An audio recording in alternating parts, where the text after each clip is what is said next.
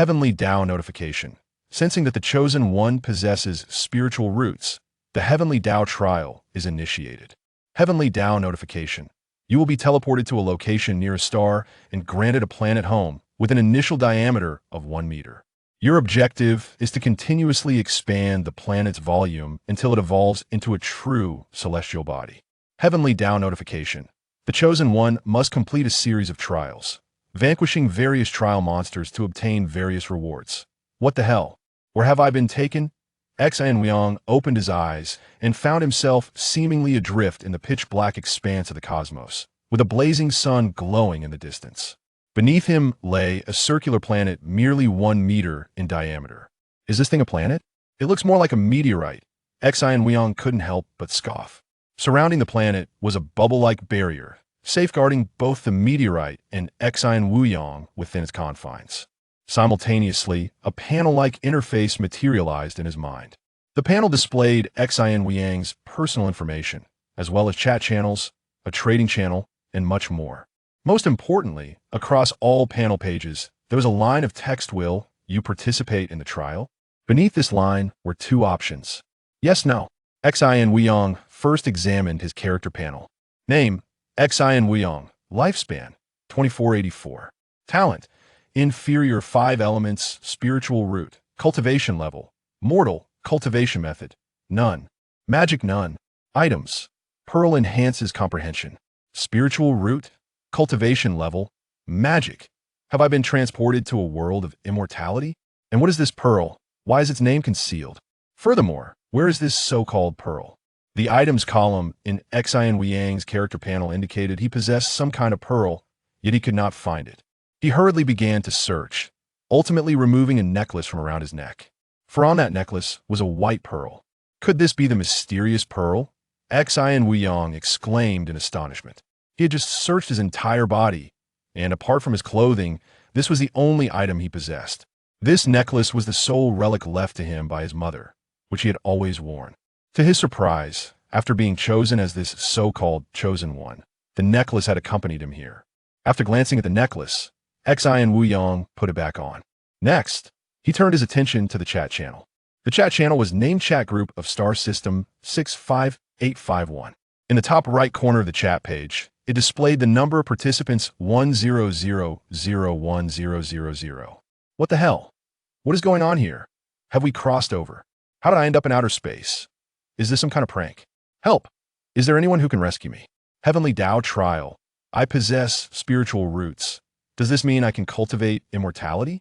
Oh my gosh, this is amazing. We can cultivate immortality. In the group chat, countless messages were being exchanged, leaving Xian utterly bewildered. At that moment, Xian suddenly noticed a particular message. Oh my gosh, I just chose to participate in the trial, and I found myself in a forest where a giant rooster attacked me. I killed it, and, absurdly, it dropped a cultivation method called Qi refining technique. Are you serious? Did you really obtain a cultivation method? I swear, I wouldn't lie to you. Everyone, do you feel a sense of tightness in your chest, as if there is insufficient oxygen? Upon reading this message, Xian realized he too felt a slight tightness in his chest, akin to being at a high altitude where oxygen was scarce. Everyone, this must be due to insufficient oxygen in our current space. If it continues, there could be a life-threatening risk, so I suggest everyone participate in the trial. Didn't someone appear in a forest after entering the trial? There must be sufficient oxygen there. Indeed, the oxygen is abundant where I am in the trial. Xian noticed this message, but he decided to wait a moment longer. If it truly was a lack of oxygen, then he would choose to participate in the trial. A few minutes later, Xian found it increasingly difficult to breathe. Under such circumstances, he had no choice but to select the trial. As soon as Xian made his choice, he vanished from his location. His vision blurred, and he suddenly found himself in a dense forest. In an instant, the tightness in his chest disappeared. Xian surveyed his surroundings, which were filled only with trees. Cluck, cluck, cluck. Suddenly, a large rooster appeared before him, as if it had materialized out of thin air. Upon seeing Xian, the rooster did not flee. Instead, it charged at him. In response, Xian swiftly reached out and seized the rooster by its neck, twisting it vigorously a few times. In an instant, the rooster lay dead. Then, Xan Wuyong observed the rooster's corpse vanish, replaced by a shimmering bubble. Inside the bubble, there was a book-like object, 2 thumb-sized crystals, along with some water and food, among other items. Xan Wuyong quickly reached out to touch it. The next moment, the bubble burst. Heavenly Dao notification. Items have been deposited into personal space. He checked his personal space. In Xan Wuyong's mind, a spatial realm appeared. The space was not large, roughly the size of a cube.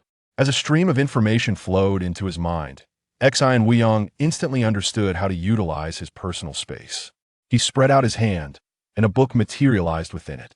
Heavenly Dao notification. Discover cultivation method 5 elements, Qi, refining technique. Do you wish to learn it? Upon seeing this, Xan Wuyong felt it must be a new player benefit. He'll learn it. Without hesitation, Xan Wuyong chose to learn, and in the next moment, the book in his hand vanished without a trace. Subsequently, Xan Wuyong turned his gaze back to the character panel. Name, Xan Wuyong. Lifespan, 2484. Talent. Inferior 5 elements, spiritual root. Cultivation level, mortal, cultivation method, 5 elements, Qi, refining technique, beginner. Magic, none. Items, pearl enhances comprehension, spirit stones 2, bottled water 1, chicken meat 1, oxygen 1. He then noticed that after he had slain the rooster, the previous prompt asking whether he wished to participate in the trial had transformed into would you like to return home? Yes, no. Xan Wuyong did not select whether to return home. For in the chat channel, someone had already killed 2 creatures, a rooster and a goat, obtaining the Qi refining technique along with a spell called Fireball. Naturally, Xan Wuyong desired to acquire a spell, for without it, having only cultivation would render him useless. What the hell? What just happened? Why is there one less person in the chat channel? Suddenly, Xan Wuyong saw a message in the chat channel. Upon reading it, Xan Wuyong quickly glanced at the top right corner of the chat panel. 9991000. What the hell? Does this mean there's danger in the trial? One person just died in the blink of an eye. Everyone, be cautious. If it gets too dangerous, just choose to return home. Seeing that the chat channel had one less person made Xan Wuyong alert. At that moment, a user named Ho Jiajun sent a message. Everyone, please pay attention. The first monster that spawns is a chicken, the second is a goat, and the third will be a tiger. Fortunately, I was quick to return home, otherwise I might have perished. I warn everyone that the process of returning home takes 3 seconds, so you should immediately return home after killing the second monster without any hesitation. Chapter 2. The trial. Xan Wuyong also noticed this information, and he immediately became vigilant, ready to click the button to return home at any moment. Suddenly, a rustling sound arose, akin to an animal traversing through the leaves. Xan Wuyong quickly turned his gaze towards the origin of the sound, his entire being tense to the utmost, prepared to retreat to his home. Soon, he discerned the source of the noise. Indeed, it was a goat. Upon realizing it was merely a goat, Xan Wuyong let out a sigh of relief. In the next moment, the goat spotted Xan Wuyong and charged towards him with remarkable speed, its head poised for a collision. Observing this situation, he glanced around hastily and rushed to stand before a large tree. The goat's speed intensified.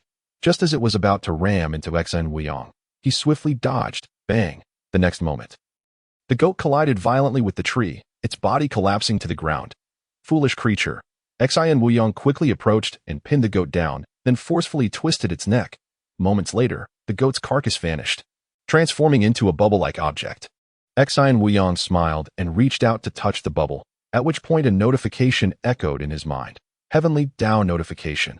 Item has been stored in personal space. Xan Wuyong promptly checked his personal space.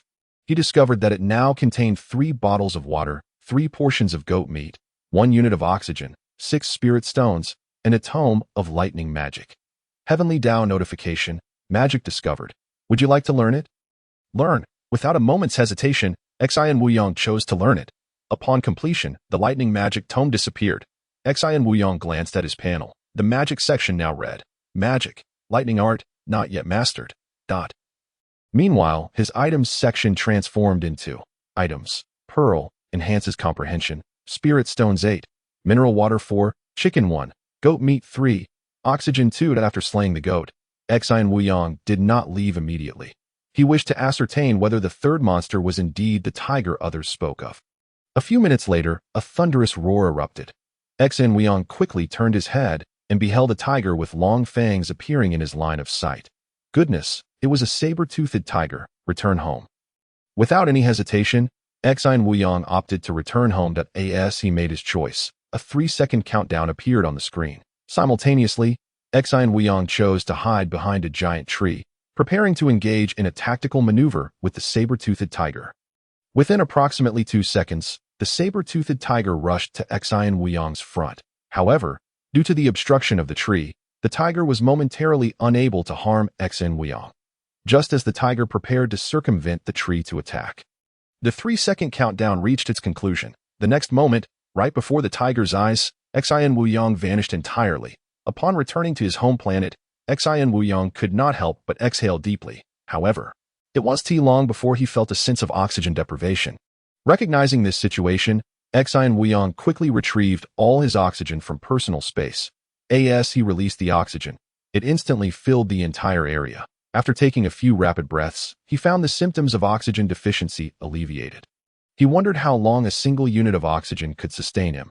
Xin Weiyang opened his panel and noticed that the option to return home had transformed back into the choice to participate in the trial. This meant that, should he wish, he could continue with the trial. Yet, he was uncertain if the trial opponent would still be the saber-toothed tiger. If it were indeed the saber-toothed tiger, Xin Weiyang felt he might not survive. He chose not to continue with the trial but instead turned his attention to the chat channel. At that moment, the chat channel was abuzz with activity. Friends, what are your talents? I possess an exceptional dual elemental root of gold and wood. Whoa, I only have a mid-grade triple elemental root of fire, wood, and gold. I have a low-grade single elemental fire root. How come your roots are all so impressive? Great one. Please lend me your support. I only have a high-grade earth root. Observing the lively chat, Xin Weiyang could not help but sighed. He realized that the majority of people possessed far superior talents than his own. For instance, someone named Qin Yang had an exceptional goldwood root, while he merely held a low-grade 5 elemental root. After watching the conversation for a while, the topic swiftly shifted from roots to inquiries about each other's locations. Where is everyone from? Surely we are all Chinese, right? I'm from Magic City. I'm from Xinjiang. I'm from Hunan. It seems everyone hails from various parts of the country. At that moment, a message from someone captured everyone's attention. Attention everyone. If you return home, do not choose to continue the trial. For doing so will place you back in the previous location, facing that saber-toothed tiger again. I may not survive this. Everyone take care. Within 3 seconds of this message being sent, the list of group members diminished by 1. Whoa, the tiger is that formidable. How could we possibly defeat it? Witnessing the demise of 3 individuals, despair began to seep into the chat. Everyone, I believe that heaven does not forsake us. Perhaps we can cultivate the chi refinement technique and fireball art. Once we master them, we might be able to defeat the tiger. Is yours fireball art? Mine seems to be ice arrow art. I don't have fireball art. Mine is earth spike art. Regardless of the technique, perhaps the heavenly Tao intends for us to cultivate, so we can ultimately defeat the saber-toothed tiger. Xin Weiyang also observed the exchanges in the chat channel, and he felt they were quite correct. Thus he resolved to begin his cultivation. The chi refinement technique had already been deeply imprinted in his mind during his learning. Following the method of the chi refinement technique, Xin Weiyang began his cultivation. After a brief period of practice, he felt it was futile. He could not sense the energy described within the chi refinement technique. In light of this, Xin Weiyang quickly shifted his focus back to the chat channel. Eager to inquire about the experiences of others, Xin Weiyang, how is everyone cultivating? Why can't I sense any energy after practicing for so long? His query was met with swift responses. I sensed energy within a minute. It took me 10 minutes to sense it. This might relate to innate talent. Everyone can hold spirit stones and use the chi refinement technique to absorb the spiritual energy within. This may help us sense energy more quickly. Upon reading this message, Xin Weiyang could not help but smack his forehead.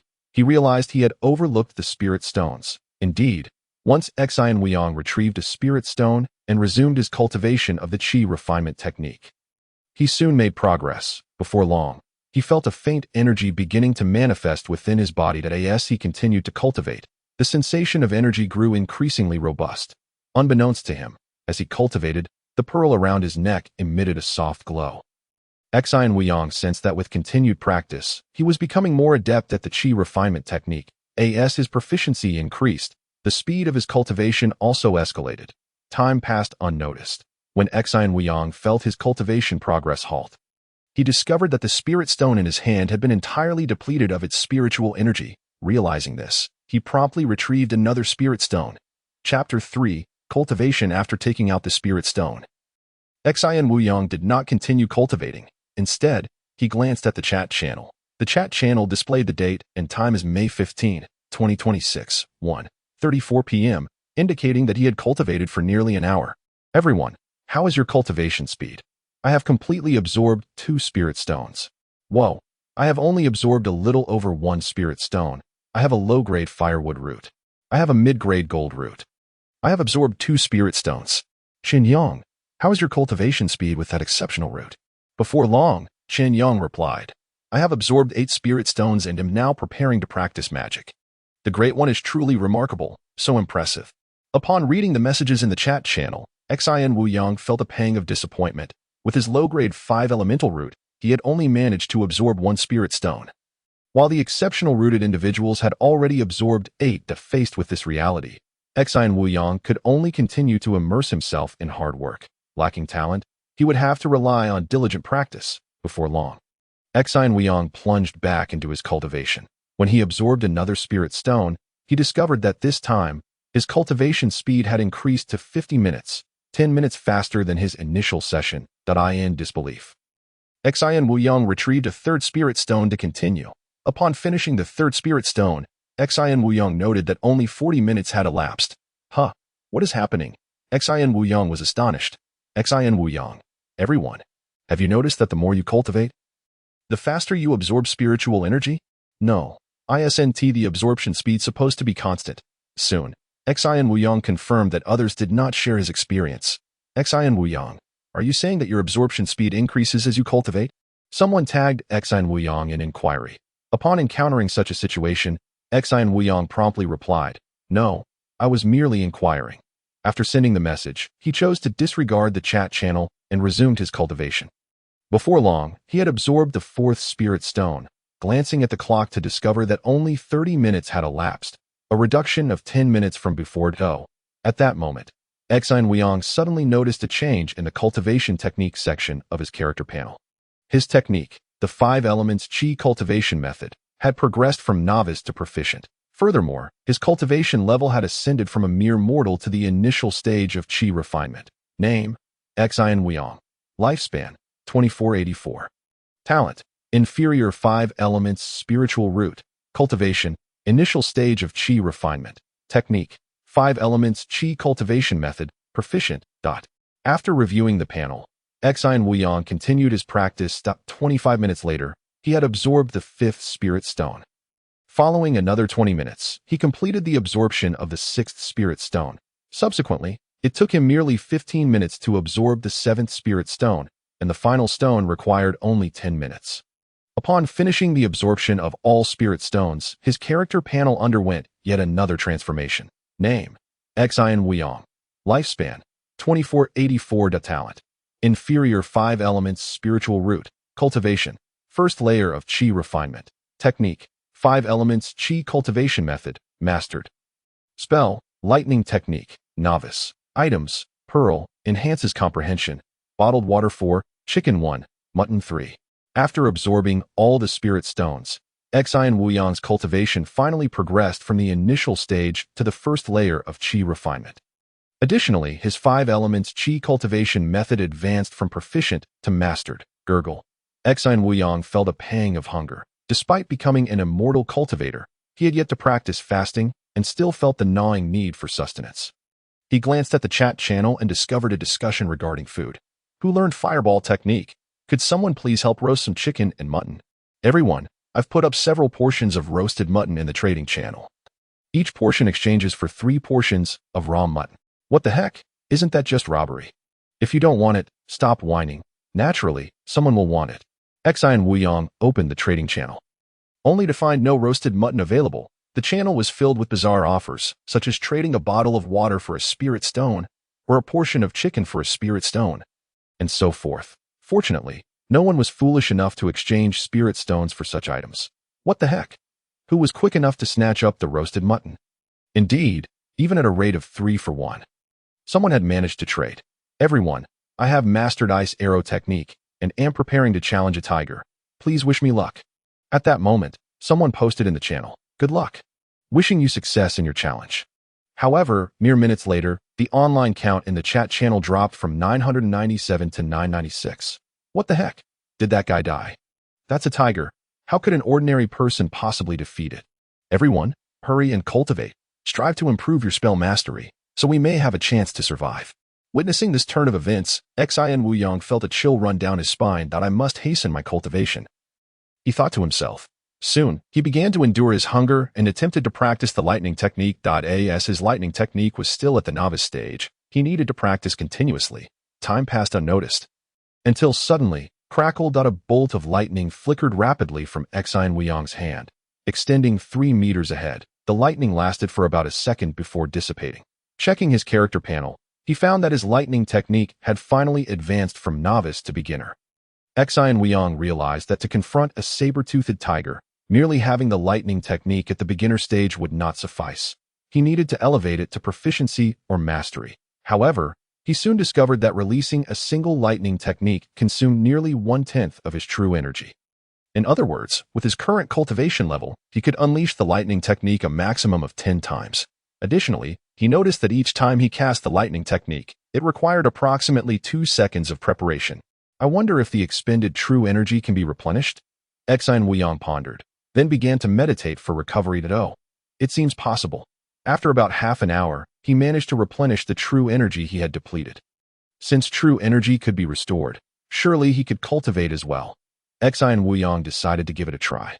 Soon, he resumed practicing the qi cultivation method and discovered that he could indeed absorb the spiritual energy from the air, albeit at a notably slow pace, roughly 1% of the rate at which he restored his true energy.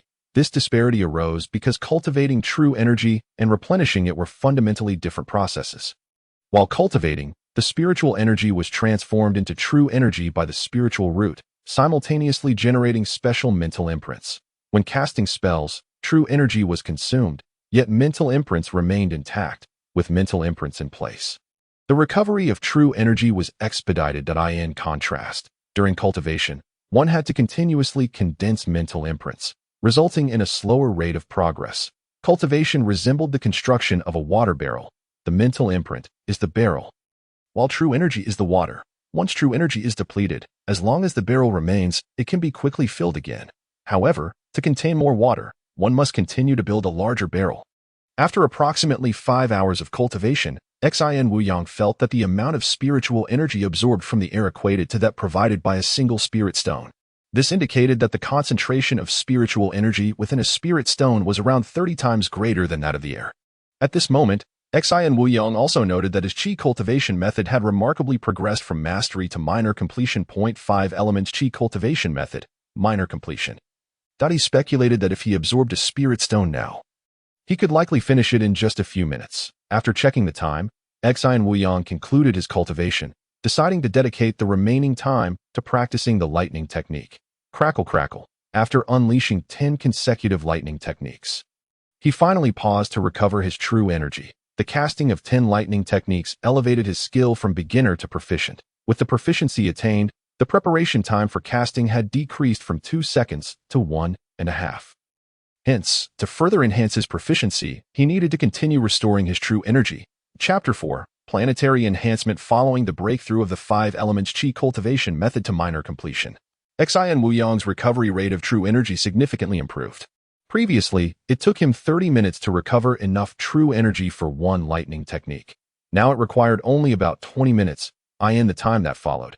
Xin Wuyong persistently replenished his true energy and continuously cast the lightning technique. Before long, more than 20 hours had passed. At this point, his panel displayed the following. Name: Xin Wuyong. Lifespan: 2484. Talent: inferior 5 elements spiritual root, cultivation, first layer of qi refinement. Technique: qi cultivation method, minor completion. Spell: lightning technique, mastered. Items: pearl, enhances comprehension, bottled water 1, mutton 1. After over 20 hours, Xin Wuyong's cultivation remained at the first layer of qi refinement, and his 5 elements qi cultivation method still stood at minor completion. However, his lightning technique had advanced from novice to mastery. The power of a mastered lightning technique was twice that of a proficient one and 4 times that of a beginner. Moreover, during these 20-plus hours, Xin Wuyong not only exhausted all his spirit stones, but also consumed 3 bottles of water, 1 piece of chicken, and 2 pieces of mutton. The chicken and mutton were roasted using the lightning technique. Although the taste was rather unpalatable, Xin Wuyong had no choice but to eat, for the pangs of hunger were too severe to ignore. Xin Wuyong glanced at the group chat and noticed that someone had successfully passed the saber-toothed tiger trial. The one who had accomplished this feat was none other than the remarkable Chen Yong, blessed with an exceptional spiritual root. Chen Yong is incredible, truly deserving of his exceptional spiritual root. Incredible! Indeed, the group chat was filled with flattery. Xin Wuyong quickly turned around and beheld a saber-toothed tiger racing towards him at an alarming speed. In such a perilous situation, Xin Wuyong hastily formed a hand seal, beginning to gather lightning. Within a second, the saber-toothed tiger had entered the 10-meter attack range of his proficient lightning technique. A streak of silver lightning flashed instantaneously, striking the oncoming saber-toothed tiger. The speed of the lightning was astonishing, so swift that the tiger had no time to react and was obliterated in an instant. It appeared that after mastering a technique, as long as he could hit the saber-toothed tiger, he could effortlessly dispatch it. Heavenly Tao prompt. Congratulations, Chosen One, on completing the novice trial. Reward. Material essence, small. 1. Trial concluded. Countdown returning in 9 minutes and 57 seconds. Upon hearing the Heavenly Tao prompt, Xin Wuyong promptly turned his attention to his personal space. Instantly, a fist-sized object, resembling stone, materialized in his hand. After examining his inventory, he noted, material essence, small, can be infused into a planet, converting into 500 cubic meters of matter. After contemplating the material essence for a moment, Xin Wuyong returned it to his personal space. Subsequently, he approached the spot where the saber-toothed tiger had perished. Collecting all the items it had dropped, upon inspecting the loot, Xin Wuyong found 18 spirit stones, 9 bottles of water, 9 portions of tiger meat, and 10 portions of oxygen. Name, Xin Wuyong. Lifespan, 2484. Talent, inferior 5 elements spiritual root. Cultivation, Qi refinement level 1. Technique, Qi refinement decision, minor accomplishment. Spell, lightning technique, proficient. Items, pearl, enhances perception. Material essence, small. Spirit stones 18, bottled water 11, tiger meat 9, mutton 1. Oxygen 10. Checking the time, with around 7 to 8 minutes remaining, Xin Wuyong pondered whether he could gather some firewood to roast the meat. He suddenly recalled that the lightning-charred meat was unpalatable. If possible, he yearned for barbecued meat. With the thought firmly in mind, Xin Wuyong began to search for dry branches in the forest, collecting them into his personal space. By the time the countdown reached its end, he had amassed a considerable amount of kindling. As the countdown concluded, Xin Wuyong vanished in an instant. In the next moment, he reappeared on his 1-meter diameter circular planet. The moment he arrived, he took out the material essence. Heavenly Tao prompt. Detecting material essence. Would you like to fuse it? Fuse. Without a moment's hesitation, Xin Wuyong opted for fusion. The instant he made the choice, the material essence soared from his hand, merging into the planet beneath his feet. In the following moment, Xin Wuyong observed his planet expanding rapidly. Within 10 seconds, it had transformed from a mere 1-meter diameter to nearly 10 meters. The volume of a sphere is calculated as 4/3 multiplied by the radius cubed times pi. A sphere with a 10-meter diameter has a volume of 523 cubic meters, surpassing the volume of the original planet beneath him by 22 cubic meters. Thus, strictly speaking, the diameter of the planet beneath Xin Wuyong was still not quite 10 meters. Witnessing the planet expand so dramatically brought immense joy to Xin Wuyong. The former 1-meter diameter planet had felt like a prison, while now, with a diameter of 10 meters, its circumference had exceeded 30 meters. Such an expansive sphere was more than sufficient for Xin Wuyong to stroll upon. Most notably, the gravitational force of this 10-meter diameter planet was equivalent to that of Earth, which made him feel remarkably at ease. Chapter 5. Official trial. After walking a few laps around his home, Xian Weiyang directed his gaze toward the chat channel on the Heavenly Dao System panel. Goodness, how have so many people perished? The saber-toothed tiger is too formidable. I nearly met my end as well. Those with inferior talents simply do not have enough time to cultivate techniques. It's entirely normal for many to be unable to contend with the saber-toothed tiger. Upon reading the messages in the chat channel, Xian Weiyang quickly glanced at the number of participants in the upper right corner. 567-1000. Gasp. Over 400 individuals have perished upon seeing this figure. Xian Weiyang inhaled sharply. As the Heavenly Dao had stated, this was merely the novice trial, and yet the mortality rate was alarmingly high. If this were the official trial, would anyone survive? Everyone. I completed the novice trial and received a material essence.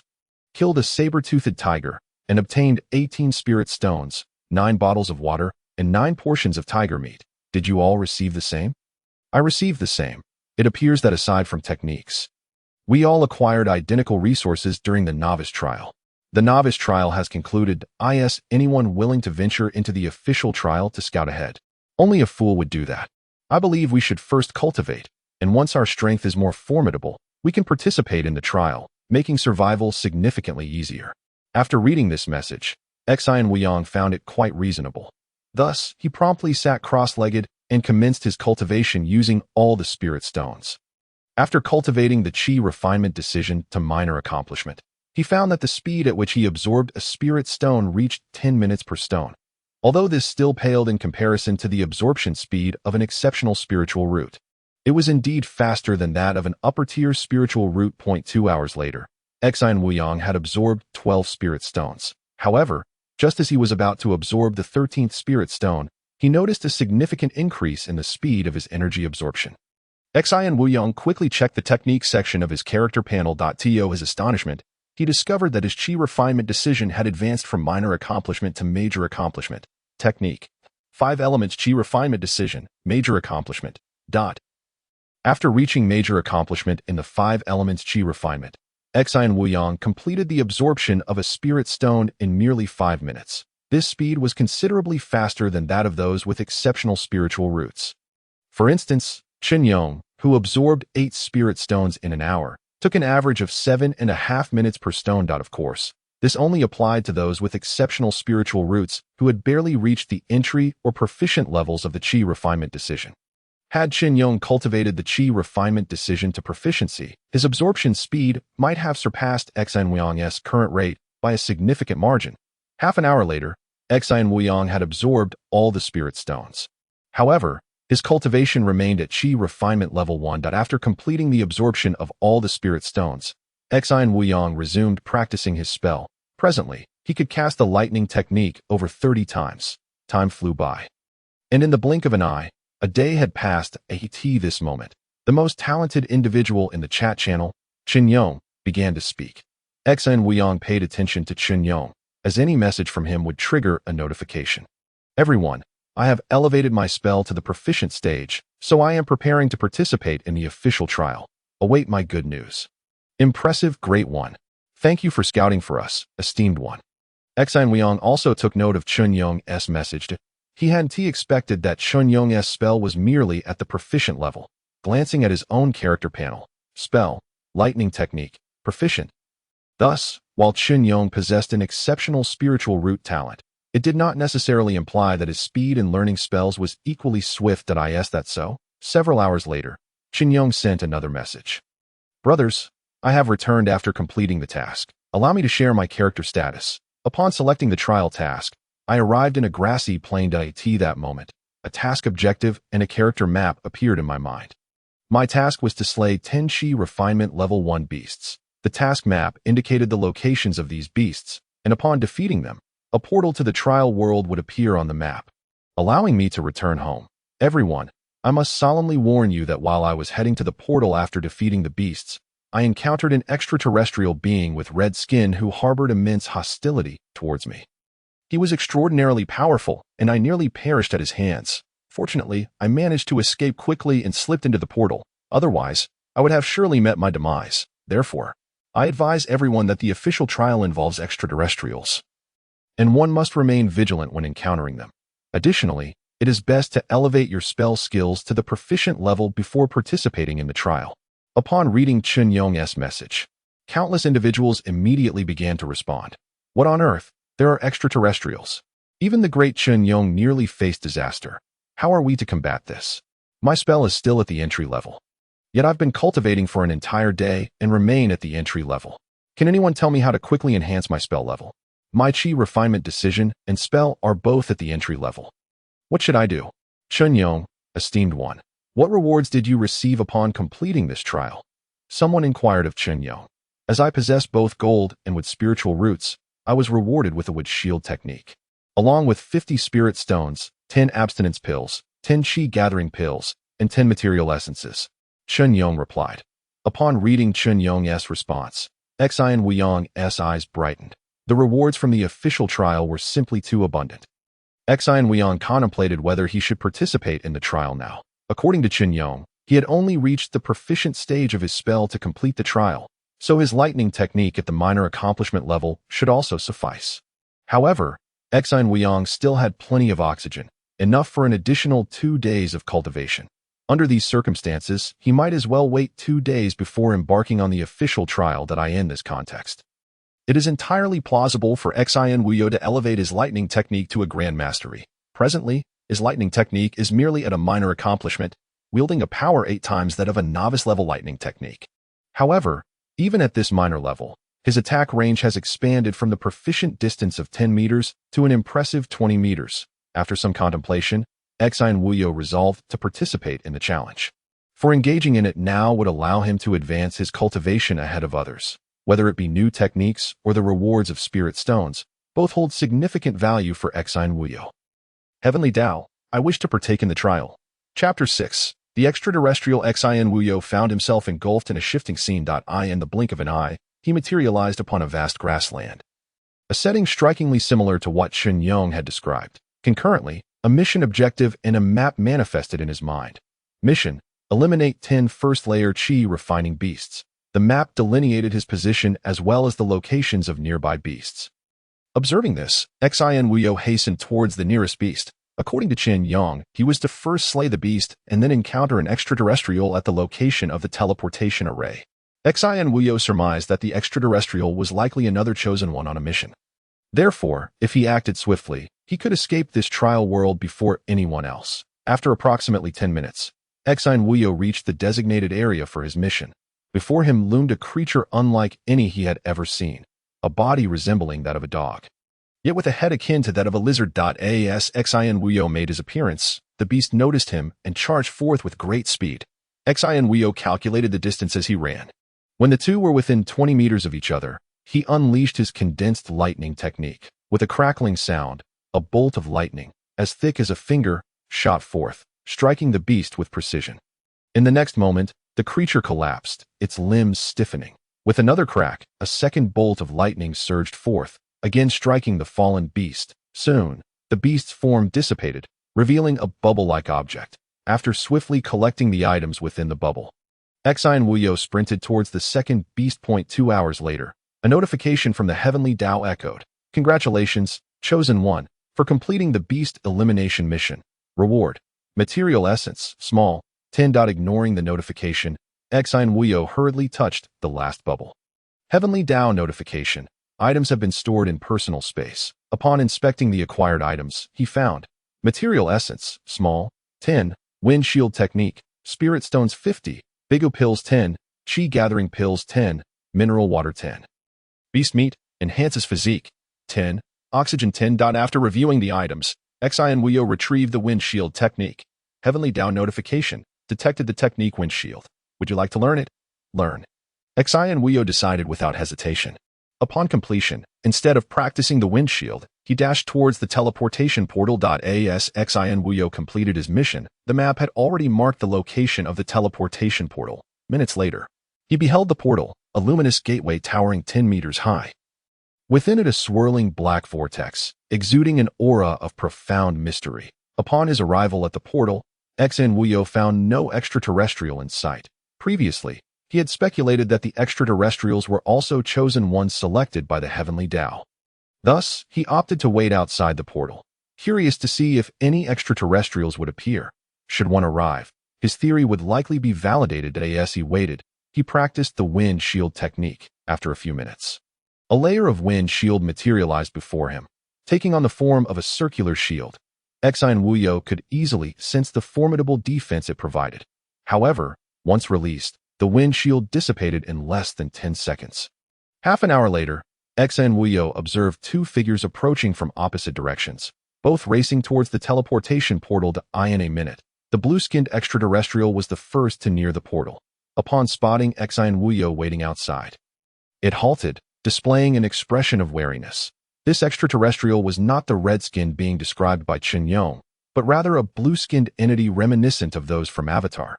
Exine Wuyo glanced at the figure on the left, which was indeed the red-skinned extraterrestrial mentioned by Chen Yong. Unlike its blue counterpart, this red-skinned being did not pause, but charged towards Exine Wuyo, a green shield materializing before it. Seeing this, Exine Wuyo promptly prepared for an attack. Just as the red-skinned extraterrestrial entered the 20-meter range, Exine Wuyo released his lightning technique. In an instant, the green shield before the extraterrestrial was struck by the lightning, which shattered the shield and hit the being behind it. How is this possible? The red-skinned extraterrestrial's face contorted with disbelief and terror. Yet, Exine Wuyo granted him no reprieve. In the next moment, another bolt of lightning surged forth, striking the extraterrestrial's body, engulfed in a cloud of black smoke as its skin charred to a crisp. Moments later, the extraterrestrial's corpse vanished, replaced by a bubble. Seeing this, the blue-skinned extraterrestrial turned tail and fled, clearly terrified by the power of Exine Wuyo's technique. The formidable range and power of his attack were indeed alarming. Exine Wuyo opted not to pursue the fleeing blue-skinned being, for he could not catch up. Soon, he arrived at the spot where the red-skinned extraterrestrial had just been slain. A bubble-like object floated serenely in the air, containing numerous items. Exine Wuyo was surprised to discover that defeating monsters yielded loot, and now killing a being could do the same. He reached out to touch the bubble. Heavenly Dao notification. Items have been stored in personal space. Once the items were secured, Exine Wuyo quickly examined them. He found 50 spirit stones, 10 bigu pills, 10 chi gathering pills, 10 bottles of water, 10 portions of beast meat, 10 units of oxygen, and 10 pieces of material essence. This bounty mirrored the rewards he had received for completing the mission. Indeed, extraterrestrials were also chosen ones. The Heavenly Dao did not solely select Earthlings. After a moment, Exine Wuyo returned to guard the teleportation portal. With the extraterrestrials proving to be so weak and the prospect of obtaining such valuable items from their defeat, he had every reason to continue his endeavors. All chosen ones must exit through the portal upon completing their missions. So he simply needed to wait there. Upon his return, Exine Wuyo's gaze settled on a direction where he noticed the blue-skinned extraterrestrial observing him from a kilometer away, a look of vigilance on its face. In response, Exine Wuyo offered a knowing smile. That moment, he caught sight of another figure approaching the portal from afar. The blue-skinned extraterrestrial also noticed the newcomer, its expression brightening as it hurried towards the approaching individual. Observing this, Exine Wuyo could not help but furrow his brow. Chapter 7. A bountiful harvest under Exine Wuyo's watchful gaze. The blue-skinned being quickly positioned itself in front of the newcomer, a green-skinned human. Due to the distance, Exine Wuyo could not discern the newcomer's features clearly. He observed as the two engaged in conversation, and moments later, they began to approach the teleportation portal, their eyes filled with caution as they regarded Exine Wuyo. Are they teaming up? Exine Wuyo pondered in surprise. From several hundred meters away, the blue-skinned being called out, "Friend, we kindly ask that you let us leave this place," though the language was unfamiliar to Exine Wuyo. He found he could comprehend it with surprising clarity. The green-skinned individual chimed in, "Friend, we bear no grievances against you. We only wish to depart. Should you deny us, we will be left with no choice but to confront you together." The green-skinned extraterrestrial spoke in yet another language unknown to Exine Wuyo. Yet again he understood. Reflecting on their words, Exine Wuyo furrowed his brow and replied, "You too must surrender all material essence and spirit stones from your personal spaces, and then I may allow you to leave." His intent was to acquire their possessions. If they complied, he would not mind letting them go. Of course, he was aware that he could not pursue both simultaneously. And even if he attempted to chase them, he might not succeed, given their evident caution from hundreds of meters away. However, despite Exine Wuyo's willingness to spare them in exchange for their belongings, the two were far from grateful. "Friend, The items we possess are the fruits of our hard work on missions. Do you truly believe you can simply take everything with a single demand? Indeed, my friend, although you possess formidable strength, we are too, and should we engage in combat, it would merely result in mutual destruction. Heh, mutual destruction? Then why not attack me together? Exine Wuyong chuckled, beckoning the two with a casual gesture. Through the prior defeat of that red-skinned alien, Exine Wuyong had come to a clear understanding of his own prowess. He was confident that the two were certainly no match for him. Furthermore, even if he were to falter against them, he could easily retreat through the portal behind him. Upon hearing Exine Wuyong's words, the two hesitated to strike. Thus, both sides found themselves in a stalemate once more. However, after a few minutes, the expressions of the two confronting Exine Wuyong brightened with excitement. For, in one direction, another figure was hastening towards the portal. Observing the situation, the two quickly moved to intercept.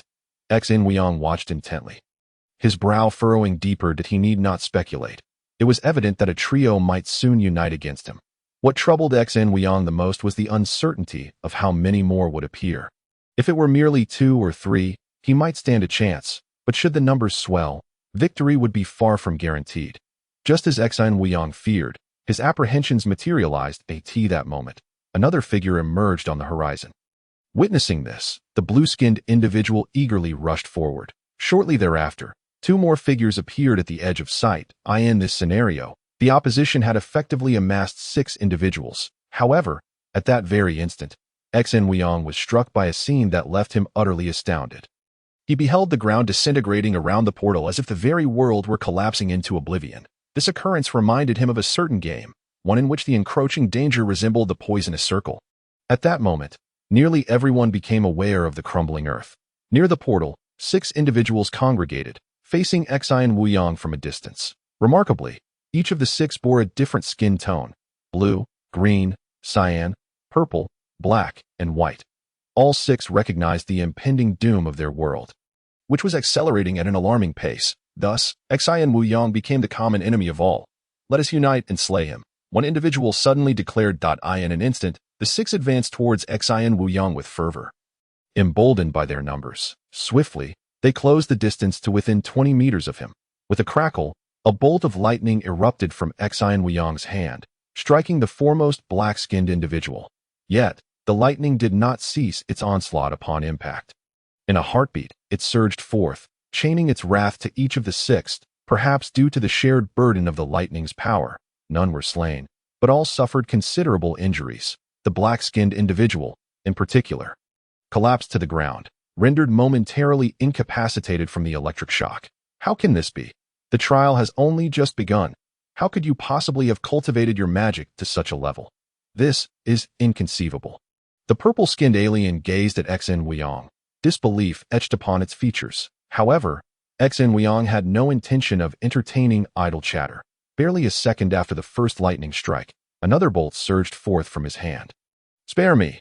I am willing to relinquish all my possessions," the purple-skinned alien cried out urgently. Too late. Exine Wuyong remained unfazed, unleashing bolt after bolt of lightning. One by one, individuals fell before his electric might. Yet, one among them conjured a blue shield, absorbing several of Exine Wuyong's lightning strikes. This individual was none other than the purple-skinned alien. "I am a member of the Heavenly Abyss Alliance. You cannot kill me."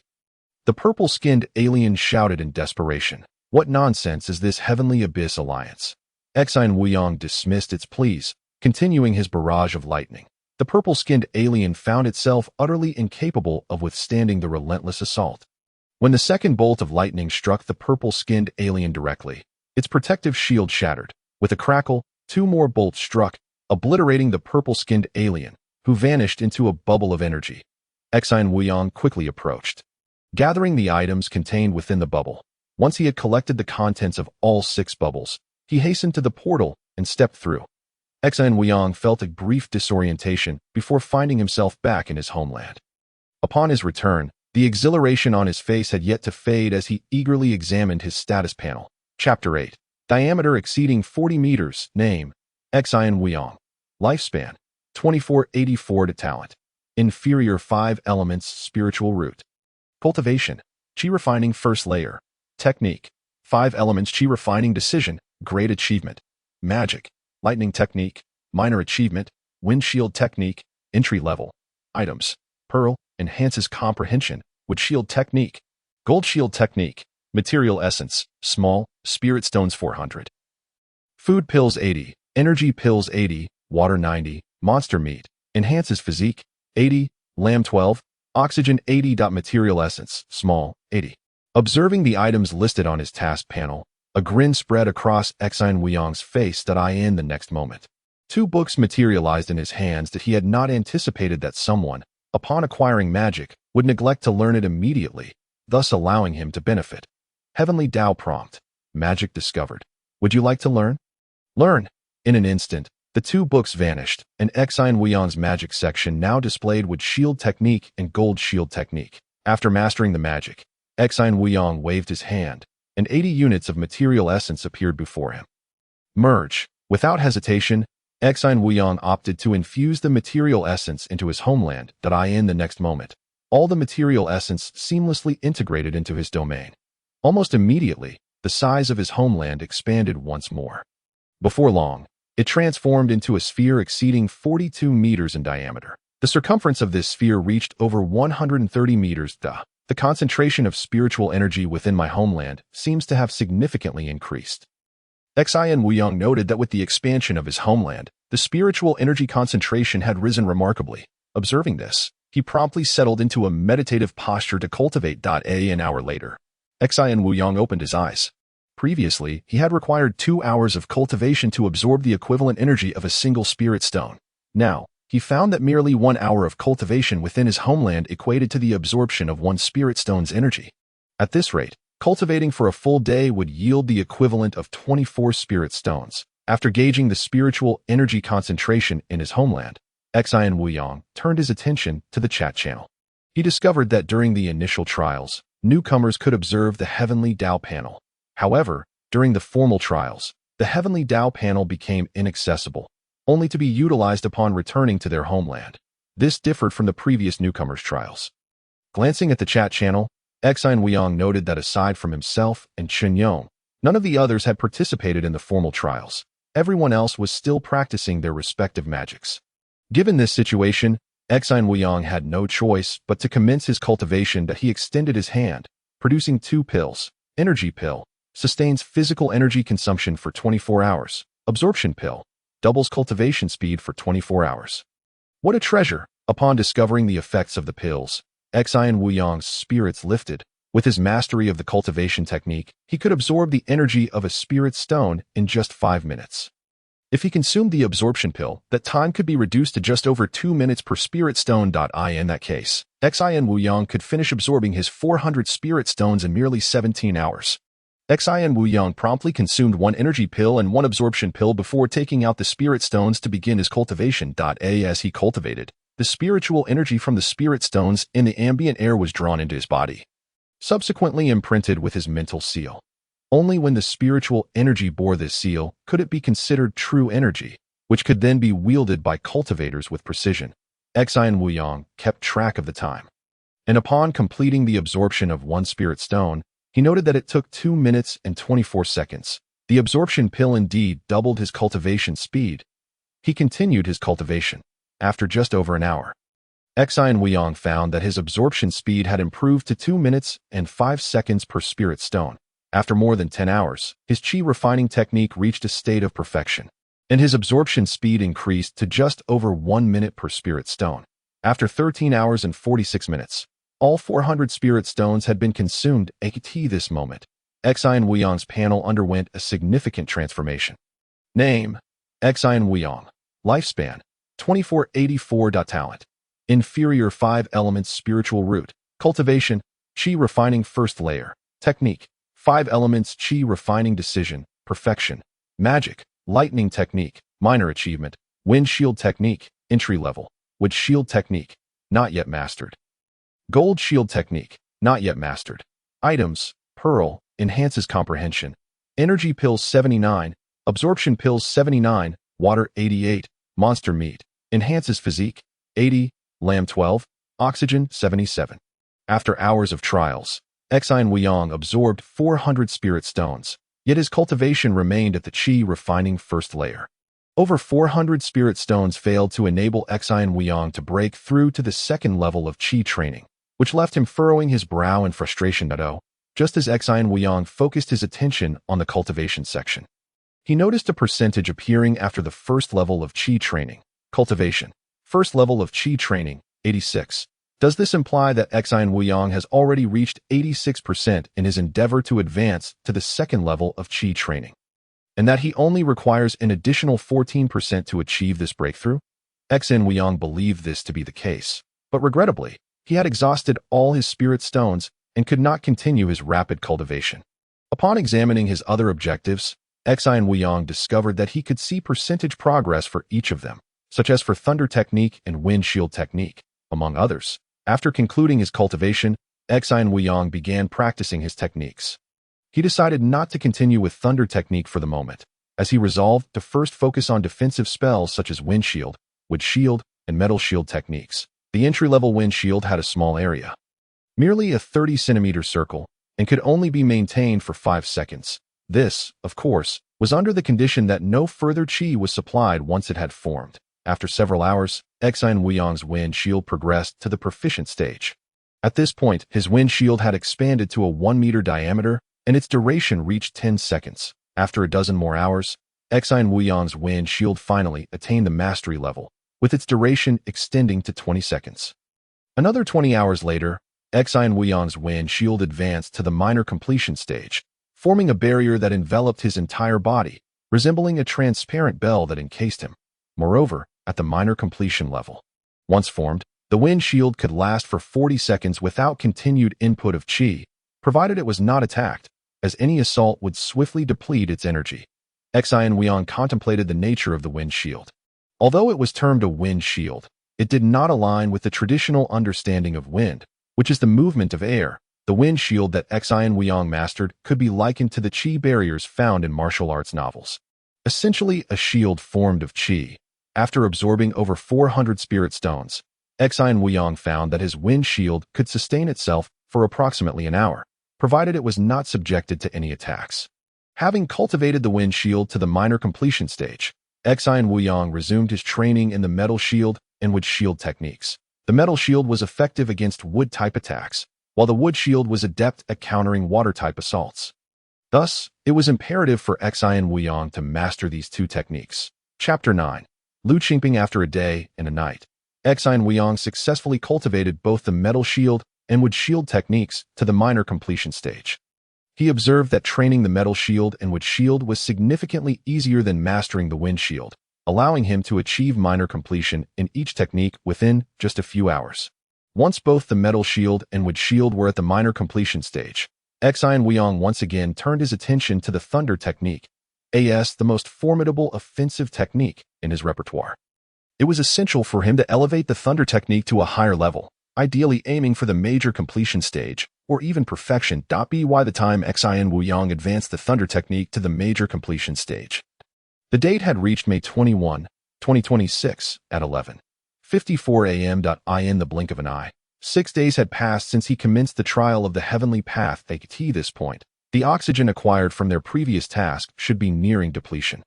Xian Weiyang opened the chat group and, as expected, found many members discussing plans to undertake new tasks. From the conversations, he discerned that, after several days of training, many individuals had managed to elevate their techniques to proficient levels.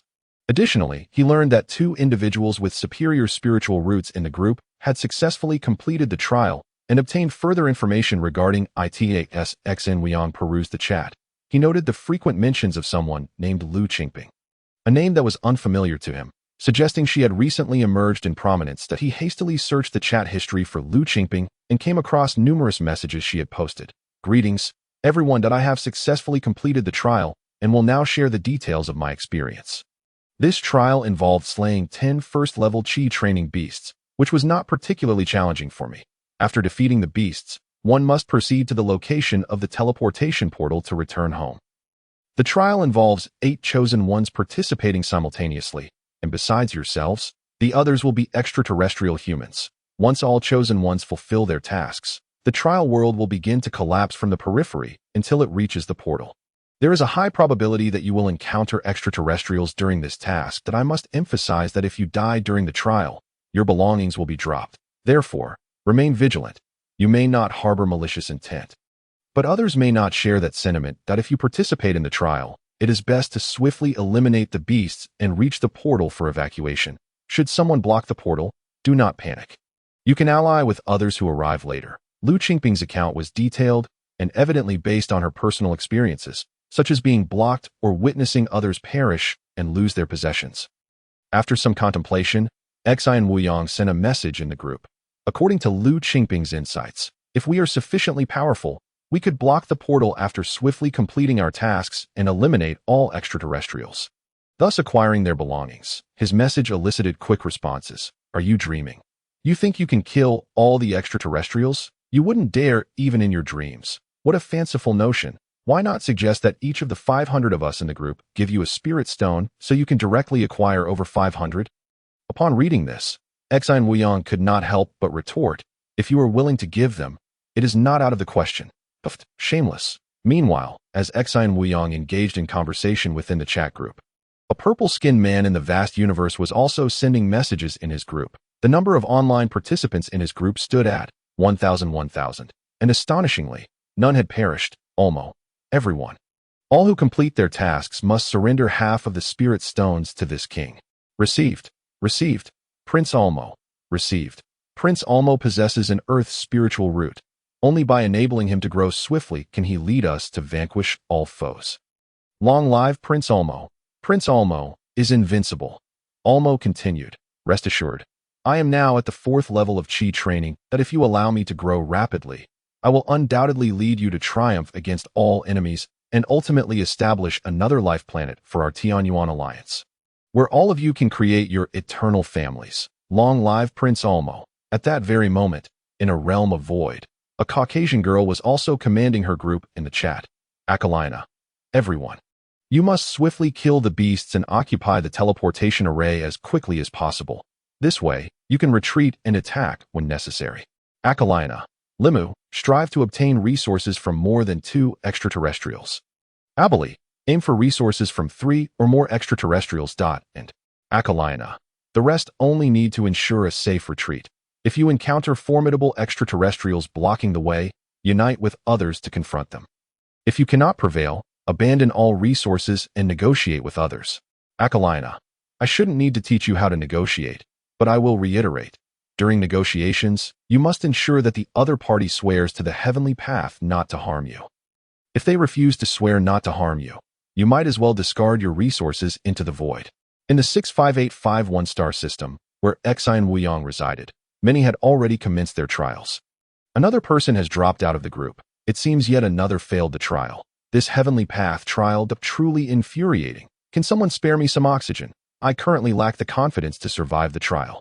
Alas, yet another one has fallen. At that moment, many were fixated on the chat group, particularly on the number of online participants. Witnessing one after another succumb, those who had yet to partake in the trial were filled with trepidation.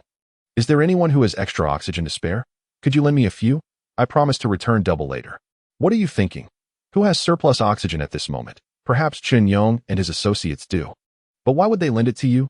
Just because you have a big face? You should hurry and participate in the trial. At worst, it's just death. Chapter 10. Wang Yibao Xi and Wuyang noticed the diminishing number of participants in the group, which made him furrow his brow. It was only the first official trial, yet so many had already perished. If more trials were to come, how many would remain in the group? After some contemplation, Xi and Wuyang decided to list some oxygen for sale in the trading hall. A portion of oxygen could afford an individual some time to practice their techniques.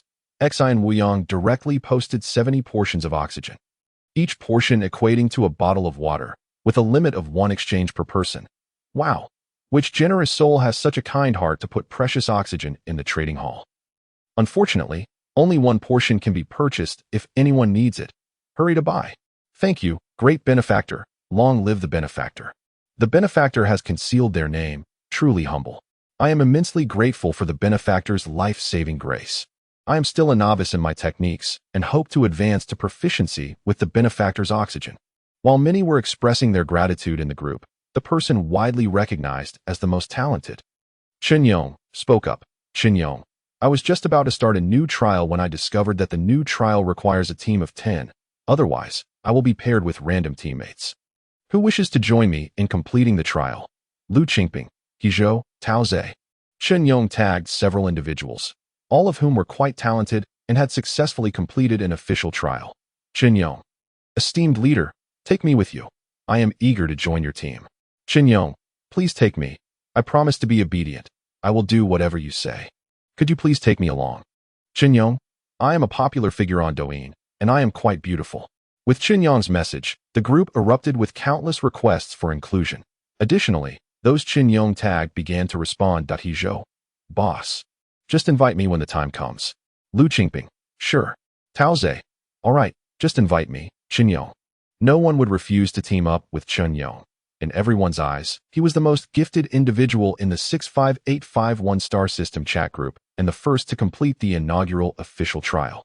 Xian Weiyang also saw Chen Yong's message, yet he did not intend to join his team, for if he joined Chen Yong's team, who would call the shots? With Chen Yong's reputation, everyone else would undoubtedly support him.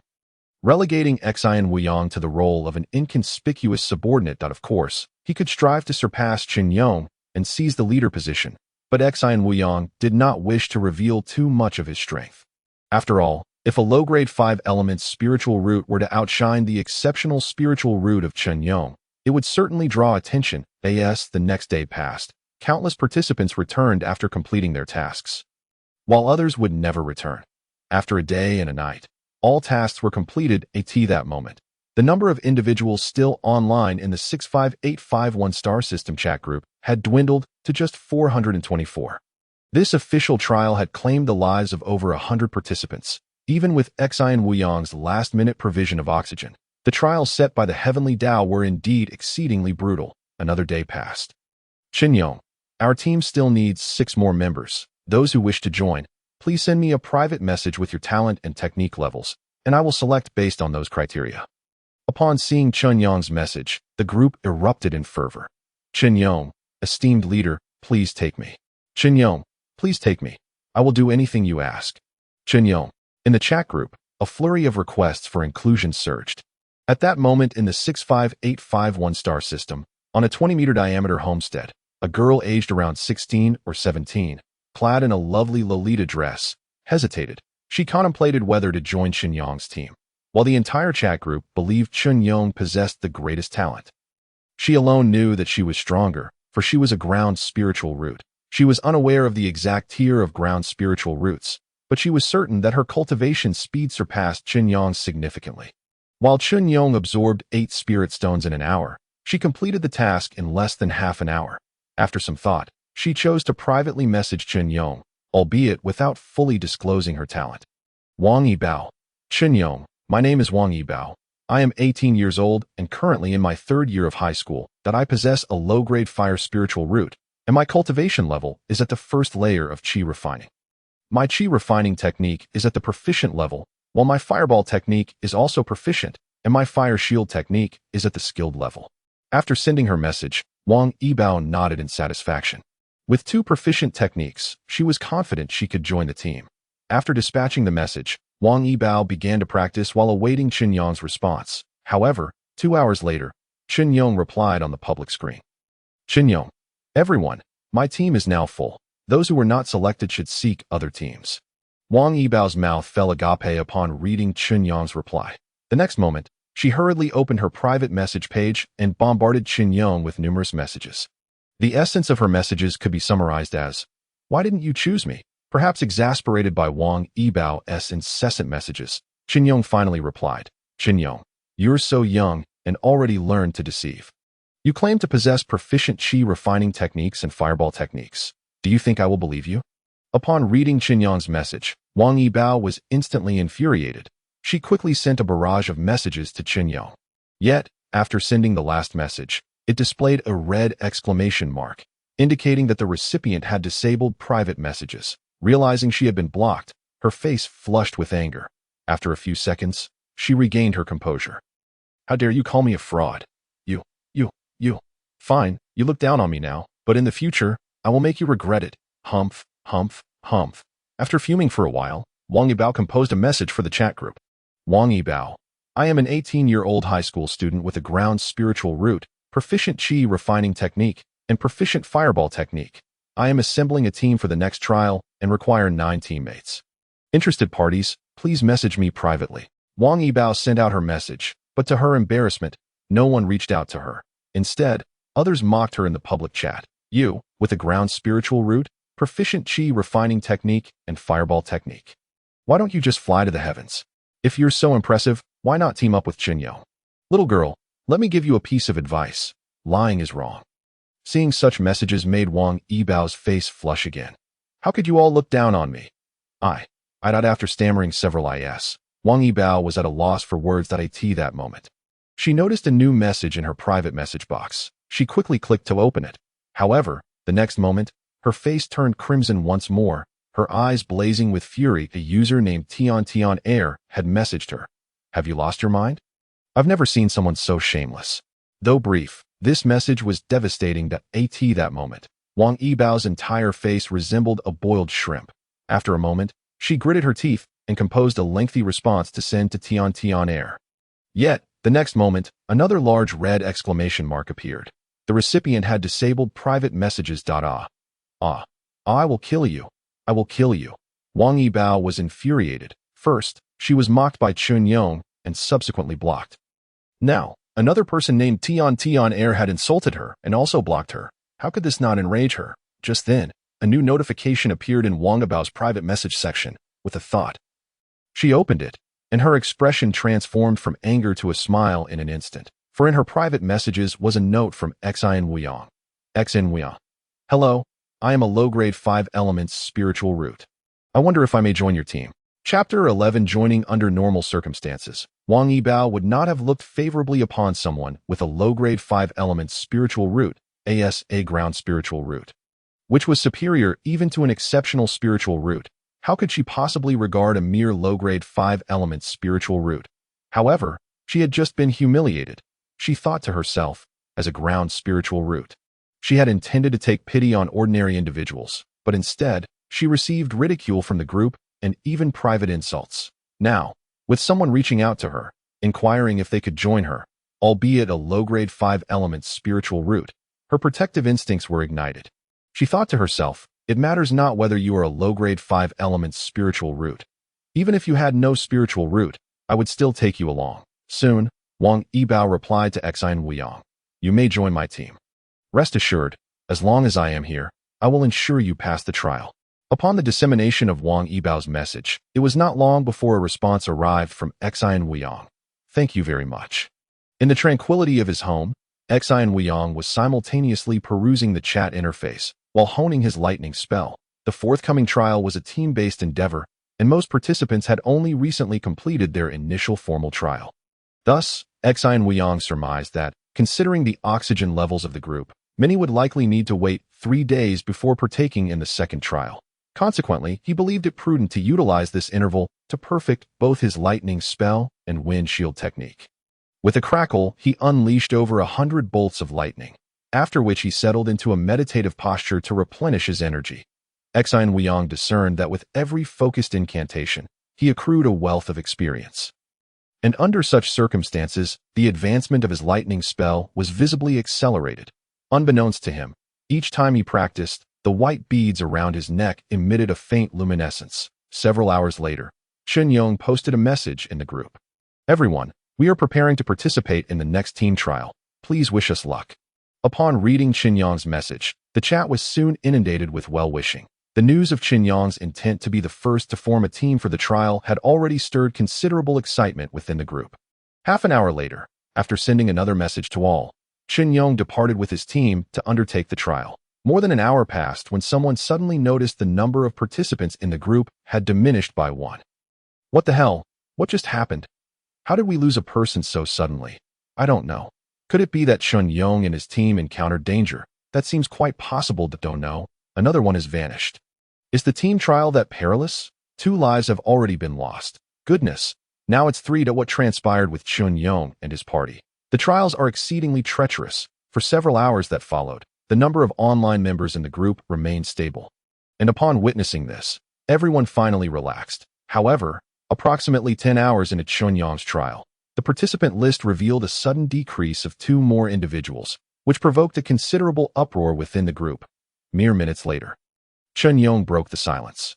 Everyone, we have concluded the trial mission. Regrettably, 5 of my teammates have perished. I could not safeguard my companions, and for that, I am deeply sorry. That as soon as Chunyang's message was sent, a teammate replied, "Boss, this is not your fault. The aliens were simply too formidable."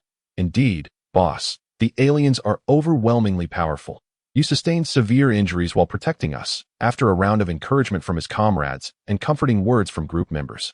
Chunyang recounted the events of the trial. During this trial, we found ourselves in a primordial forest, tasked with hunting 100 first-layer chi beasts and 10 second-layer chi beasts. However, we were not the only team present in the primordial forest.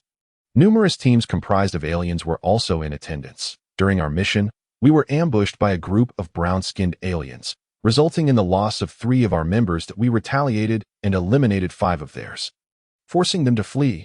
Later, as we proceeded to the teleportation portal, we encountered another team blocking our path. It was only through collaboration with another team that we managed to disperse the obstruction, albeit at the cost of 2 more team members. Xi and Wuyong absorbed Chunyang's information, gaining insight into the situation of the upcoming trial. It appeared that the next trial would be quite similar to the previous one. The last trial had involved individual hunts of beasts, whereas this one would require teamwork to vanquish the beasts. The task still necessitated an exit through the teleportation portal, inevitably leading to clashes with other alien entities. However, unlike the prior individual trial, this mission would extend over a grueling duration of several hours. Yet, this was understandable, given the necessity of slaying over 100 beasts, including 10 second-layer chi beasts. Everyone, let us hasten our training.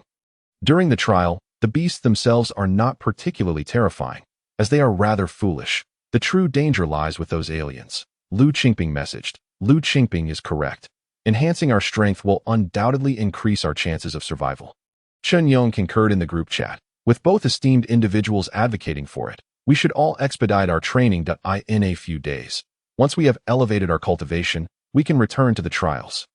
Is it possible that while we are exerting ourselves in training, the aliens are doing the same? Even so, we must strive to improve ourselves as swiftly as possible. Following the conclusion of Chunyang's team's trial, the group discussions revolved predominantly around the trials and forming teams. Looking to form a team, seeking several mid-quality spiritual root companions. Interested parties, please message me privately. Team formation is underway. Many had come to understand a fundamental truth: the better the teammates, the greater the chances of successfully completing the trial or returning safely. Under such circumstances, it was only natural for everyone to seek out capable allies. If they did not arrange their teams in advance, they would later be left with only the least desirable options. Chapter 12. Matching Xi and Wuyong. What is your spell? In a private message, Wang Yibao inquired. Captain, my spell is the lightning technique. Xi and Wuyong replied. What? You possess electrical-based spells? Wang Yibao expressed astonishment. It may be related to my 5-element spiritual root. Xi and Wuyong explained. I see. I am a single fire spiritual root of the earth grade, hence I only acquire fire spells. In that light, your 5-element spiritual root is quite impressive. It appears commendable, but I am merely of the low grade. Xi and Wuyong responded. What is the effect of your lightning spell? Wang Yibao asked Xi and Wuyong. It should induce paralysis in the beasts, akin to being electrocuted. Is that so? It sounds quite effective. By the way, what is the level of your lightning spell? It is merely at the proficient level. Xi and Wuyong humbly replied. Proficient? That is already commendable. Many in the group are only at the same level. By the way, Xi and Wuyong, I possess an earth spiritual root, superior to the top-tier spiritual root, and my spells have reached mastery level. Yet others do not believe me and are reluctant to join my team. Do you have any suggestions? Wang Yibao queried. Reflecting on Wang Yibao's message, Xi and Wuyong proposed, given your strength, Captain, you could easily win with just a few companions. Since the group lacks discernment, why not assemble a random team? Whoever is fortunate enough to be placed with you will be the lucky one. On the trial mission panel, one could seek teammates or opt for random matching. In many chat groups, the number of participants may not always suffice to form 10-member teams, leaving some individuals to be randomly matched. For instance, in a group of 996 individuals, only 96 10-member teams could be formed, leaving 6 to be randomly matched. Upon receiving Xian Wuyong's message, Wang Yibao swiftly responded. Then I shall attempt to form a random team. Moments later, a notification appeared. Heavenly Dao prompt. Your teammate Wang Yibao has initiated a random team formation. Do you accept? Xian Wuyong selected agree. Heavenly Dao prompt. Team formation successful. The trial has commenced. Matching in progress. In an instant, Xian Wuyong felt the scenery shift, and the next moment, he found himself in a primordial forest, accompanied by a group of individuals. Observing this situation, Xian Wuyong quickly became worried. In the next heartbeat, an ice arrow shot directly towards him. Reacting swiftly, Xian Wuyong summoned a wind shield to defend himself. Simultaneously, he released a lightning spell. With a crackle, the lightning spell struck all present. However, as it impacted everyone, a notification indicating teammate immunity appeared above their heads. Everyone, please remain calm.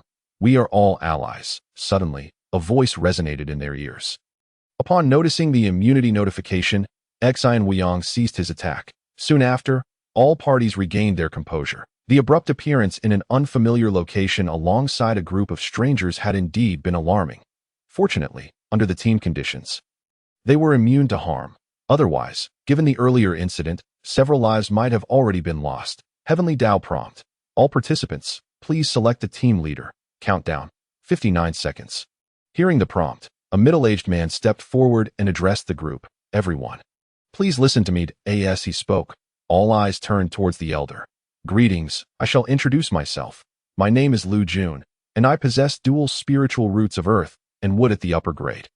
I hope you will elect me as your leader, the middle-aged man declared. You wish to be the leader? That won't do. I also have upper grade roots and wish to be the leader. I too have upper grade roots. I am an upper grade single metal root, and my metal control spell has reached the proficient level that I hope you will choose me as your leader. Everyone, I am an earth grade fire root. I am the one with the most formidable talent.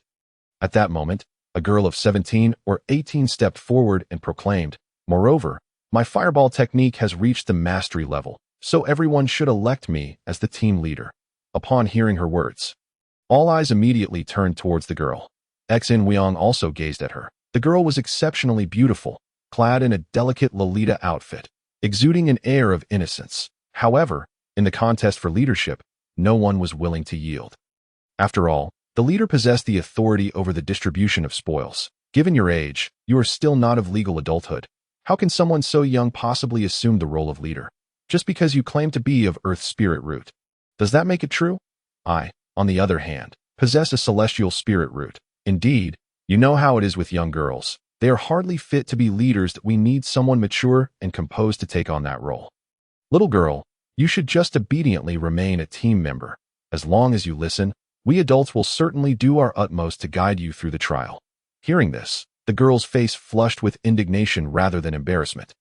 Witnessing this situation, Xian Wuyong quickly interjected, everyone, since it appears that no one is willing to concede, let us resort to a vote. Time is of the essence. Whoever receives the most votes will become the leader. I have already voted for myself, and I hope you will cast your votes for me. That I assure you of fairness and commitment to lead us through this trial. That I first, the middle-aged man hastily addressed everyone. But no one cast their votes for him, as nearly all voted for themselves. Naturally, Xian Wuyong had yet to cast his vote.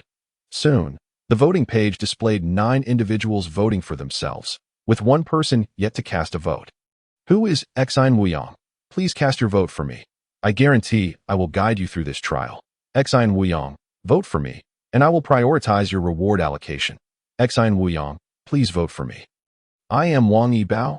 Quickly, the girl in the Lolita outfit wore an expression of sheer delight. She had not anticipated that the majority would vote for themselves, leaving only Xian Wuyong without a vote. After all, Xian Wuyong was the one she had brought along. At that moment, Wang Yibao could hardly contain her joy. Observing Wang Yibao's excited demeanor, Xian Wuyong was suddenly struck by a mischievous thought.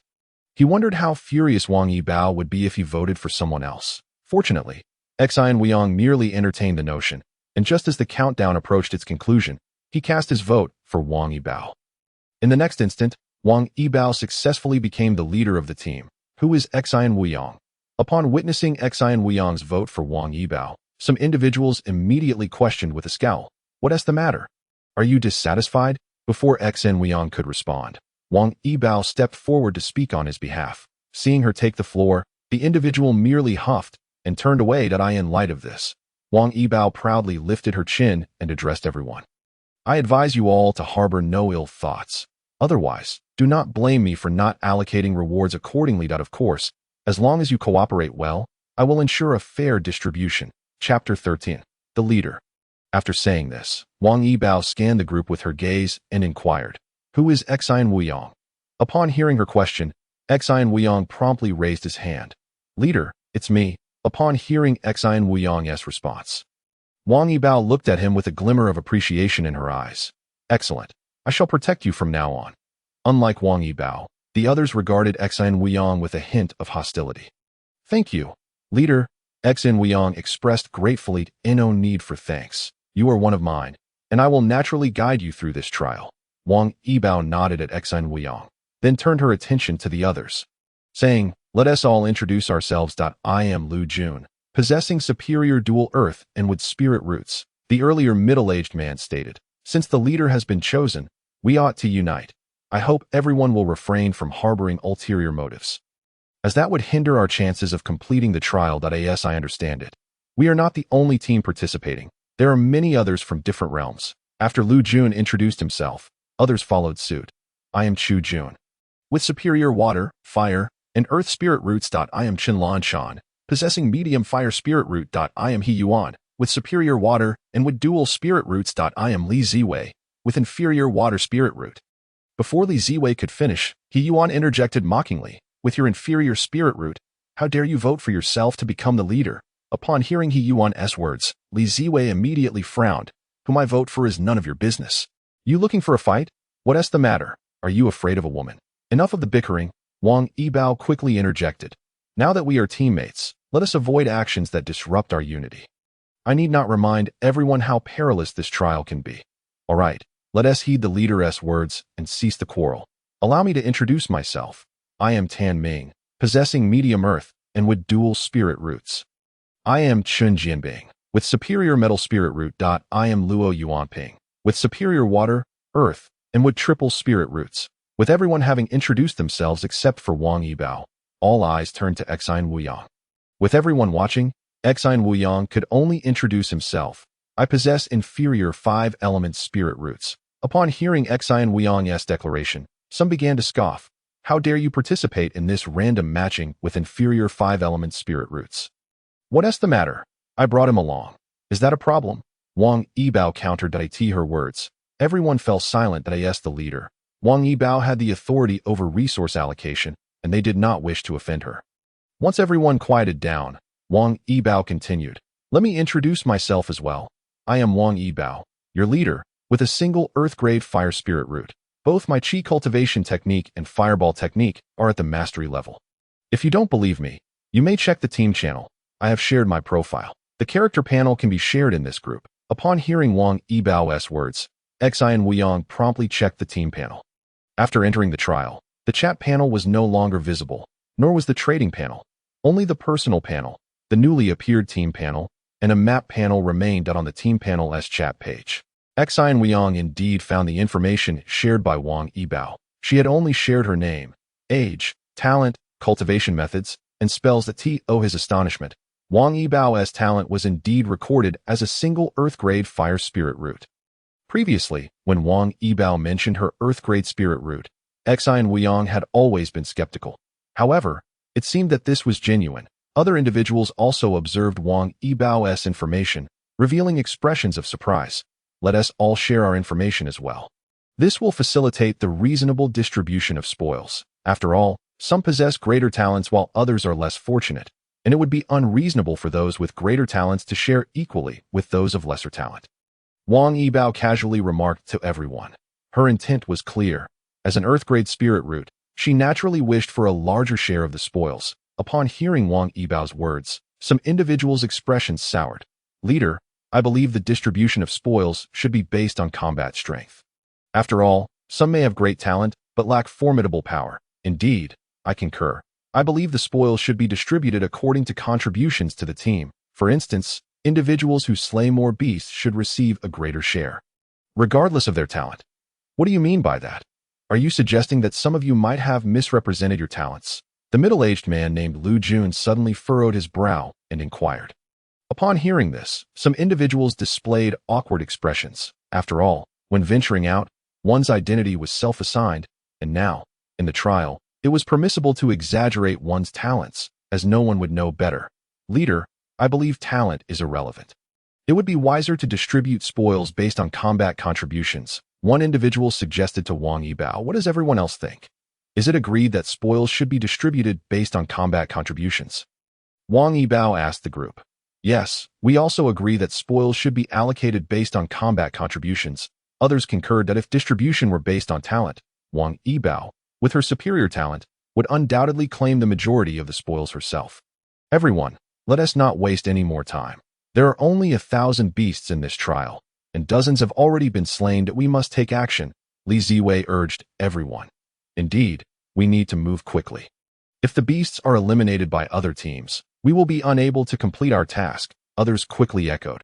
Upon hearing this, Wang Yibao pondered for a moment before stating, let us distribute spoils based on damage output.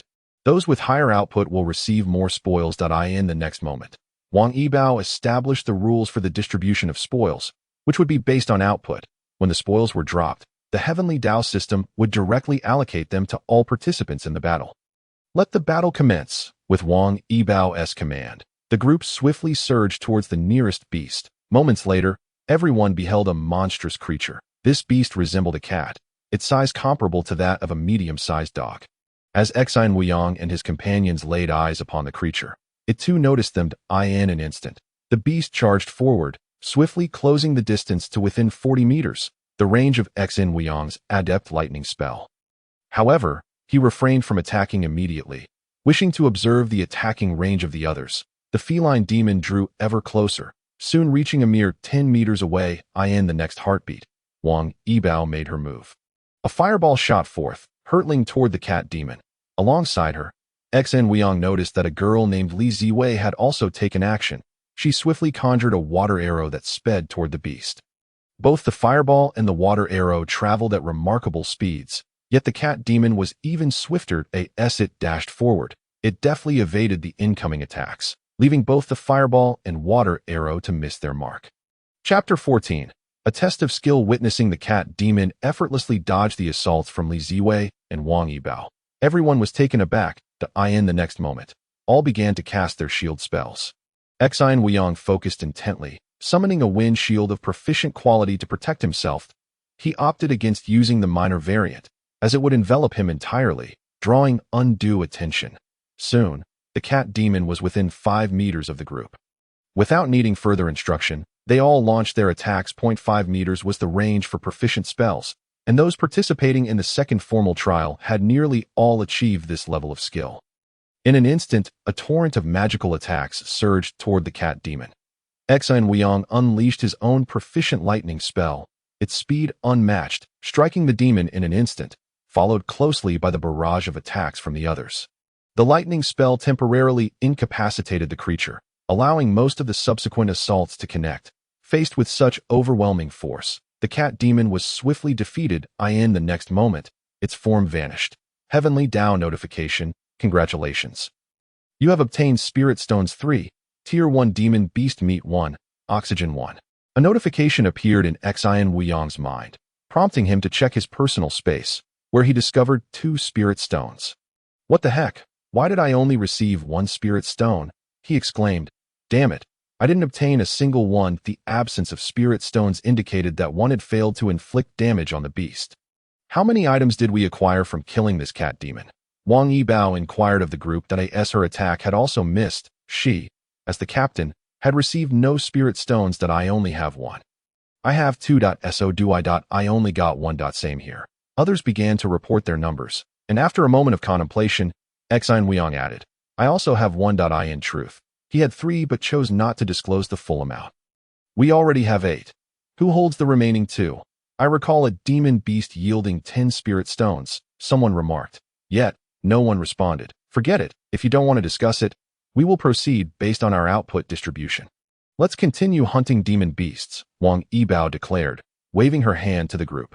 Captain, there's a cluster of demon beasts to the east. Should we pursue them? Someone asked Wang Yibao. Can we handle a group of demon beasts? Let's first target the solitary ones, she replied, dismissing the idea. Having missed her initial attack, she deemed it reckless to engage a group of beasts that a few minutes later, the group located another demon beast according to the map. This one resembled a wild boar. Upon noticing the group, the beast charged toward them at a distance of 10 meters. Wang Yibao and Li Ziwei unleashed their attacks once more. This time, fortune favored them, as both hit the beast. However, their strikes did not deter it. With bloodshot eyes, the demon pressed forward as it closed to 5 meters away. Everyone launched their attacks simultaneously. Xin Weiyang added a lightning spell. And in the next moment, the beast was swiftly dispatched. After its demise, a notification from the heavenly Tao informed Xin Weiyang that he had received 1 spirit stone. Only 1 spirit stone, he mused. Furrowing his brow, I hit it too, yet received nothing. Perhaps when you struck, it had already been killed by someone else. Captain, how many spirit stones did you acquire?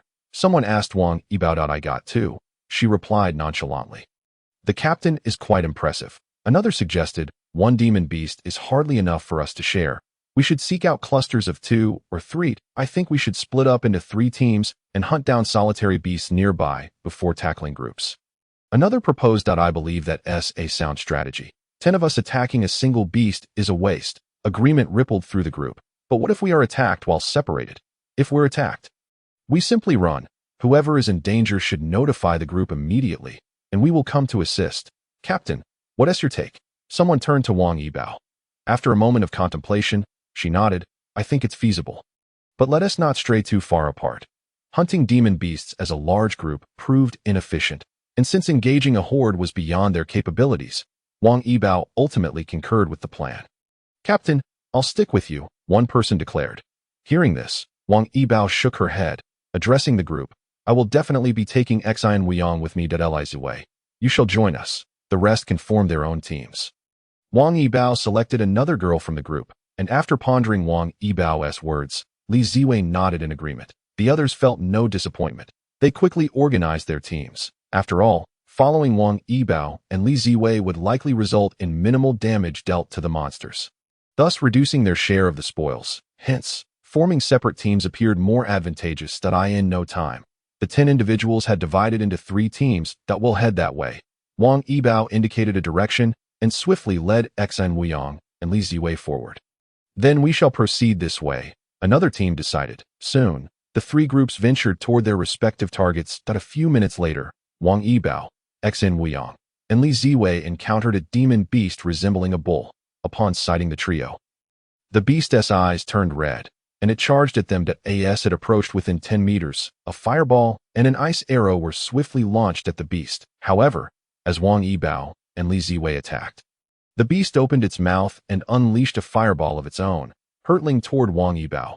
What the heck? This demon beast can cast spells. Realizing the danger, Xin Weiyang stepped forward, conjuring a wind shield to protect Wang Yibao. The fireball collided with his shield while Wang Yibao and Li Ziwei's attacks struck the beast.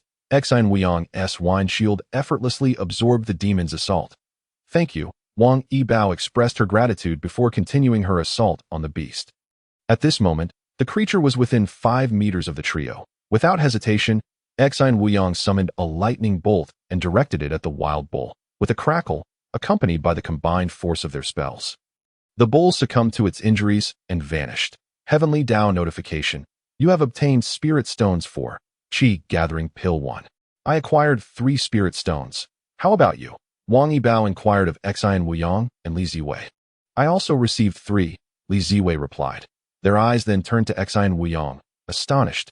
Xin Weiyang, did you really obtain 4 on your own? It seems so, Xin Weiyang acknowledged. During the battle, he had been cautious with his attacks.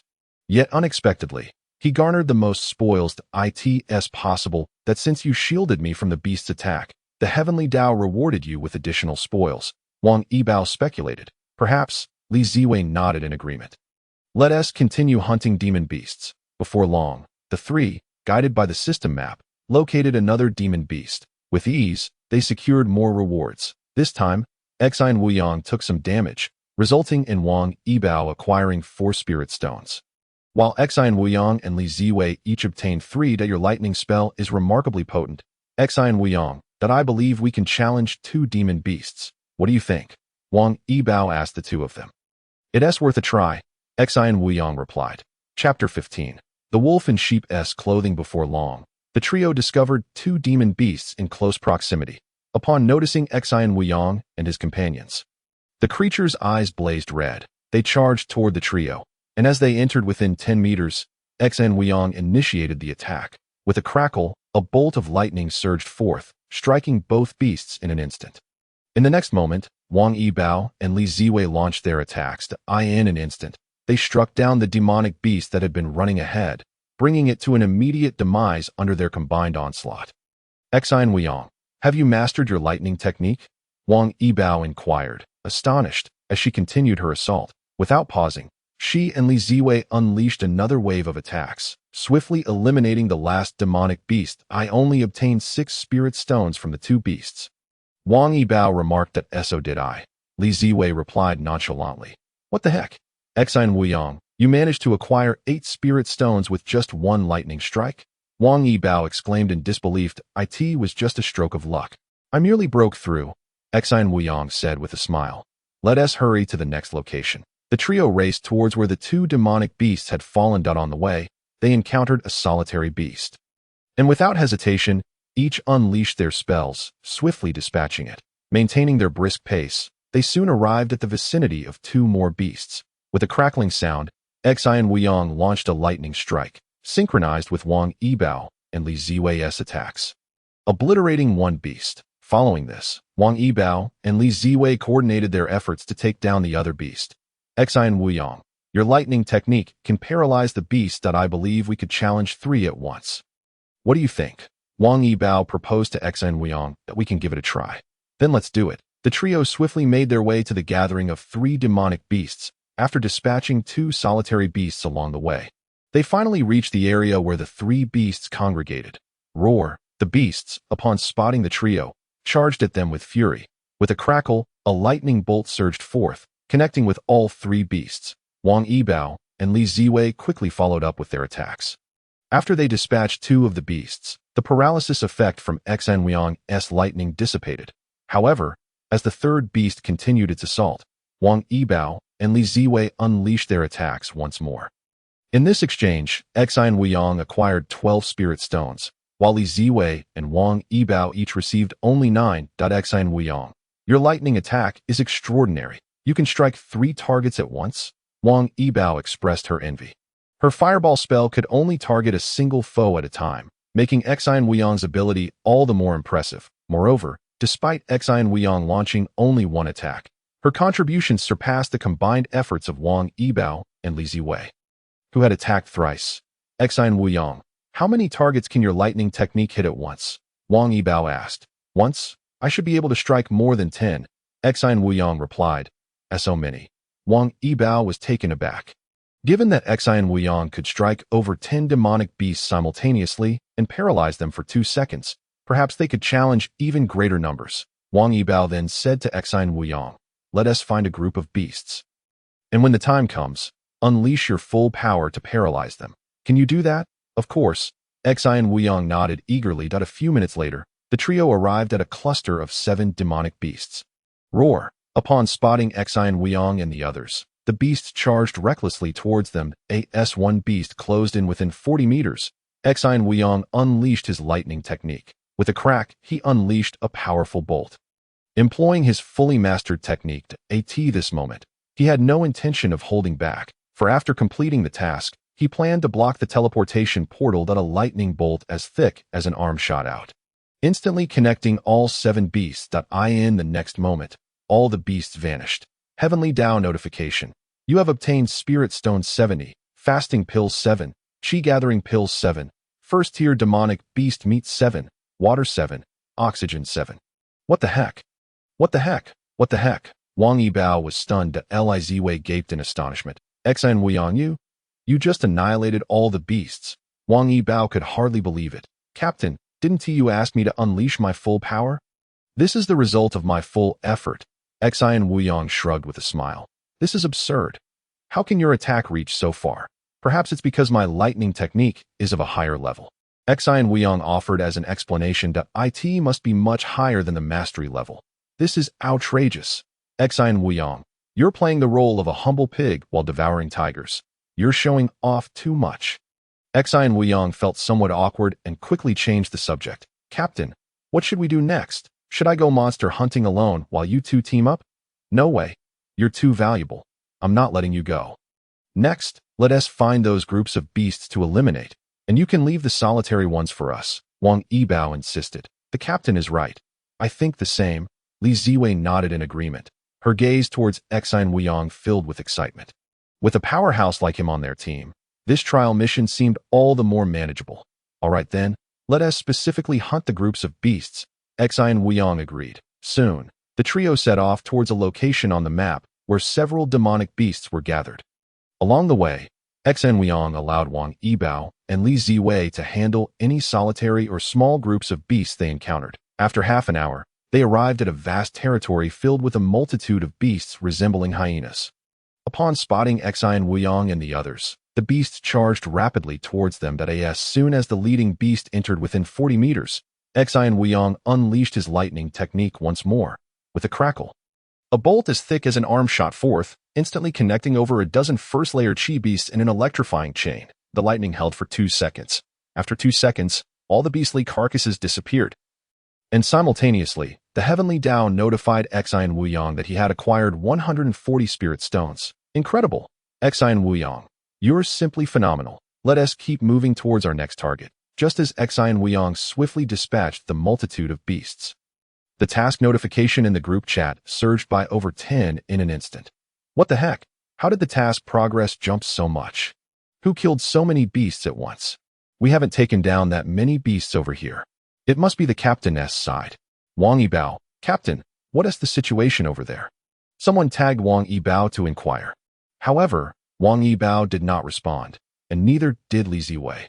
Xi and Weiyang had no intention of replying either, as these teammates were merely temporary allies. He had no obligation to update them. Meanwhile, on the other side of the secret realm, another team was encircling a group of beasts. The leader was a blue-skinned human, swiftly launching golden needles to fend off the beast's attacks, although his precise attack range was limited to 10 meters. Any beast struck by his needles was instantly killed. Before long, he had eliminated over a dozen beasts. Master Lockup is truly impressive.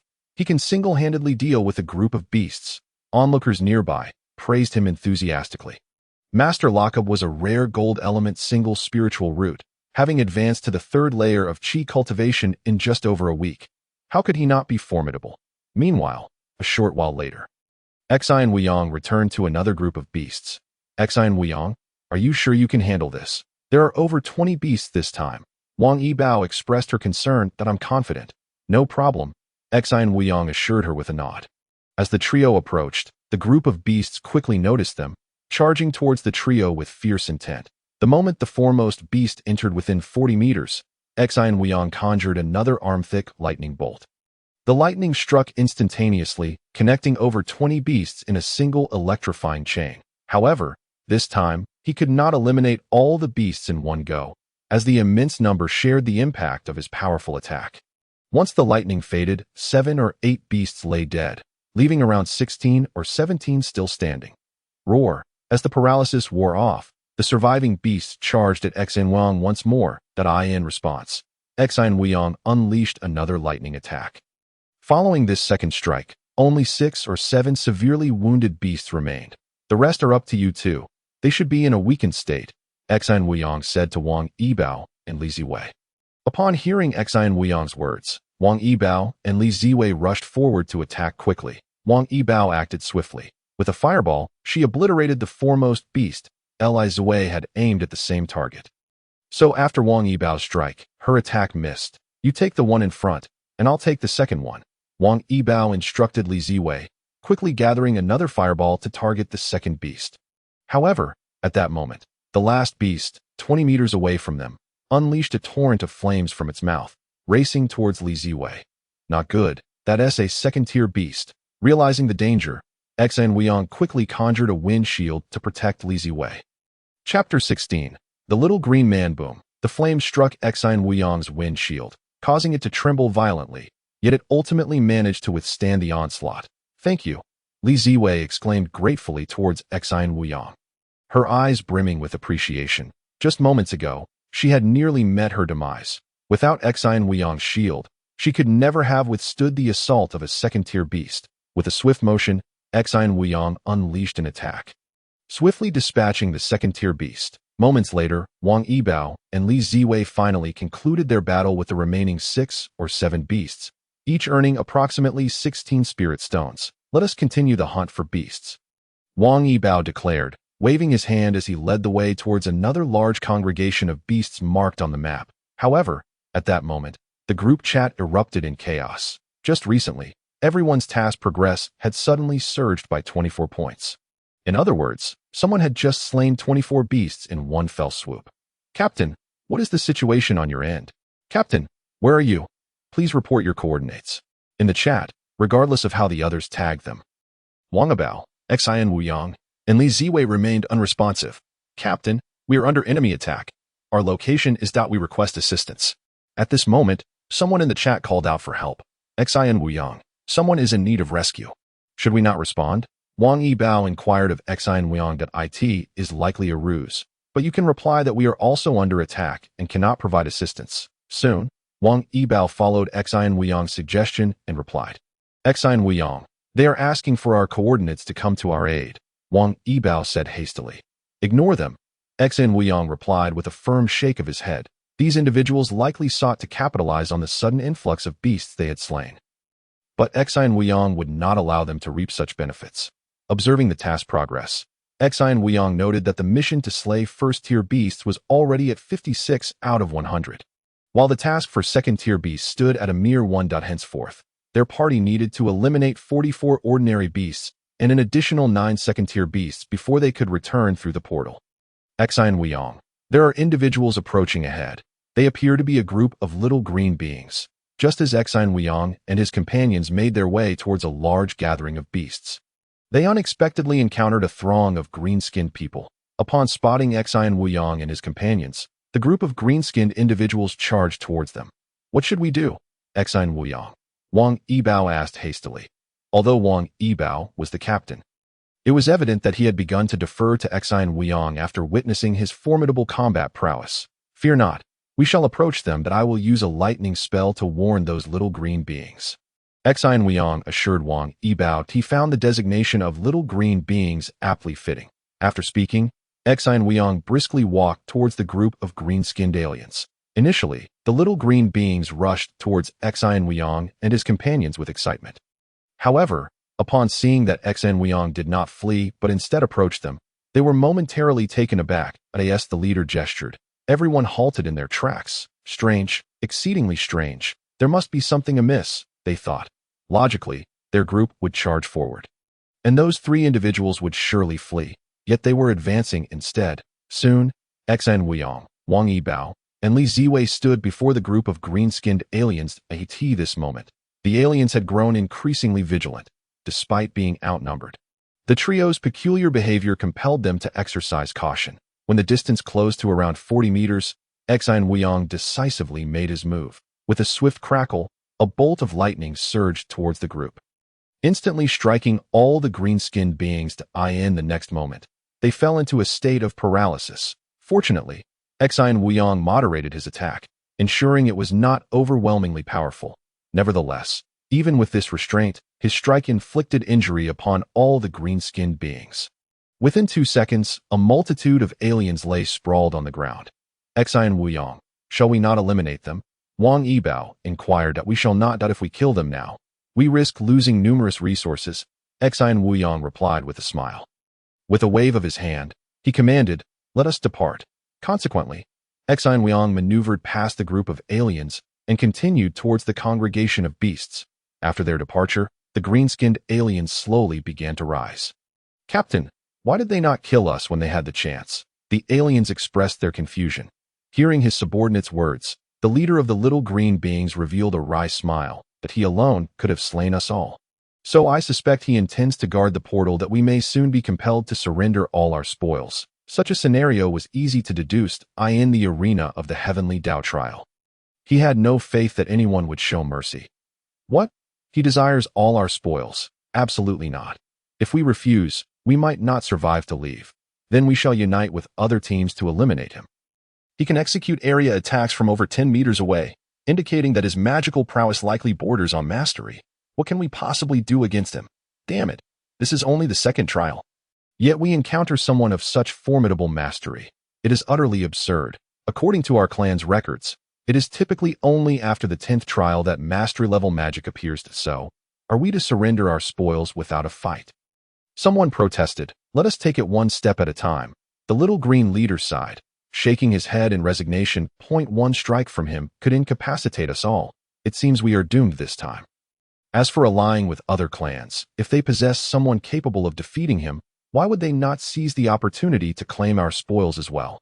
Meanwhile, Xian Wuyong and his companions swiftly arrived at another extensive territory of beasts. This group consisted of approximately 27 beasts, including 3 second-tier leaders. Xian Wuyong, can you handle the 3 second-tier beasts? Wang Yibao asked, visibly concerned. Previously, Wang Yibao had intended to pursue another group of beasts, which was farther away but contained fewer second-tier beasts. However, Xian Wuyong insisted on heading to the nearest group, leaving Wang Yibao with no choice. Xian Wuyong and his companions came into view of the beast horde. The beasts sprang into action. Leading the charge were 3 beasts significantly larger than the others, beasts resembling lions.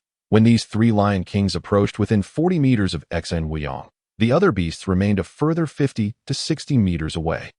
With a crack, a bolt of lightning shot forth, instantly striking the 3 second-tier beasts. Upon being hit, the beasts fell into paralysis. Within 2 seconds, another bolt of lightning was unleashed. The 3 second-tier beasts were struck repeatedly by lightning.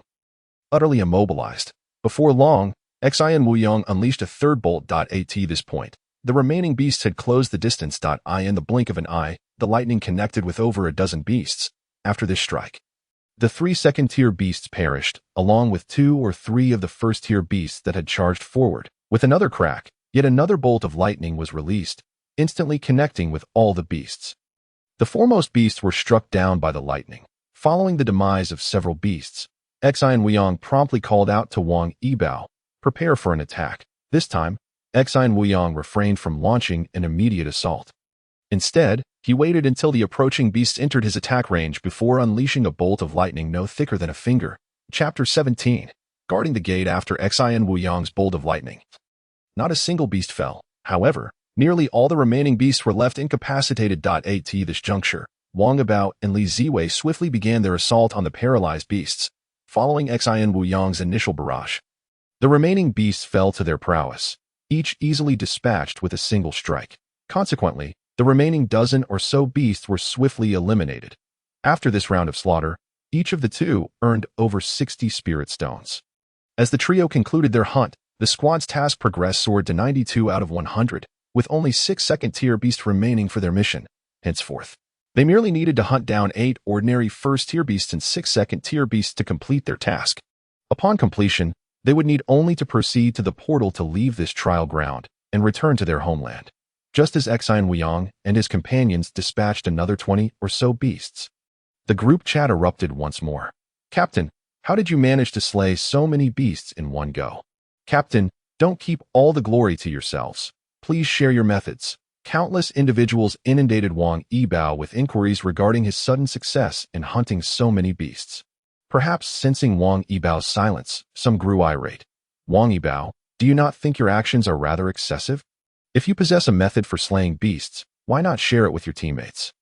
Wang Yibao's continued silence finally provoked the ire of several individuals. Wang Yibao, you wretched scoundrel. Wang Yibao also caught sight of the insults circulating in the chat. At that moment, she could no longer contain her frustration. What does it matter to you how I hunt magical beasts? Who are you to me that I should inform you? Who do you think you are, you? Wang Yibao, you dare. In the group chat, Wang Yibao found herself embroiled in a quarrel with others. Captain, there's no need to argue with them. You can simply mute everyone. Li Ziwei suggested to Wang Yibao. I must scold them to death. Wang Yibao retorted, her face flushed with indignation. Seeing this, Xian Wuyong and Li Ziwei exchanged glances, both displaying a sense of helplessness. Let us move on to the next location. The 3 swiftly made their way to the next gathering of magical beasts. which housed 7 second-tier creatures, just as Exine Wuyong was swiftly dispatching a multitude of magical beasts. In another direction within the trial's secret realm, a group of individuals was also engaged in an assault on a swarm of magical beasts. "Sir, there's a situation," a subordinate reported to a young man with regal purple skin. "What's the situation?" the young man inquired, as he was busy slaying magical beasts, while others weakened them for him to deliver the final blow. "Sir, nearly 30 magical beasts suddenly vanished from the secret realm map," the subordinate continued. "What's so strange about that? There are so many people hunting magical beasts," the young man replied nonchalantly. "No, sir, the 30 magical beasts that disappeared belonged to a single group," the subordinate insisted. "What?" Upon hearing that it was a group of magical beasts, the young man was immediately taken aback. "Are you certain that a group of 30 magical beasts just vanished? Even if it wasn't T30. It could have been 25 or 26, the subordinate affirmed hastily. Hearing this, the young man furrowed his brow. Could it be that others, like us, have gathered their strength and cultivated a group of elite cultivators? Upon hearing this, another subordinate interjected, "Sir, we have pooled our resources into our team. Other races might not have the same arrangement. Indeed, with our 10 members all at the second layer of chi refinement, and you at the third layer, our combat prowess is formidable enough to challenge a group of over 30 magical beasts with ease," another subordinate added. After pondering this, the young man declared, "Let us quickly complete our task and seize the teleportation portal. That is the only way to ensure our invincibility." Meanwhile, Exine Wuyong and the others had once again eliminated a group of magical beasts, including the 7 second-tier creatures. Subsequently, the Celestial Path system notified them of their task's completion. Celestial Path notification: "Congratulations, Chosen One, for completing the task. Reward: Healing Spell, Material Essence X3, Intermediate. The task is complete. The Celestial Path has rewarded me with a Fireball Split Technique and 3 units of Intermediate Material Essence." "What did you receive?" Wang Yibao inquired of Li Ziwei and Exine Wuyong. "I received a Water Arrow Split Technique. Everything else is the same." Li Ziwei replied, "I got a wood system healing spell that can treat the injured." Exine Wuyong said, "Wow, that spell of yours is impressive. With you on my team, I need to fear injury anymore." Wang Yibao exclaimed with delight upon hearing Exine Wuyong's words. Hesitating for a moment, Li Ziwei then asked Exine Wuyong and Wang Yibao, Exine Wuyong, Wang Yibao, may I add you as friends, so we can team up again next time?" Hearing Li Ziwei's request, Exine Wuyong turned to Wang Yibao, who, after a moment of consideration, nodded, "Sure, our collaboration this time has been quite pleasant." Soon, Li Ziwei sent friend requests to both Wang Yibao and Exine Wuyong. After seeing Wang Yibao's approval, Exine Wuyong also chose to accept. "Exine Wuyong, our task is complete. Should we continue hunting magical beasts?" Wang Yibao asked, "No more hunting. If we kill too many, other teams will fail to complete their tasks," Exine Wuyong replied. Upon hearing this, Wang Yibao furrowed her brow in confusion. "What does it matter to us if other teams fail? Wouldn't it be better for us to kill more magical beasts and gather more spirit stones?" Exine Wuyong calmly responded, "If others do not complete their tasks, how can I seize the task rewards from them?" "Huh? You intend to rob those aliens?" Wang Yibao was taken aback. "What else? Did you think I would let those little green creatures go?" Exine Wuyong clarified to "Oh, that's your intention," Wang Yibao exclaimed in realization. "But what if they unite? Can you take on dozens of them alone?" "Don't worry, I can definitely handle it. Moreover, even if we can't win, as long as we control the teleportation portal, we can escape at any moment," Exine Wuyong assured her. "As long as we stay near the portal, we can retreat directly if we encounter overwhelming odds. Let us head to the portal now," Wang Yibao said excitedly. After completing their task, the teleportation portal had already appeared, and soon the three made their way toward it as the trio departed. Several individuals were hastily approaching the direction where Exine Wuyong was eliminating magical beasts. "Let us hurry. Wang Yibao and the others just killed some magical beasts and Shun Ti have gone far." These individuals were the others from Wang Yibao's team who had split off. They had been inquiring in the group about Wang Yibao's method for rapidly slaying magical beasts, but since Wang Yibao had ignored them, they decided to seek her out directly. Their journey was primarily driven by the sudden disappearance of a group of magical beasts marked on their mini-map. If only the mini-map indicated the locations of teammates, finding them would have been much easier. "Watch out, there are people ahead." Just as they were running swiftly, someone spotted a group of green-skinned individuals approaching from afar. In the jungle, both parties quickly caught sight of one another. Upon seeing a fully staffed group of little green beings, several of them immediately prepared to flee. However, before they could escape, they noticed the green-skinned individuals were the ones fleeing first. What is going on? Why are they running? The group was confused as to why the opposing team, seemingly composed of 10 members, would flee upon seeing their 7. Forget them. Let us continue searching for Wang Yibao meanwhile. As others searched for Wang Yibao, Xi and Wuyang had already led Wang Yibao and Li Ziwei to the teleportation portal. The portal, there was not a soul in sight, primarily because all teams had yet to complete their tasks. They would only arrive at the portal to leave the trial grounds once their respective tasks were accomplished. Arriving at the portal, Xi and Wuyang noted that there were still several hours remaining before the trial would conclude. He decided to find something to occupy himself. Xi and Wuyang pulled out a large stack of firewood. Wang Yibao, come, cast a fireball spell, he instructed. What are you planning to do? Wang Yibao asked, puzzled, but I'm going to roast some meat. Upon hearing this, Wang Yibao's eyes lit up. Xi and Wuyang, can you roast meat? The meat I roasted with my fireball spell was terrible. It's manageable. Xi and Wuyang nodded. After about 10 minutes, most of the firewood had turned to glowing coals, upon which skewers of roasted meat were laid out. Chapter 18. Negotiation. Too bad there's no salt. Otherwise, this roasted meat would taste so much better. I think having roasted meat is already great. I've only been eating raw meat until now, Li Ziwei remarked wistfully. The three then gathered around the fire, roasting and eating meat, while remaining vigilant of their surroundings. In such a jungle, ambushes could happen at any moment. Fortunately, with their backs against the teleportation portal, they only needed to be wary of the front. Just as the trio was enjoying their roasted meat, Xi and Wuyang suddenly said, someone's coming. Near the teleportation portal, Xi and Wuyang had heard the sounds of footsteps approaching. Before long, 7 figures appeared before him and his companions. It's Lu Jun and the others, Wang Yibao remarked. Xi and Wuyang recognized the newcomers as the other 7 members of their team. Ah, so you've all been hiding here, Wang Yibao said. Wang Yibao, what is the meaning of this? We've sent so many messages in the group trying to find you. Why didn't you respond? One of the group members questioned them. Why should I reply to you? I've muted you all. I can't see anything you say, Wang Yibao retorted directly. Wang Yibao, what do you mean by that? What I mean is none of your business. All right, we're all teammates. There's no need to quarrel. Someone chimed in as a peacemaker. Captain, how did you manage to slay so many magical beasts all at once? Someone asked Wang Yibao. It's all due to personal strength. I've told you I'm proficient in advanced techniques. I can kill a magical beast with just one fireball, Wang Yibao replied nonchalantly. Wang Yibao, what do you mean?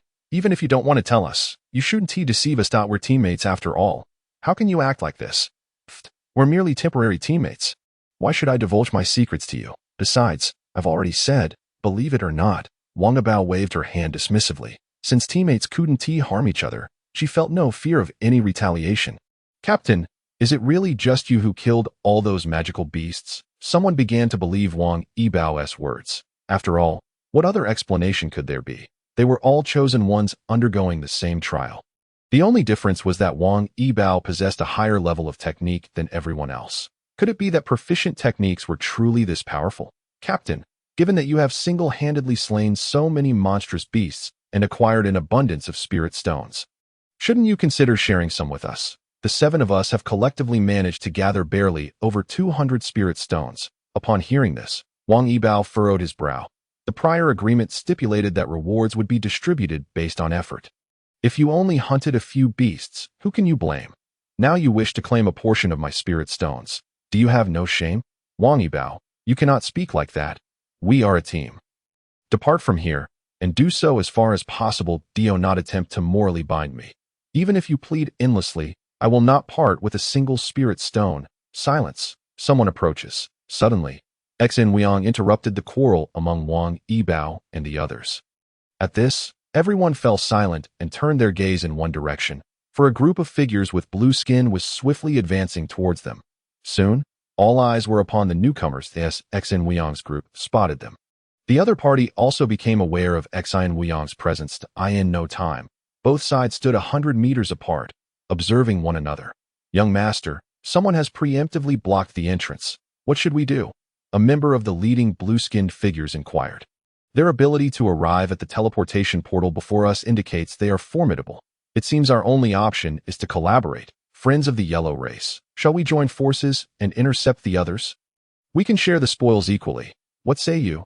The leader of the blue-skinned beings called out to Xi and Wuyong's group. Hearing this, Xi and Wuyong's companions began to murmur among themselves. It appeared they intended to partner with us to seize resources from others. This group of avatars must be quite formidable if they can complete their tasks so swiftly. If a conflict arises, we may not prevail. Perhaps collaboration is the best course. But how do we ensure they won't betray us?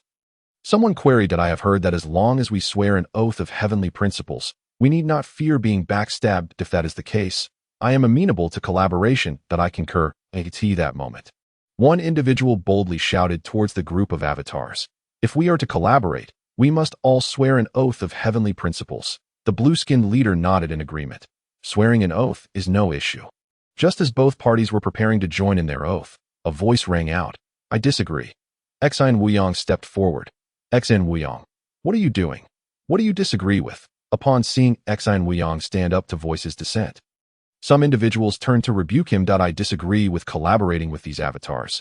Xi and Wuyong replied coolly. What do you mean by that? It means precisely what I have stated. I do not wish to collaborate with these avatars. You disagree? Then you should return to your homeland. This remark. Xi and Wuyong merely cast a fleeting glance at the speaker and ignored him. He then turned his attention towards the group of avatars a few dozen meters away and stated calmly, all of you, surrender every essence and spirit stone you possess, and I shall allow you to leave. Upon hearing this, everyone surrounding Xi and Wuyong, aside from Wang Yibao and Li Ziwei, regarded him with expressions of disbelief. Many suspected they had misheard. Conversely, the group of blue-skinned beings was equally astonished by Xi and Wuyong's audacity. My friend, do you comprehend the gravity of your words? You intend to rob us? Are you certain? The blue-skinned leader asked, incredulous. Indeed, as Xi and Wuyong finished speaking, a bolt of lightning erupted forth. In the next instant, the lightning struck a tree trunk, creating a chain reaction that obliterated several others. Amidst the crackling sounds, dozens of trees shattered, some igniting in flames. Xi and Wuyong's attack extended for several dozen meters, truly a sight to behold. Witnessing this, the group of avatars recoiled in fear, while the others around Xi and Wuyong, except for Wang Yibao and Li Ziwei, stood agape. Now I understand how they managed to slay so many monstrous beasts in such a short time. It was due to him. At that moment, everyone grasped why Wang Yibao and his companions could dispatch so many beasts so rapidly. Xi and Wuyong's lightning attack was indeed extraordinary. While others relied on single target strikes, his lightning was a devastating area attack. Chapter 19. You two, depart. Meanwhile, upon witnessing Xi and Wuyong's display of power, the group of avatars chose to retreat hastily. Before Xi and Wuyong's group could fully process the situation, the blue-skinned beings had withdrawn several hundred meters away. At such a distance, obscured by the trees, Xi and Wuyong could only glimpse shadowy figures. It seems they do not wish to be robbed. Wang Yibao commented to Xi and Wuyong. In no matter, they will ultimately relent. Xi and Wuyong replied nonchalantly. The reason for his confidence lay in his formidable abilities. In terms of offense, he possessed a lightning technique capable of striking multiple foes from a significant distance. Defensively, his wind shield, gold shield, and wood shield had all reached a minor mastery level. A minor mastery wind shield could condense around Xi and Wuyong in a dome-like formation, akin to a protective barrier. The gold and wood shields offered similar protection, albeit with differing attributes. With minor mastery spells, Xi and Wuyong could activate all three shields simultaneously, granting him formidable defense. Thus, in combat, Xi and Wuyong could maintain three shields while continuously unleashing his attacks, as long as others could not breach his defenses. He could swiftly eliminate his opponents with his lightning technique. How on earth did you achieve this? At this moment, the other members of the team finally came to their senses, and one individual, astonished, inquired of Xi and Wuyong, what do you wish to convey? Xi and Wuyong replied, his gaze cool. The speaker was someone Xi and Wuyong remembered, having initially provoked Wang Yibao, and just now questioned him. I merely wish to say that your technique is remarkable. It must be above the proficient rank, correct? The individual asked, somewhat sheepishly. That's obvious. Xi and Wuyong retorted curtly. Xi and Wuyong. At this time, a middle-aged man named Lu Jun addressed him. I must admit, your technique is impressive, but two fists cannot contend with four hands. If I am not mistaken, if we block the entrance here, other teams will surely unite against us. What are you implying? Xian Wuyong shifted his gaze to Lu Jun, who had initially contended with Wang Yibao for leadership. What I mean is, we can assist you in dealing with the other teams, but will you share some spirit stones with us afterward? Lu Jun proposed to Xian Wuyong. There is no need for your assistance. Xian Wuyong dismissed him with a wave. Considering Lu Jun and the others' capabilities, they likely could not handle even a couple of extraterrestrial beings. Presently, aside from Xian Wuyong's team, there were 7 other teams in this secret realm, totaling approximately 70 individuals. Xian Wuyong felt he could manage them all alone and did not wish to share the spoils with unrelated parties. Upon hearing Xian Wuyong's response, Lu Jun's expression soured.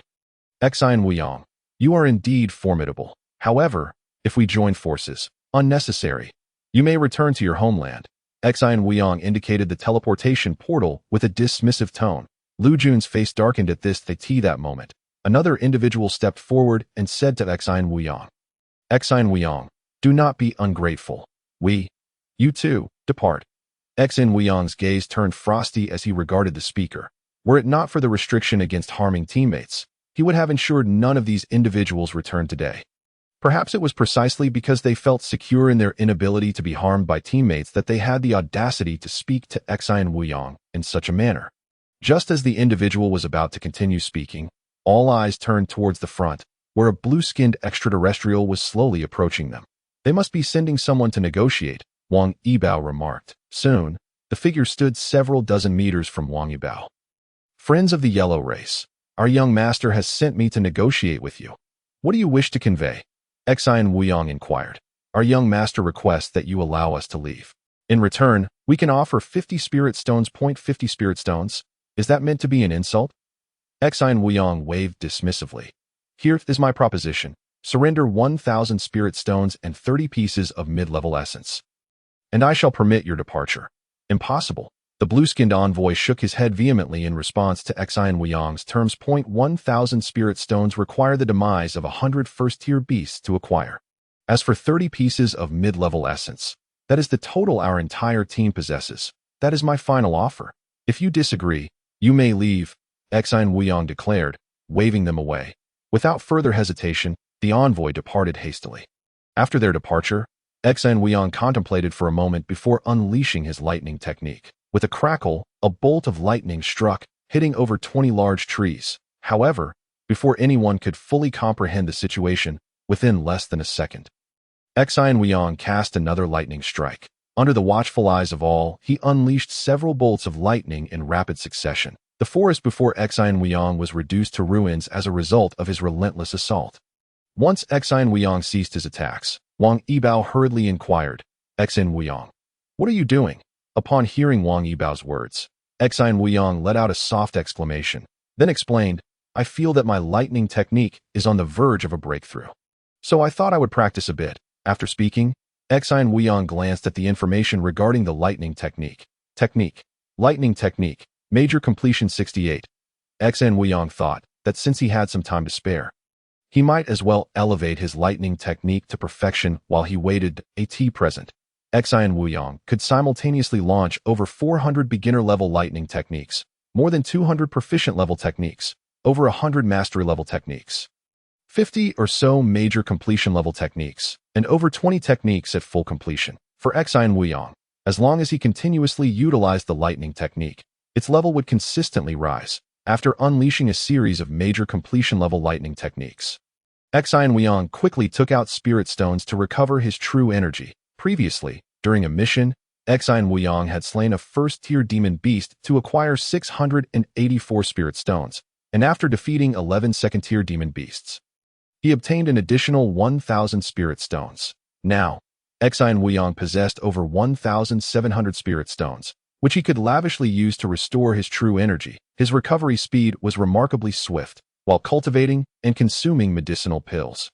He could absorb the energy from a spirit stone in just 2 minutes. When recovering true energy, it was as if he were directly infusing spiritual energy into his body, allowing him to absorb the energy from a spirit stone in mere seconds.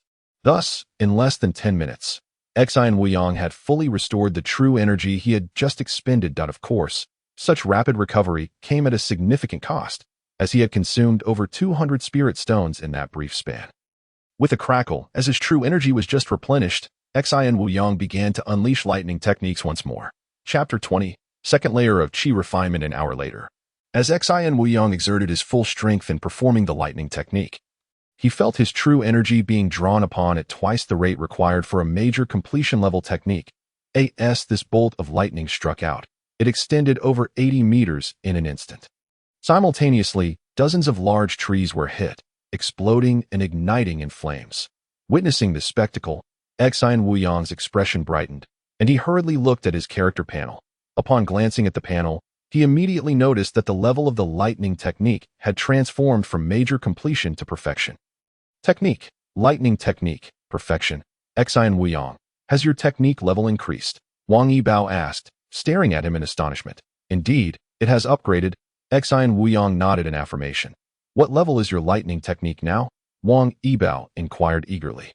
I'll tell you when we return, Xian Wuyang replied, refraining from disclosing specifics due to the presence of many outsiders at this moment. Not only was Wang Yibao astonished by the destructive power of Xian Wuyang's lightning technique, but others were equally taken aback. Furthermore, a group of avatars several hundred meters away were so frightened that they retreated a bit. All right, I am now preparing to cultivate true energy. Captain, please guard me. And call me if anyone approaches, Xian Wuyang said to Wang Yibao. Understood, Wang Yibao nodded in agreement. Xian Wuyang chose to cultivate here primarily because his first layer of Qi refinement was already over 80%. Nearing 90. Given this situation, he believed it would not be long before he could break through to the second layer of Qi refinement. Once he achieved that, his attack power would further increase. Under everyone's watchful gaze, Xian Wuyang sat cross-legged and swiftly began to cultivate with the spirit stones. However, as everyone observed Xian Wuyang absorb a spirit stone in nearly 2 minutes, they were once again left in shock. Of course, only Wang Yibao was unfazed by Xian Wuyang's rapid cultivation speed. As a person with earth spirit roots, her Qi refinement technique allowed her to absorb a spirit stone every 4 minutes during the initial stages. With the aid of medicinal pills, her cultivation speed could match Xian Wuyang's, reaching approximately 2 minutes per spirit stone. Now that her cultivation technique was at the proficient level, she could easily absorb a spirit stone in 1 minute. Xian Wuyang, still pretending to be of low-tier spirit roots. Now your true form is revealed, Wang Yibao muttered, unable to suppress her thoughts upon witnessing Xian Wuyang's cultivation speed. At that moment, Xian Wuyang was rapidly absorbing spiritual energy and converting it into true energy, while simultaneously opening up his meridians. To progress from the Qi refinement stage to the foundation establishment stage, one must open up 12 primary meridians, 108 secondary meridians, and 2 major yin-yang meridians. The 12 primary meridians consist of the 3 yin meridians of the hands, the 3 yang meridians of the hands, the 3 yin meridians of the feet, and the 3 yang meridians of the feet. The 108 secondary meridians extend from the 12 primary meridians to various corners of the body. The 2 major yin-yang meridians refer to the Ren and Du meridians. The Ren meridian runs through the 3 yin meridians of the hands and feet, extending up to the brain's dantian in the upper palace. The Du meridian traverses the 3 yang meridians of the hands and feet, extending to the dantian in the front and back. To break through from the first layer of Qi refinement to the second, Xian Wuyang needed to open either one of the hand's 3 yin or 3 yang meridians. Xian Wuyang chose one of the hand's 3 yin meridians, the lesser yin heart meridian. Having already opened the primary meridian, he now only needed to clear the remaining 9 secondary meridians, while Xian Wuyang was immersed in his cultivation. A small team was approaching the teleportation portal from another direction, several hundred meters away.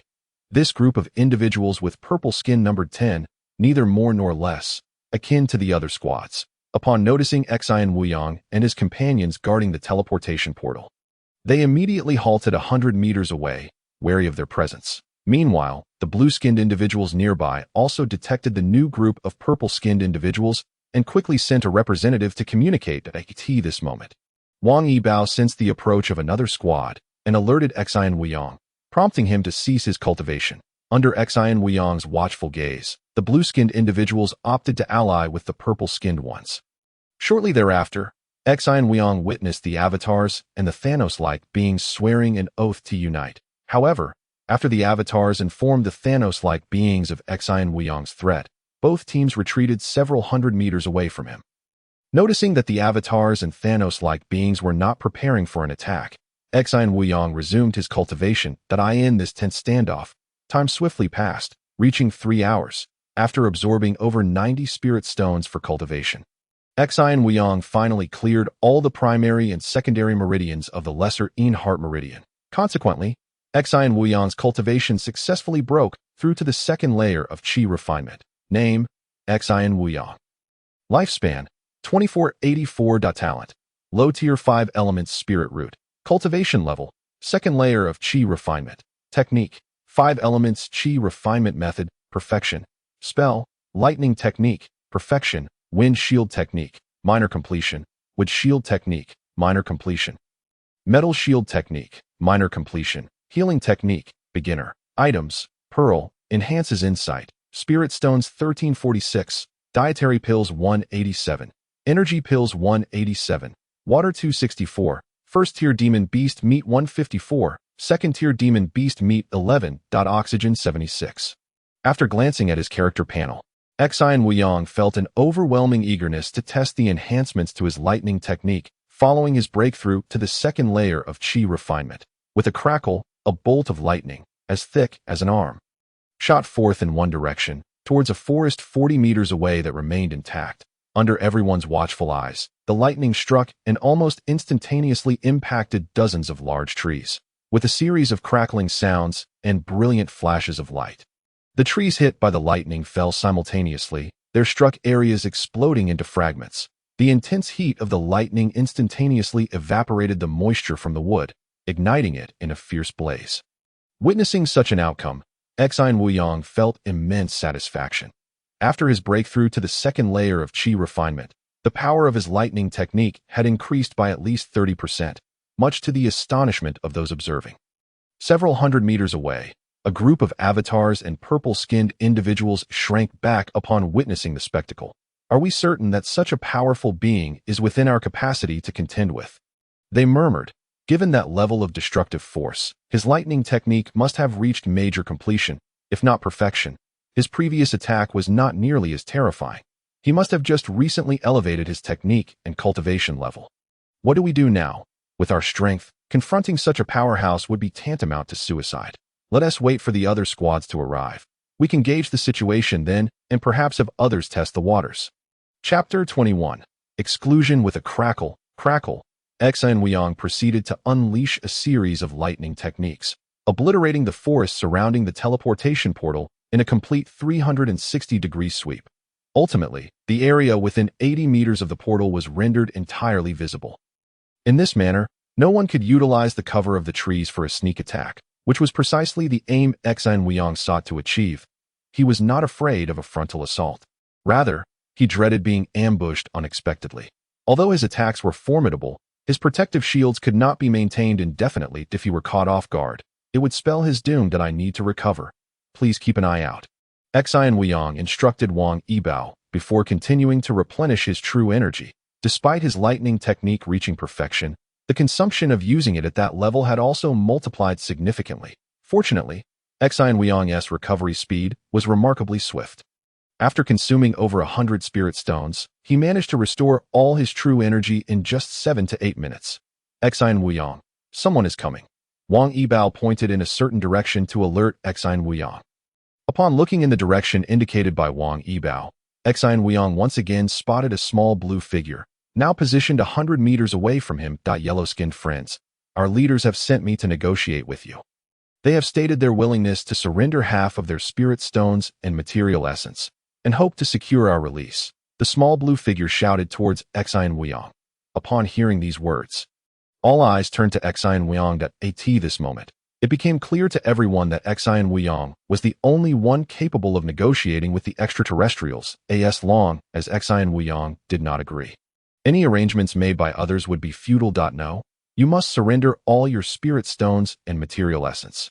Xi and Wuyong stood firm on this point. From the chat messages in their group, he understood that many members had been seized by the aliens. In the trials of the heavenly path, strength is paramount. Thus, Xi and Wuyong must exhaust all means to enhance his own power. Otherwise, he would become prey to more formidable foes that augment his strength.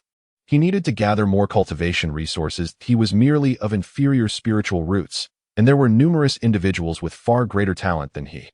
Given the opportunity to overpower others, he could not miss the chance to seize additional resources. It would be a disservice to his diligent efforts in perfecting the lightning technique. Upon hearing that Xian Weiyang would not acquiesce, the small blue negotiator had no choice but to retreat in disappointment. Shortly after the small blue figure departed, another group emerged from a different direction that a contingent of black individuals approached. Wang Yibao alerted Xian Weiyang. He too noticed the newcomers. This group of black individuals was markedly different from those on Earth. Averaging a height of merely 1.5 meters, each held wooden staffs and several spears. Xian Weiyang and his companions became aware of the black individuals. The latter also took notice of them. Tension crackled in the air as both sides faced each other. The black individuals, observing the ravaged forest near the teleportation portal, looked on in astonishment. Yet their surprise was fleeting.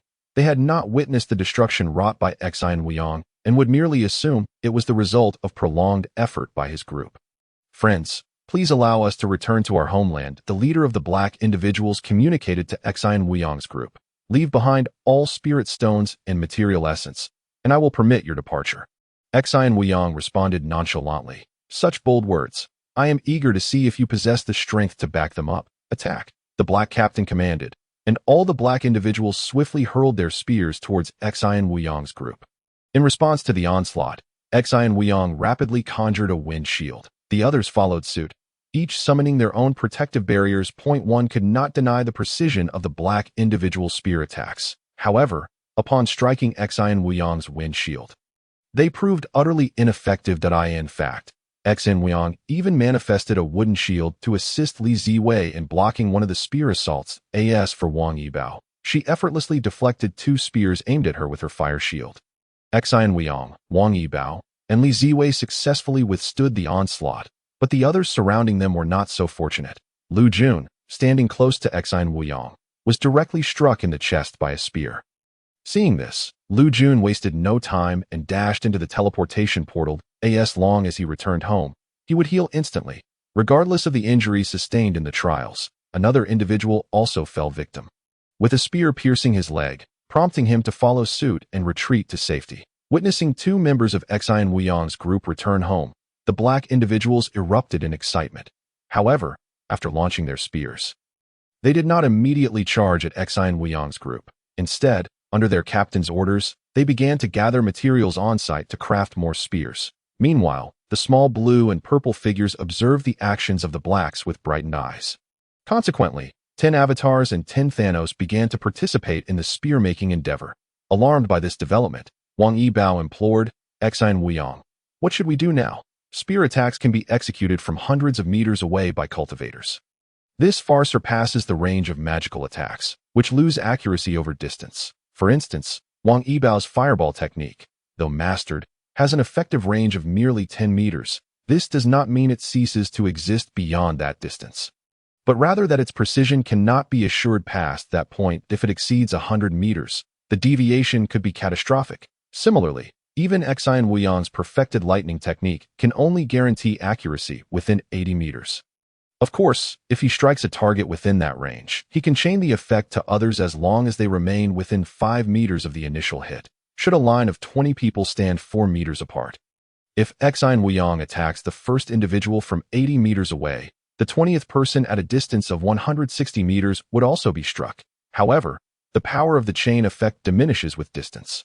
For instance, if the second target is within 5 meters, the third may require proximity of 4 meters. Thus, the lightning technique is most effective against densely packed foes if the enemies are too dispersed. Xian Weiyang may struggle to achieve a collective attack. Chapter 22. Compromise. Xian Weiyang, what is our course of action?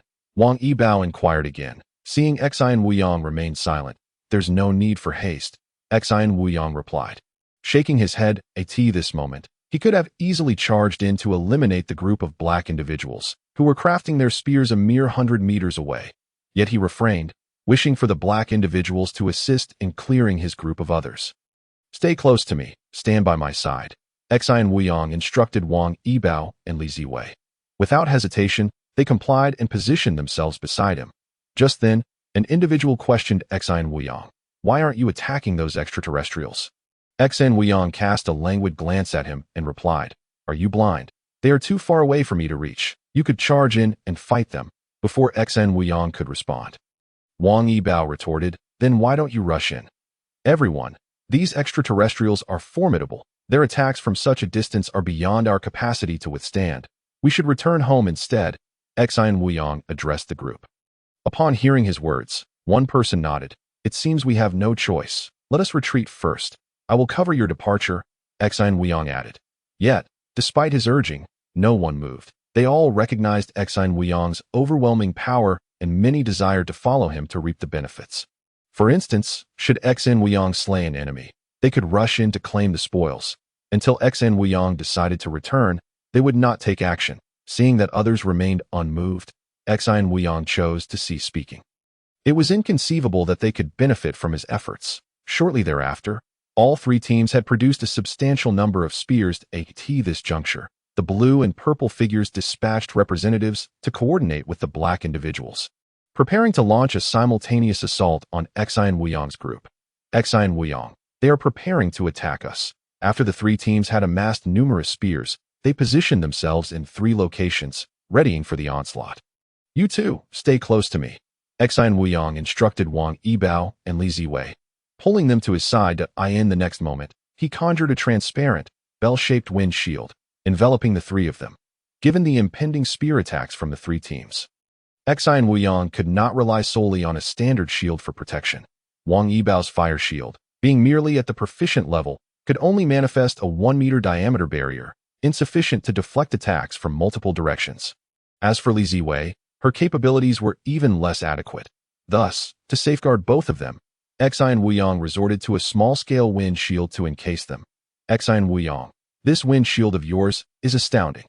Wang Yibao exclaimed in admiration upon witnessing the shield. Meanwhile, Li Ziwei gazed at Xin Wuyang with a glimmer of admiration in her eyes that her. Xin Wuyang was not only powerful and swift in his cultivation, but also possessed formidable defensive capabilities.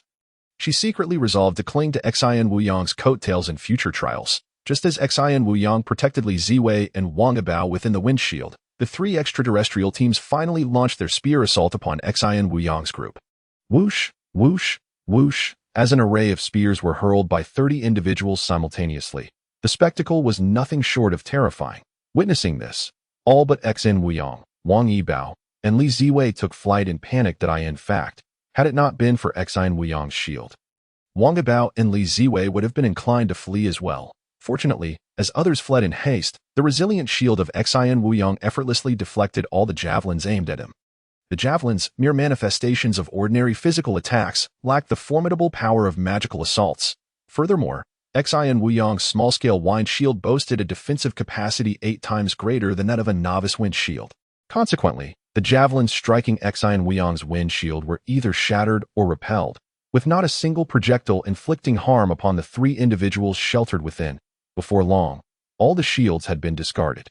Observing that only 3 members remained in Xin Wuyang's team, the black captain waved his hand decisively. With a roar, a throng of black individuals surged toward Xin Wuyang and his companions, unfamiliar with the terrifying speed of Xin Wuyang's lightning attacks.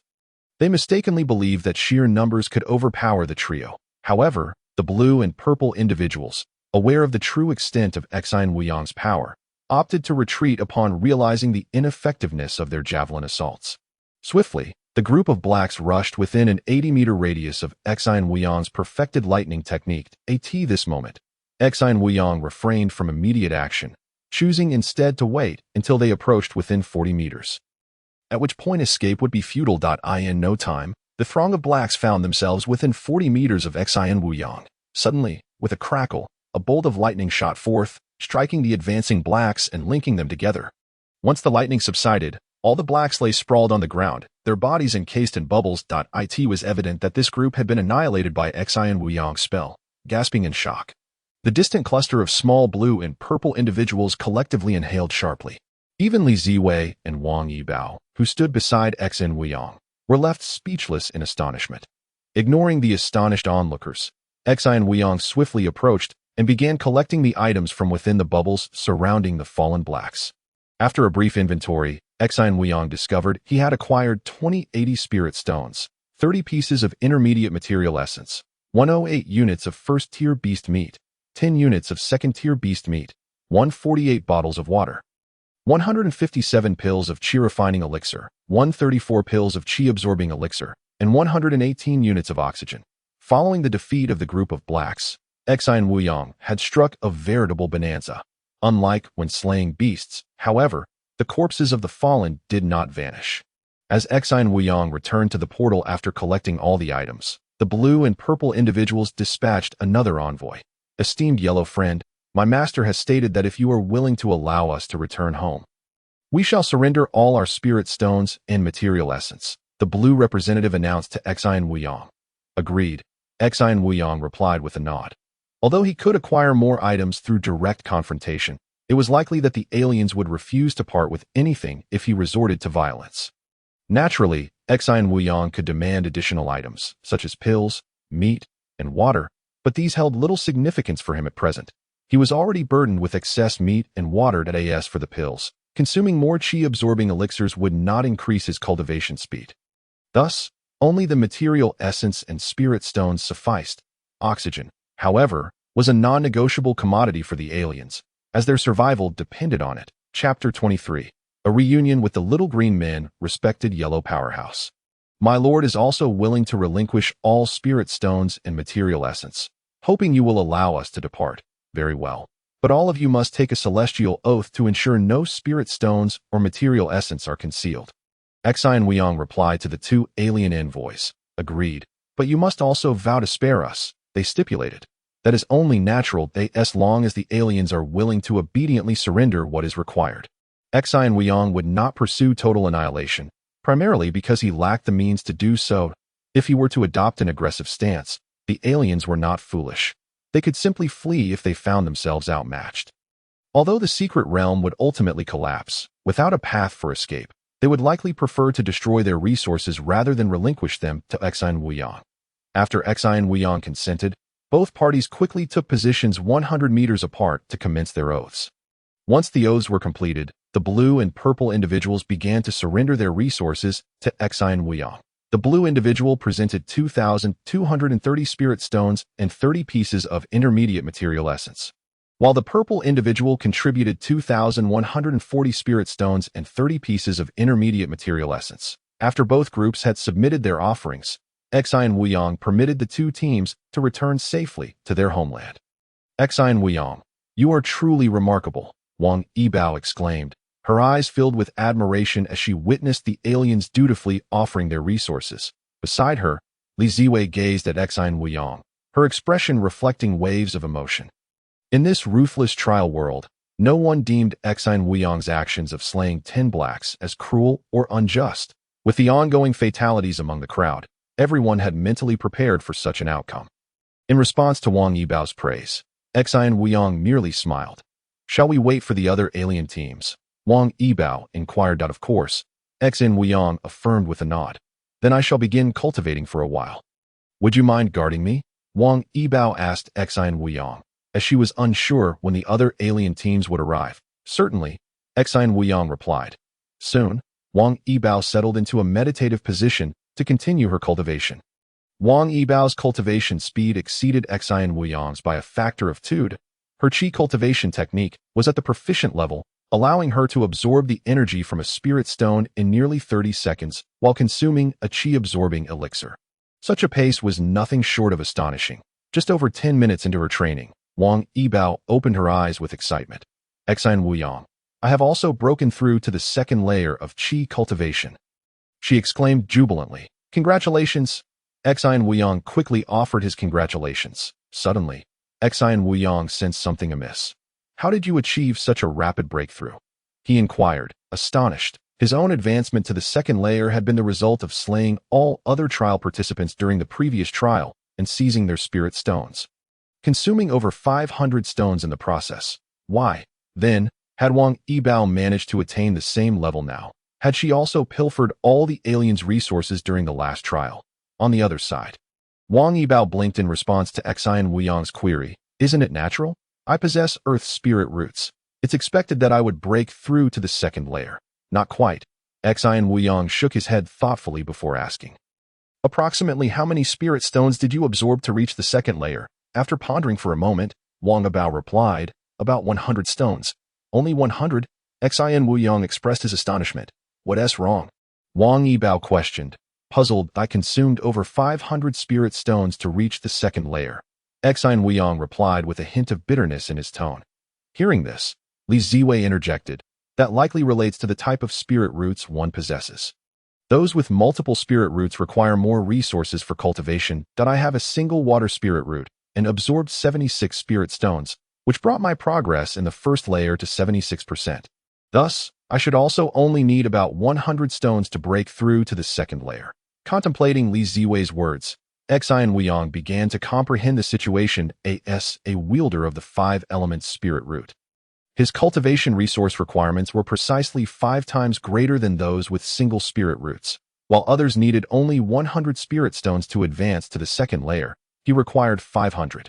There was also a possibility that Li Ziwei's hypothesis could be incorrect, but it was evident that Xian Wuyang's resource consumption for the second layer was indeed 5 times greater than that of Wang Abao and Li Ziwei. Fortunately, his rapid cultivation of spells and techniques alleviated some concerns, particularly since he had amassed a wealth of resources during the previous trial. Without that, he would not have been able to cultivate effectively. The thought of needing 5 times the resources of others for future cultivation left Xian Wuyang feeling a headache. It was no wonder that the lower-tier 5-element spirit root was regarded as the least desirable. Had it not been for his swift cultivation speed, he would likely have struggled to protect himself during the trials. Additionally, Xian Wuyang speculated that his ability to swiftly perfect his techniques and spells might be linked to the peculiar orb hanging around his neck. The character panel indicated that this orb enhanced his comprehension. Consequently, his rapid cultivation could be attributed to this enhancement. He resolved to test this theory upon returning home. Having acquired a healing technique during this trial, which was still at the novice level, it would be straightforward to evaluate if he removed the necklace and struggled to improve his healing technique. It would confirm that his accelerated cultivation was indeed related to the orb. Xian Wuyang, please guard me while I continue my cultivation for a bit longer, Wang Yibao requested. Of course. Xian Wuyang nodded in agreement. Soon, Wang Yibao resumed her training. Xian Dage, which star system are you from? Li Ziwei inquired from outside the portal. Star system 65851. And you? Xian Wuyang countered. I am from star system 41846, Li Ziwei replied. How many individuals remain alive in your stellar system chat group? Xian Wuyang inquired. Only a little over 300, Li Ziwei responded, her tone tinged with melancholy. The trials were indeed exceedingly brutal. Had she not encountered Xian Wuyang this time, it was uncertain whether she would have survived to return. It seems someone is approaching. Li Ziwei suddenly directed her gaze towards a certain direction. Upon hearing her words, Xian Wuyang hastily turned his attention to the same spot. Soon enough, he spotted several green-skinned beings appearing nearby. As Xian Wuyang beheld these extraterrestrials, they too noticed him and his companions, the green-skinned aliens. Upon seeing Xian Wuyang guarding the vicinity of the portal, could not help but display expressions of dejection. Xian Wuyang recognized this group. They were the same diminutive green beings he had encountered during a previous mission, whom he had defeated with a single bolt of lightning. However, it seemed that this group had diminished in number, now consisting of only 6, and each appeared utterly despondent. Chapter 24. The diminutive green beings approach. A few of the small green beings halted over 100 meters away from Xian Wuyang and his companions. And one of them slowly approached. Esteemed friends, we are willing to surrender all our spirit stones and material essence, hoping that you will allow us to return to our homeland. The small green being called out from several dozen meters away. Upon hearing this, Xian Wuyang could not help but acknowledge their approach. Indeed, after sparing them previously, they now presented him with substantial benefits. The ensuing exchange involved oaths of allegiance, followed by the surrender of spirit stones and material essence. My friends, since we only have 6 remaining from our mission, we possess merely 18 pieces of material essence, the leader of the small green beings explained to Xian Wuyang as he handed over the items. No matter, you may return home. Xian Wuyang waved his hand dismissively. Having sworn their oaths, he naturally placed his trust in them. Wait, Xian Wuyang called out, just as the small green beings were preparing to depart. My friend, is there anything else? The leader of the green beings inquired. I have a question for you.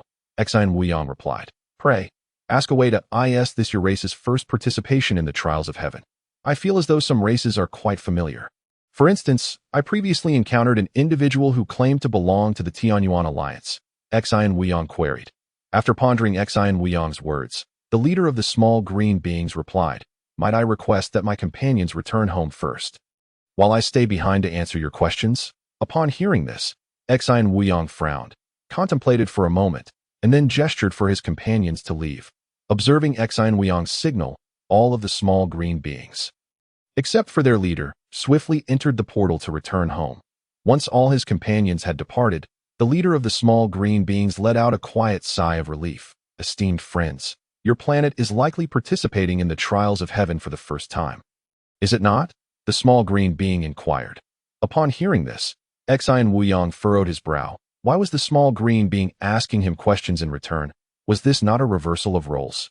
Noticing Exine Wuyong's expression, the small green being quickly added, If this is your first time in the trials of heaven, it is understandable that you might not be aware of the Tianyuan Alliance. Our planet has been participating in the trials for over 300 years, and we are quite familiar with the various aspects and factions involved. The Tianyuan Alliance is a superpower formed by many planetary factions, ranking among the top 10 within our human race. Upon hearing this, Exine Wuyong inquired in astonishment, You speak of the human race. Are there indeed factions that are not human? Indeed, the trials of heaven do not solely involve our human race. Once one reaches the foundation establishment stage, we inevitably encounter beings from myriad races. Our human race is quite powerful, and to contend against us, these myriad beings must unite. Thus, we collectively refer to them as the demon race. The demon race is distinct from the demonic beasts we encountered during the trials. Demonic beasts are merely their precursors. Only those demonic beasts that possess intelligence can be classified as the demon race. Besides the human and demon races, there are also the demon clan and the spirit ghost clan. Among others, the spirit ghost clan is rare, while the demon clan is more prevalent. Both the demon clan and spirit ghost clan are formidable races that prey upon our human and demon races. When facing them during the trials, we often ally with the demon race. Listening to the small green being, Exine Wuyong gained a foundational understanding of the trials of heaven. According to your explanation, since our human race must unite to fend off the demon and demon races, why would anyone attempt to kill me and seize my belongings during the last trial? Exine Wuyong queried. The small green being sighed. While our human race generally presents a united front, internal conflicts are also quite intense, leading to wars. The more severe the conflicts, the greater the emergence of high-level combatants. Thus, the higher echelons of our race not only do not suppress such strife but often adopt a supportive stance. Is this akin to nurturing a poisonous insect? Exine Wuyong asked, although the small green being was unfamiliar with the term. The trials of heaven enabled him to comprehend Exine Wuyong's intent. Nodding in agreement, the small green being affirmed, Indeed, to combat the demon and demon races, our human race requires high-level combatants that are in the realm of cultivation.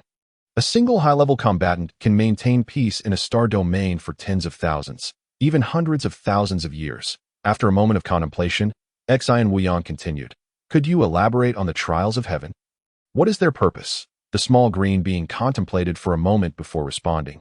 The purpose of the trials of heaven is to cultivate top-tier powerhouses to assist the heavenly Tao in resisting plunder from other worlds or to raid the resources of other worlds to strengthen ourselves. This is merely what I have heard. Our planet has only participated in the trials for 300 years, and there are many things we do not know. However, I do know that those selected to participate in the trials of heaven are individuals of great fortune. Why do you say that? Exine Wuyong inquired. Because, in the real world, it typically takes an individual several thousand years to progress from the beginning stages of cultivation to immortality, with some even taking tens of thousands of years. Those with inferior spiritual roots may never establish a foundation in their lifetime. For instance, those with low-grade spiritual roots have only a 50% chance of breaking through to the foundation establishment stage under ample resources, a 30% chance of advancing to the golden core stage, and less than a 1% chance of reaching the nascent soul stage, even with resources. Without such resources, countless individuals may spend their lives stagnating at the foundation establishment stage. In contrast, in the trials of heaven, one can achieve results in mere years. With enough luck and resources, one can progress from the chi refining stage to the tribulation stage and attain immortality in as little as a few years, or even a few decades or hundreds of years that I in the trials of heaven. The speed of cultivation is thousands of times faster than in reality to I in the real world. A chi refining cultivator may take several days to absorb the energy from a single spirit stone, while in the trials of heaven, a prodigious talent might absorb a spirit stone's energy in mere seconds. Under such circumstances, how could those selected to participate in the trials of heaven not be individuals of extraordinary fortune? Moreover, even those with low-grade spiritual roots have the opportunity to transcend and become immortal in the trials of heaven. I in this realm, all cultivators face no bottlenecks and can cultivate freely without hindrance until they reach the tribulation stage. Low-grade spiritual roots merely signify a slower pace compared to the cultivation geniuses. As long as one is fortunate and survives long enough during the trials, there exists the possibility of transcending to immortality.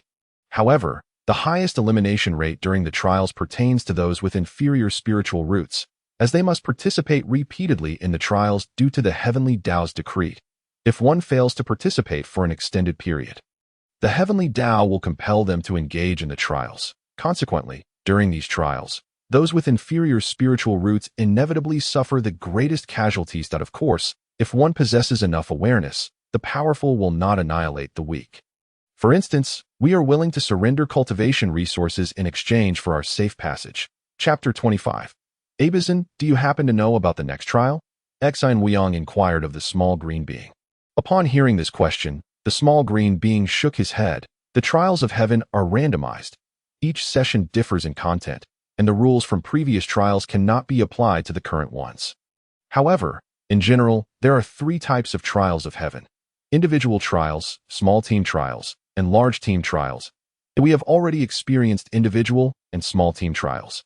As for large team trials, they involve all individuals from the stellar system chat group entering a singular trial secret realm together. I estimate that the next trial will likely be a large team trial. Indeed, the trials of the chi refinement stage are essentially novice trials, boasting a survival rate that can exceed 80%. However, once we reach the foundation establishment stage and confront the demon race, our survival rate may plummet below 50%, and in unfortunate circumstances, we could face total annihilation. Why do I say this?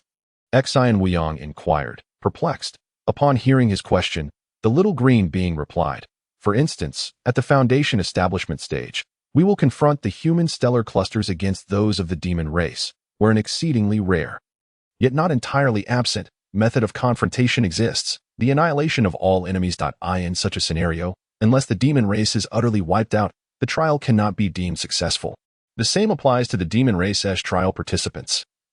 If they manage to eradicate all human beings, this trial, where it is either you die or I perish, results in a staggering casualty rate. Even in victory, casualties could reach as high as 80 to 90%. I must remind you, as this is your first time participating in the trials of the heavenly Tao, you may be unaware of many things that I wish to impart this knowledge. Strive to ensure the survival of as many group members as possible. The little green being advised Xin Weiyang. Why is that?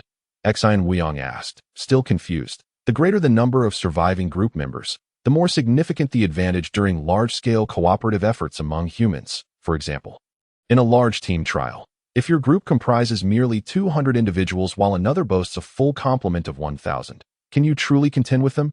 Furthermore, in the event of encountering a rare trial where it is a fight to the death, the side with fewer members is inherently at a disadvantage. Additionally, many experienced races that have participated in trials multiple times tend to cultivate the most gifted individuals within their chat groups from the very outset, thereby maximizing their gains. Why do you say that?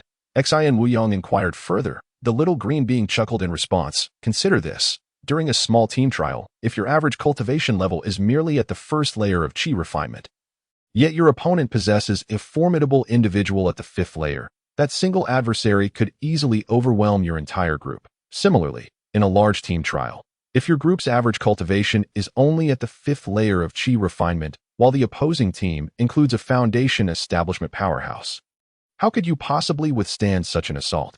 How can one identify the most gifted individual in the group?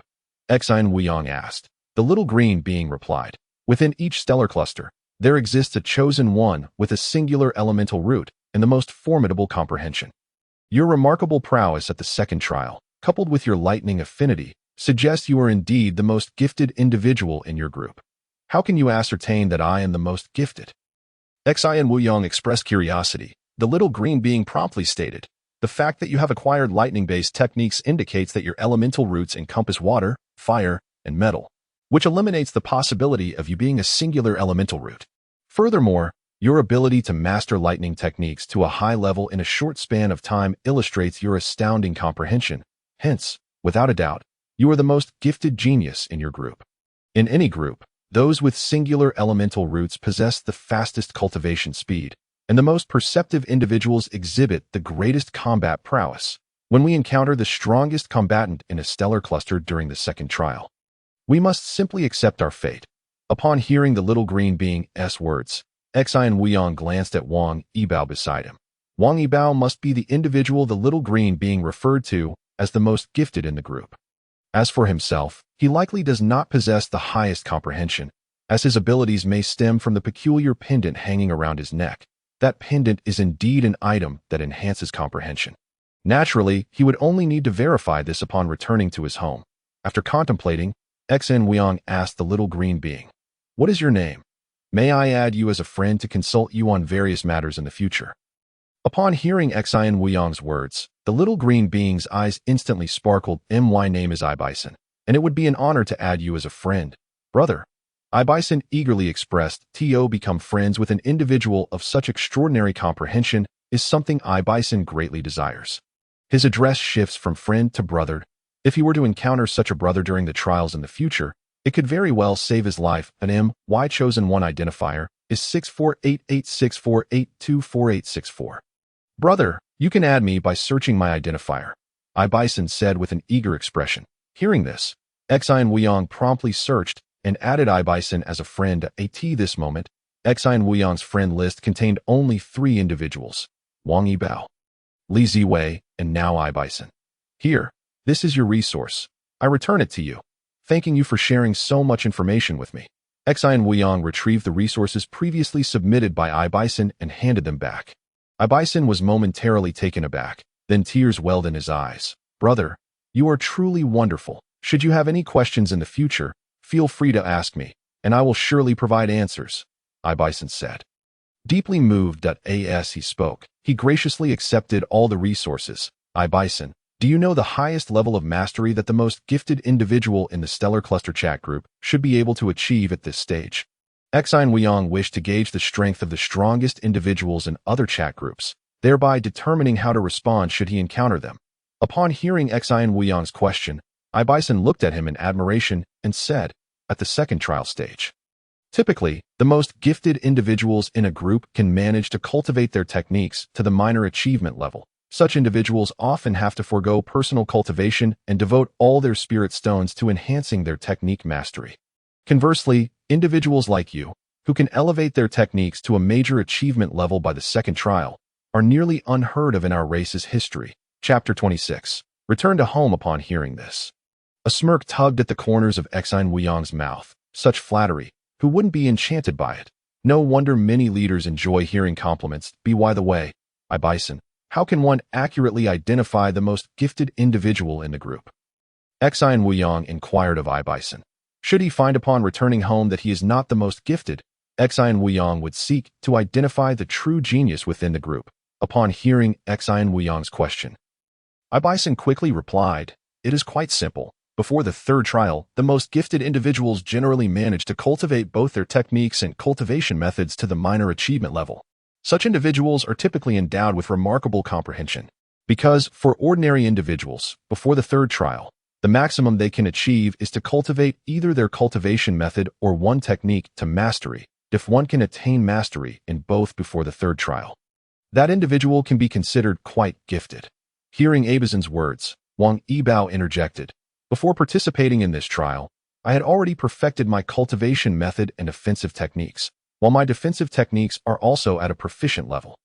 How would you classify me?" Upon hearing Wang Yibao's statement, Ibison promptly replied, "You would likely be considered quite gifted." Upon hearing this, Li Ziwei raised her hand and said, My cultivation method is at minor achievement, and both my offensive and defensive techniques are perfected. How would you classify my level? Upon hearing Li Ziwei's words, Abizin's eyes widened in astonishment. You are undoubtedly at the level of the most gifted in the group. However, if you are the most gifted, then what about the brother? No. A group can only have one profoundly gifted individual. Upon hearing Abizin's words, Xian Wuyong calmly replied, we were randomly assigned to teams. She and I are not in the same group.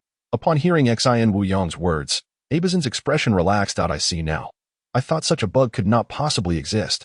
These are the ancient and unbreakable rules established by the heavenly Tao trials over millions of years. Thus, this young lady must be the most gifted in her group, while you, brother, are the most gifted in yours, correct? It appears so. Xian Wuyong nodded, then inquired of Bison, do you know what rewards await us in the upcoming heavenly Tao trials? Upon hearing Xian Wuyong's question, Bison quickly replied, in the heavenly Tao trials, the first reward will be a cultivation method, followed by rewards for offensive techniques, then defensive techniques, and subsequently, group offensive techniques or healing techniques, exorcism techniques, and so forth. Once one reaches the foundation establishment stage, they can select a secondary profession, such as alchemist, weaponsmith, talisman master, or formation master, among others, just as Xian Wuyong and Bison were engaged in their exchange. A team of extraterrestrial beings appeared before them. Bison, you may return now.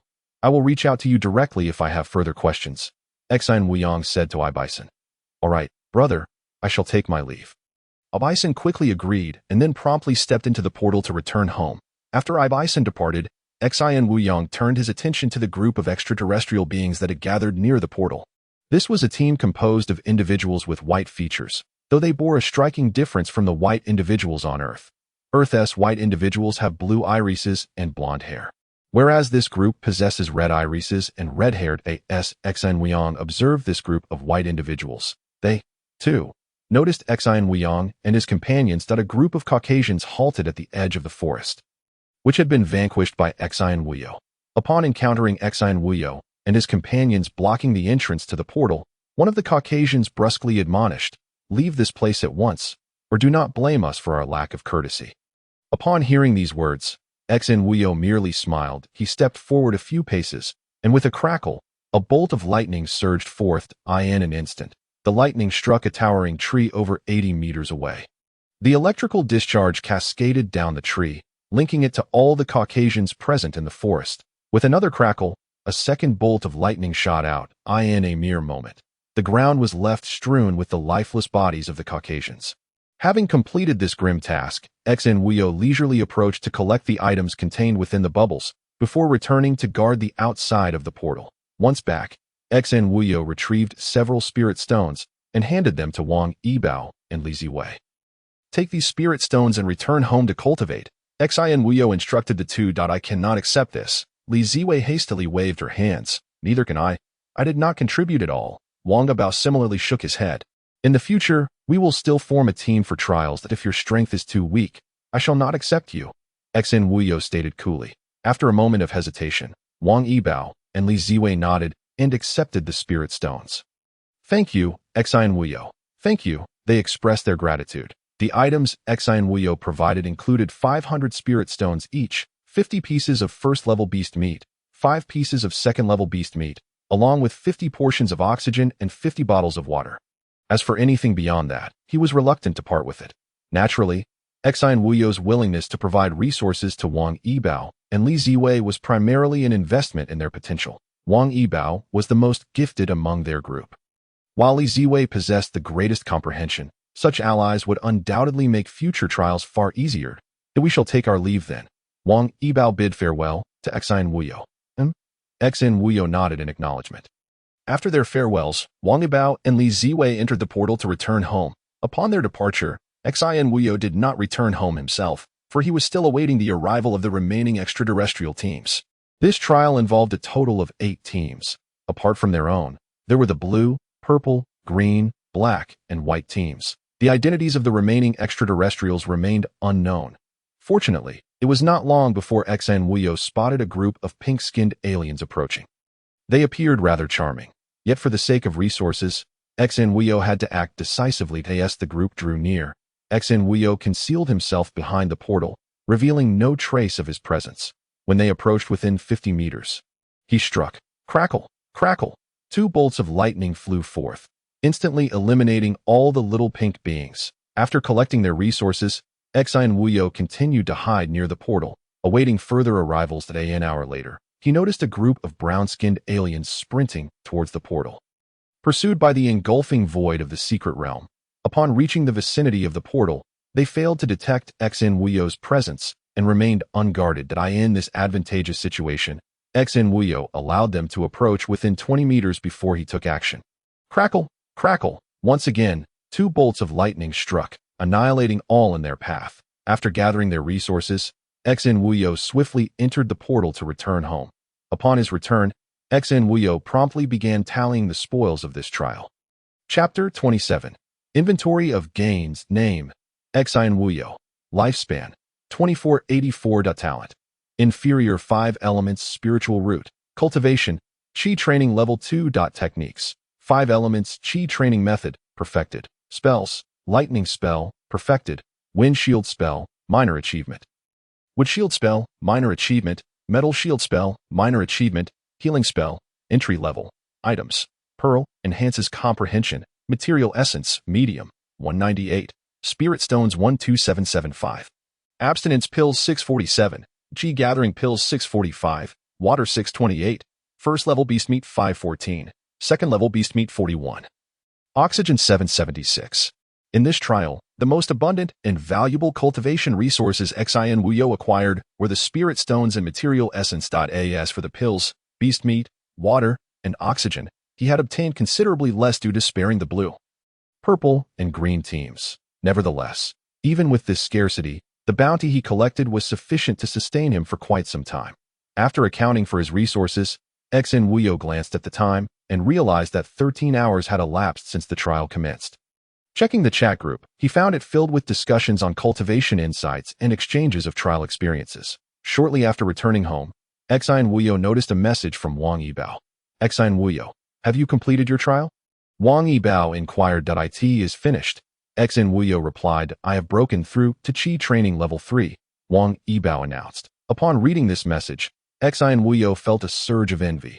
Wang Yibao needed only to absorb 100 spirit stones to achieve her breakthrough, while he required 500, an envy-inducing disparity. Congratulations, he replied to Wang Yibao. At that moment, Xin Wuyo noticed another private message notification. Xin Wuyo, I have safely returned home. Thank you for the resources. Knowing you are safe has put my mind at ease. I never expected a friend from another group would send a message and require a spirit stone for it. What a rip-off. The message was from Li Ziwei, who ended with a jest about the spirit stone charge for private messages in their group. Thank you for your concern.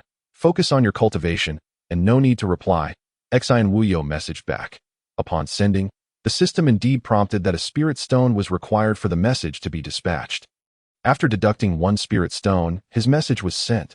Just as he finished messaging Li Ziwei, a message from a bison arrived, as well. A bison's message was quite simple, filled with compliments and greetings for Xin Wuyo.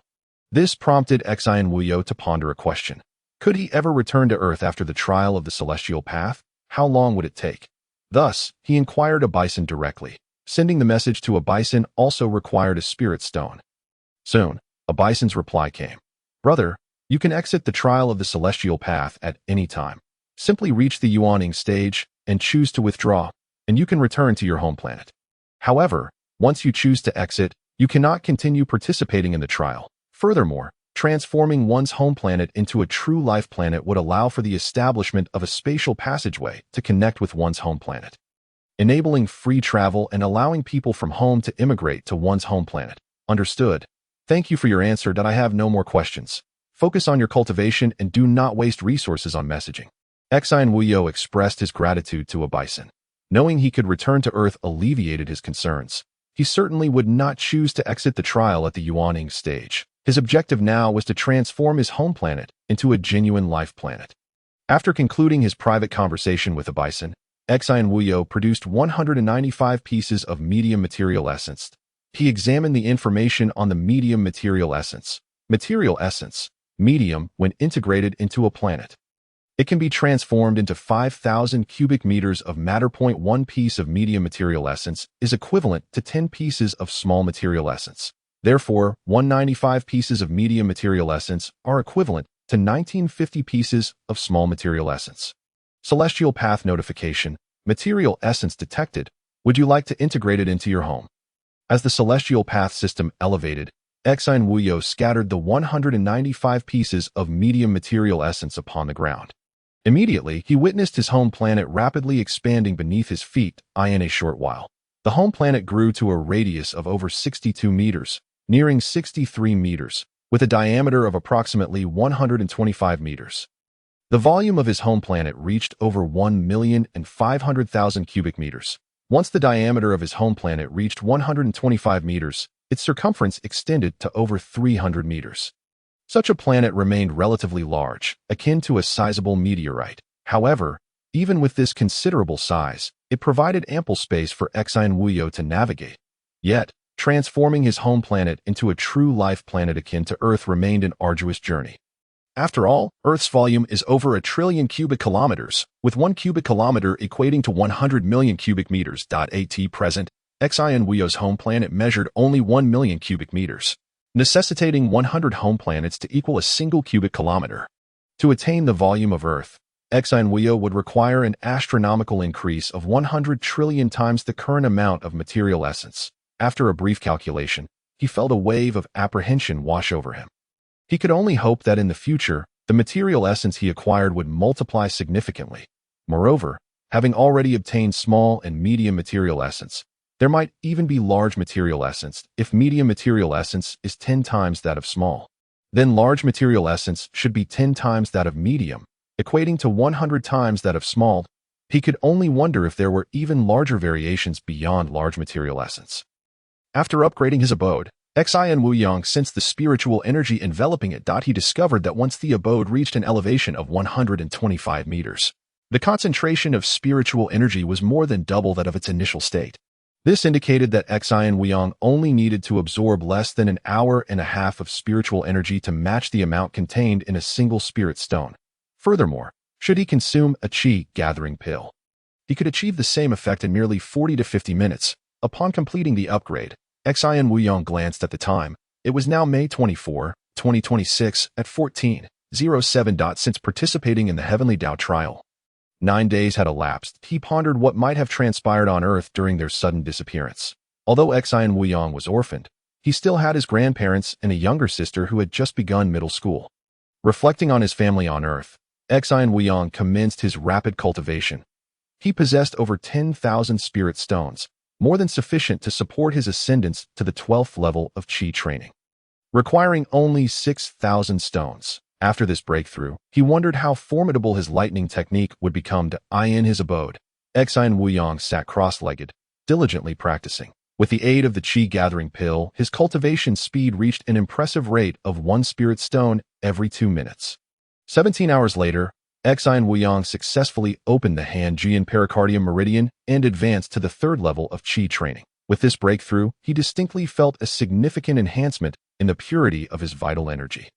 Another 17 hours passed, and Exine Wuyo opened the Han-Tian lung meridian, advancing to the 4th level of Qi training. However, he paused his cultivation to contemplate a question that had arisen during the trial.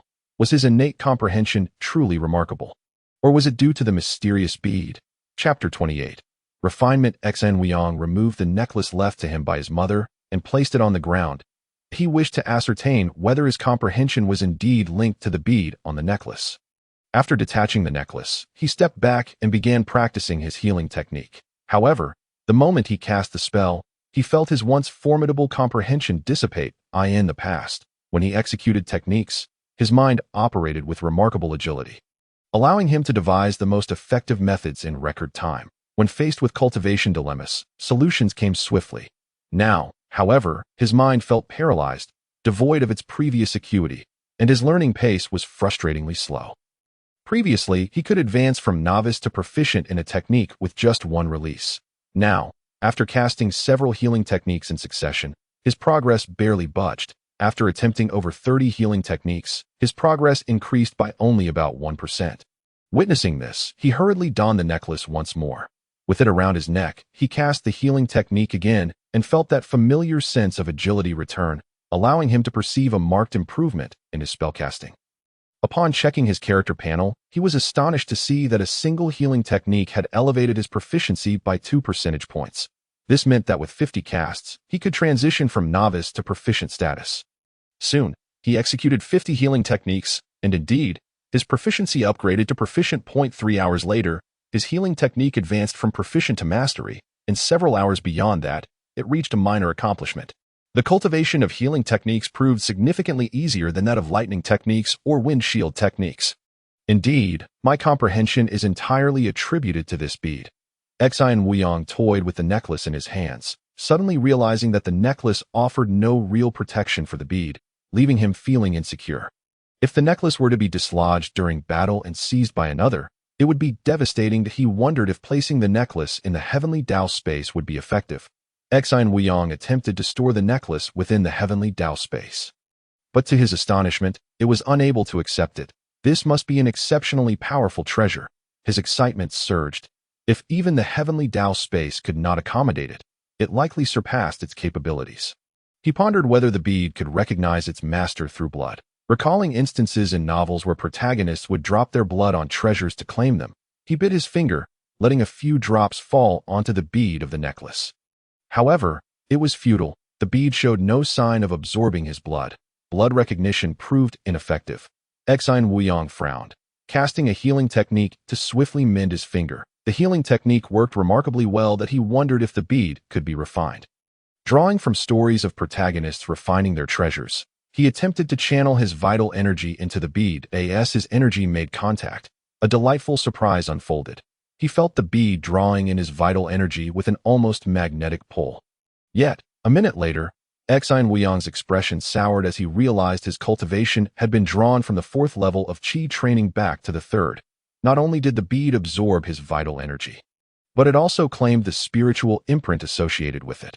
Xian Wuyong sought to halt the bead's absorption, but he found himself utterly immobilized. Simultaneously, he sensed the presence of numerous restrictions within the bead. 49. To be precise, at that moment, he felt his absorbed vital energy and spiritual imprint colliding against the first restriction within the bead. Minutes passed, and his cultivation plummeted from the 3rd level to the 2nd. After a few more moments, it fell further to the 1st level. Once his cultivation reached the 1st level, the bead continued to draw from him for several more minutes before finally ceasing. At that juncture, it appeared that the first restriction within the bead had been breached, leaving his spiritual imprint imprinted upon it. Xian Wuyong felt a profound connection forming between himself and the bead. He wondered if he could draw it into his body. Receive. Xian Wuyong silently commanded. In the next instant, the bead merged seamlessly into his hand, vanishing without a trace. All that remained was the necklace, now devoid of its precious bead. Although the bead had disappeared, Xian Wuyong could distinctly feel it within his body. Indeed, it worked. I must have refined the bead. Xian Wuyong rejoiced, despite his cultivation being drawn back to the 1st level of Qi training. He no longer had to fear losing the bead to others. That he pondered whether his comprehension would still be intact while practicing techniques. His comprehension was paramount. If refining the bead diminished it, he would be devastated. Hastily, he cast a healing technique, and a look of delight crossed his face as he realized that not only was his comprehension intact, but it appeared to have nearly doubled. Checking the time, he noted it was now May 26, 2026, at 14:43. After a brief calculation, he surmised that many would soon exhaust their oxygen supply. Opening the chat channel, he encountered numerous messages lamenting that their oxygen reserves would last only 10 hours. Looking at the number of participants in the chat group, he noted that only 419 remained. He wondered how many would still be present after the 2nd trial concluded. Xian Wuyong recalled what a bison had told him. The larger the group, the greater the advantage in team trials. Should he extend assistance to those in the group? He contemplated providing some cultivation resources to the group, but hesitated. Those resources had been hard-earned. However, if he withheld help, many could perish in the 2nd trial. He was ruthless in combating aliens, but aliens would show no mercy in return. If only he could find a way to strike a balance. After much deliberation, an idea struck him. Chapter 29. The solution. His plan involved lending out surplus cultivation resources. He was not concerned about the resources being returned. thanks to the Heavenly Tao oath to as long as the oath was made.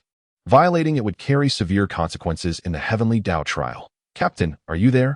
Xin Weiyang messaged Wang Yibao.im. Wang Yibao replied almost instantly, I have a matter to discuss with you. Speak. You recall the last time Bison mentioned that the more individuals who survive in the group, the better it is? Yes, I remember. What's on your mind?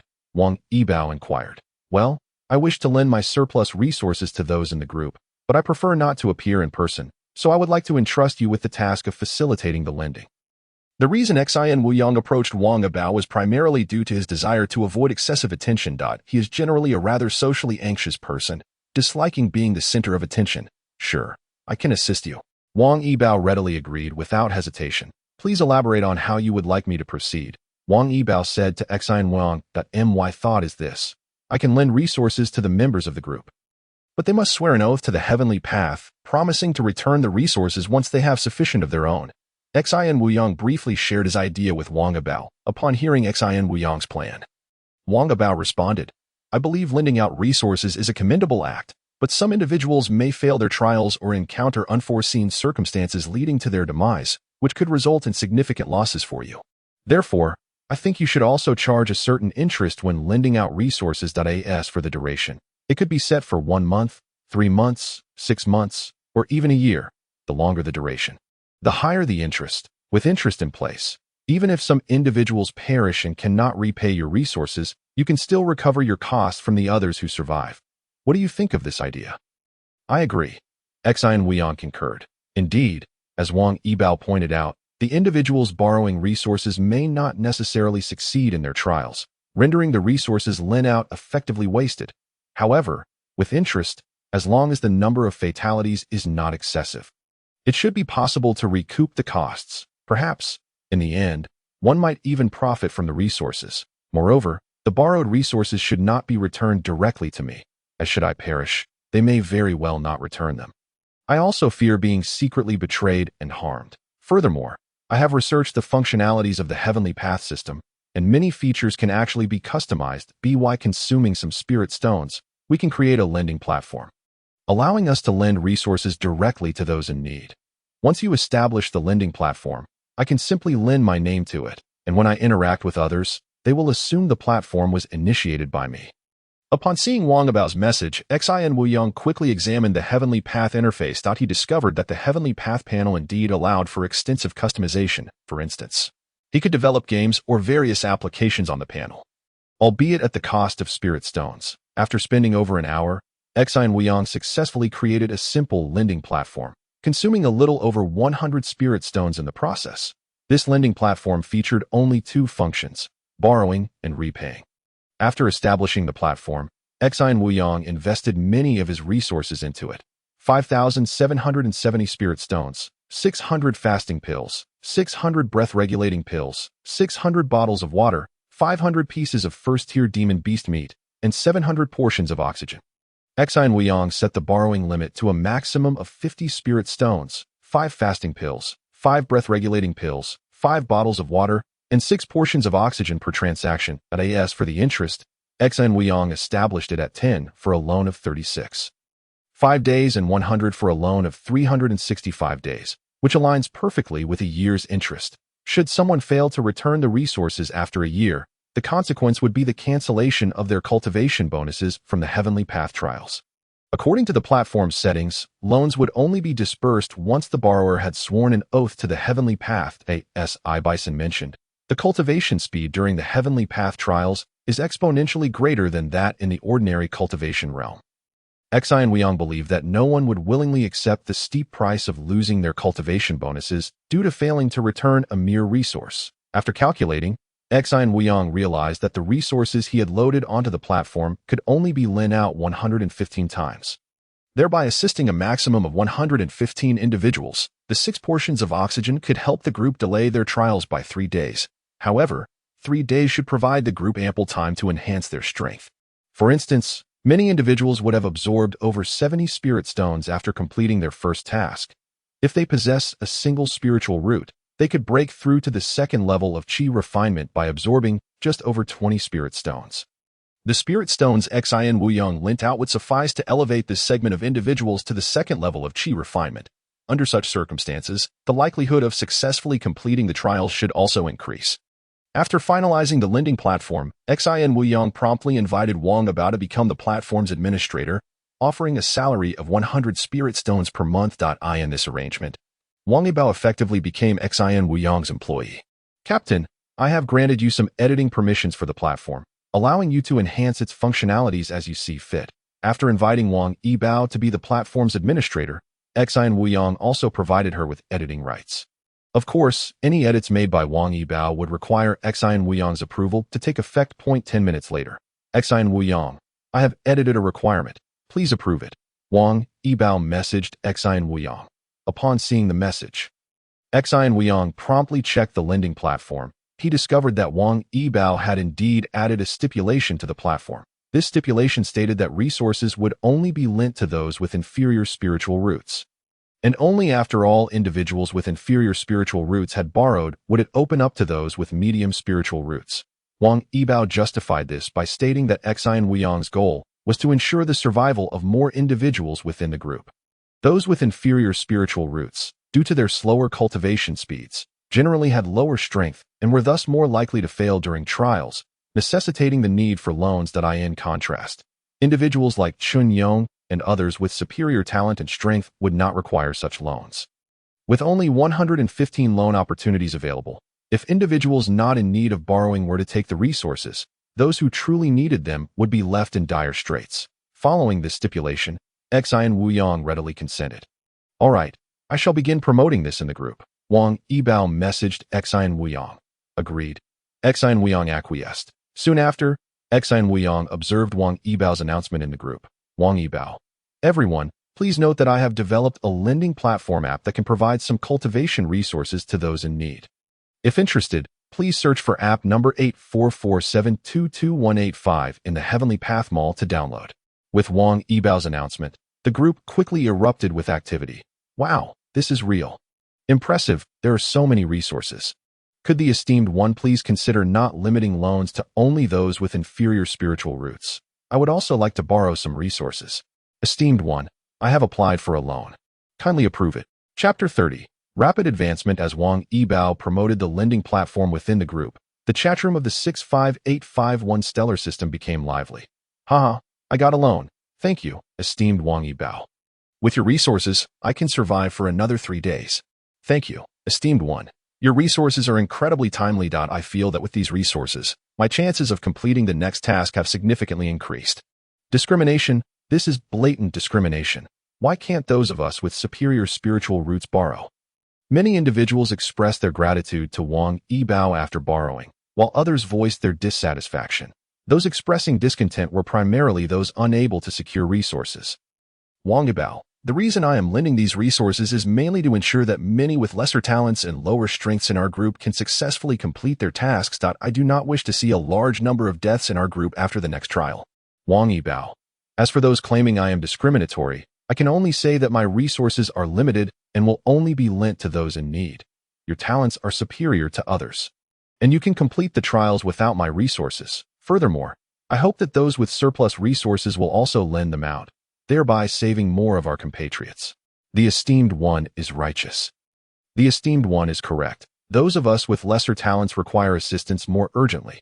Lending to us is akin to providing timely help, while lending to those with superior talents merely adds a finishing touch. Thank you, esteemed Wang Yibao. I will remember your kindness for a lifetime. Wang Yibao. That is unnecessary. Borrowing my resources comes with interest, and the rates are quite high. This is primarily because I fear that some may borrow resources and fail their trials, which would result in significant losses for me, hence the imposition of interest. I completely understand. No one expects the esteemed one to aid others without cost. Everything has its price, and if one does not wish to repay interest, they need not borrow. The esteemed one is correct. The fact that you are able to assist us is already commendable. Anyone requesting the esteemed one to lend resources without interest is either naive or foolish. I have a profound dislike for such individuals. Borrowing resources from the esteemed one should not come at a loss to you. Within the group, there was immense gratitude towards Wang Yibao for lending resources. Although some individuals expressed dissatisfaction with the high interest rates, they did not voice their concerns openly. The current situation was clear. Without these resources, many would likely perish. However, with these resources, many could survive. Faced with the issue of life and death, everyone instinctively knew what choice to make. In peaceful times, a 100 annual interest rate would undoubtedly be considered usury. However, within the context of the Heavenly Path trials, it equates to a lifeline. Wang Yibao, I recall you mentioned in the group that you have mastered both your techniques and methods to an expert level. Initially, I was skeptical, but now I find myself inclined to believe it.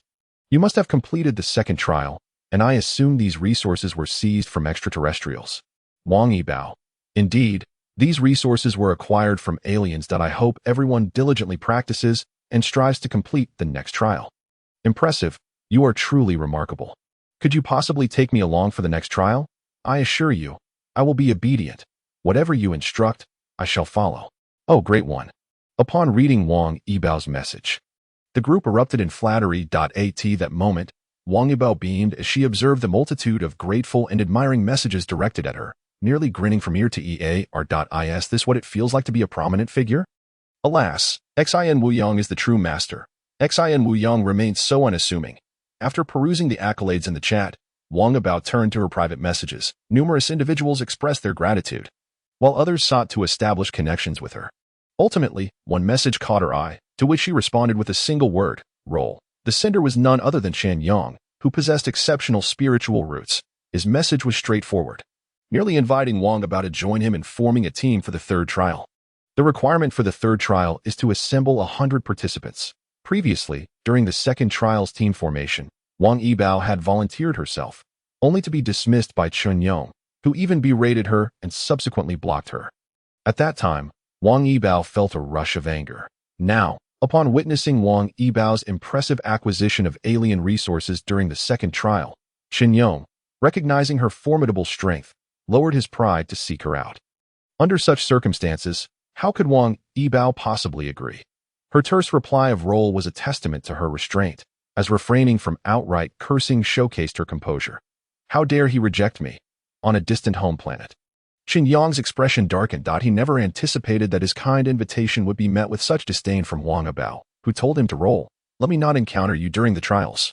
Just as Wang Yibao began distributing loans to the group, Xin Wuyang resumed his training. On May 27, 2026, at 9:14 a.m., Xin Wuyang's cultivation advanced from the first to the second level of qi refinement.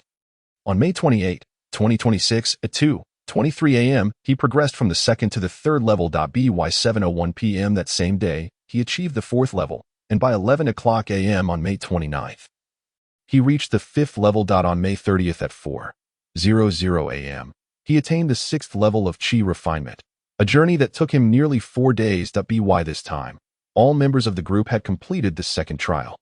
Xin Wuyang reviewed the member list and noted that, following the second trial, the group size had diminished from 419 to 374, resulting in the loss of 45 individuals. Sigh, Xin Wuyang lamented. Even after lending out surplus resources, such significant casualties were unavoidable. Fortunately, this loss was considerably less than in previous trials. It was evident that the perpetrators of these deaths were likely extraterrestrials. Xin Wuyang's fierce retribution against them stemmed from their slaughter of numerous Earthlings. In future trials, should the opportunity arise, he would undoubtedly seek. He speculated that this must be the customary greeting of the other party, akin to the handshake of Earthlings. Xin Wang at that moment, a voice rang out. Xin Wuyang turned to see Wang Yibao sprinting towards her location. Meanwhile, upon hearing Wang Yibao's voice, Li Ziwei also noticed the two and promptly moved to join them. The three of them reunited in the trial, their excitement palpable. Xin Wuyang, you've become more handsome after just a few days. Wang Yibao teased with a smile. Captain, please don't just about me. Xin Wuyang quickly waved his hand. Unbeknownst to Xin Wuyang, his cultivation had advanced to the 12th layer of qi refinement, and the immense true energy within him was continuously transforming his body. In just a few days, his skin had become significantly fairer. Xin Wuyang, what level of cultivation are you at now? Wang Yibao inquired. I am currently at the 12th layer of qi refinement. Wow, you are truly impressive, Xin Wuyang, Li Ziwei exclaimed, her excitement evident. Li Ziwei, What level are you at? Xian Weiyang asked. I am only at the 4th layer of Qi refinement, Li Ziwei replied, her expression tinged with disappointment.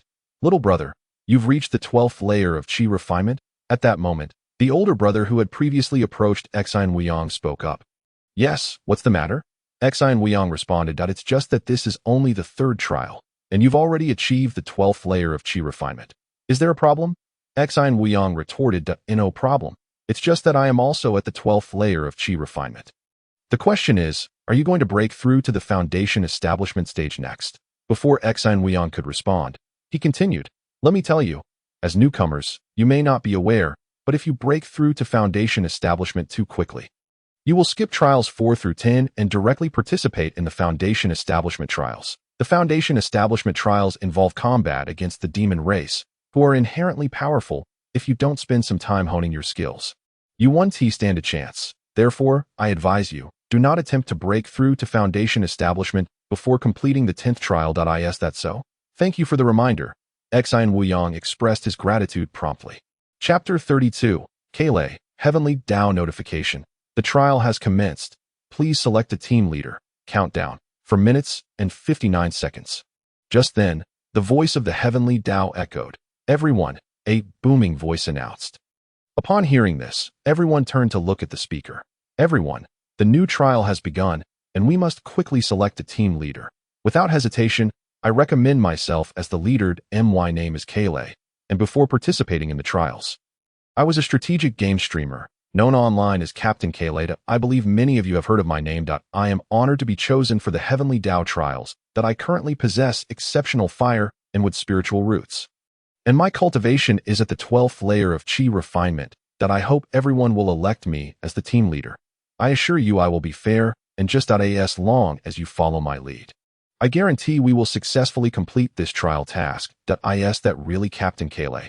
At that moment, the older brother who had conversed with Xian Weiyang expressed his astonishment. Big brother, do you know this person? Xian Weiyang asked. Yes, he is quite a famous streamer on our planet. The older brother explained. If he is such a prominent streamer, why doesn't he form his own team to participate in the trials? Xian Weiyang questioned, perplexed to Xian Weiyang. A top streamer could easily rally 100 participants for the trials. The older brother shook his head and clarified. You don't understand. If you form your own team, you want to find 100 teammates at the same cultivation level as you. Why is it necessary to find 100 people all at the 12th layer of Qi refinement? Xian Weiyang asked in confusion. The older brother elaborated. Because the matching mechanism of the Heavenly Dao trials is based on the highest cultivation level within the team. For instance, if you are at the 12th layer of Qi refinement, the enemies matched against you will all be at that same level, including the demon beasts encountered during the trials. If you bring a group of individuals at the 3rd or 4th layer of Qi refinement, will you even stand a chance? Do you understand what I mean? Are you saying that all participants in our trial are at the 12th layer of Qi refinement? Xian Weiyang inquired. Astonished, the older brother shook his head. Not everyone, though. Your 2 teammates aren't at the 12th layer, are they? He glanced regretfully at Wang Yibao and Li Ziwei. It's fine that you only brought 2 lower-level teammates this time. But in the future, be cautious not to bring a large group of lower-level individuals to the trials. When our planet first started participating in the Heavenly Dao trials, many were unaware.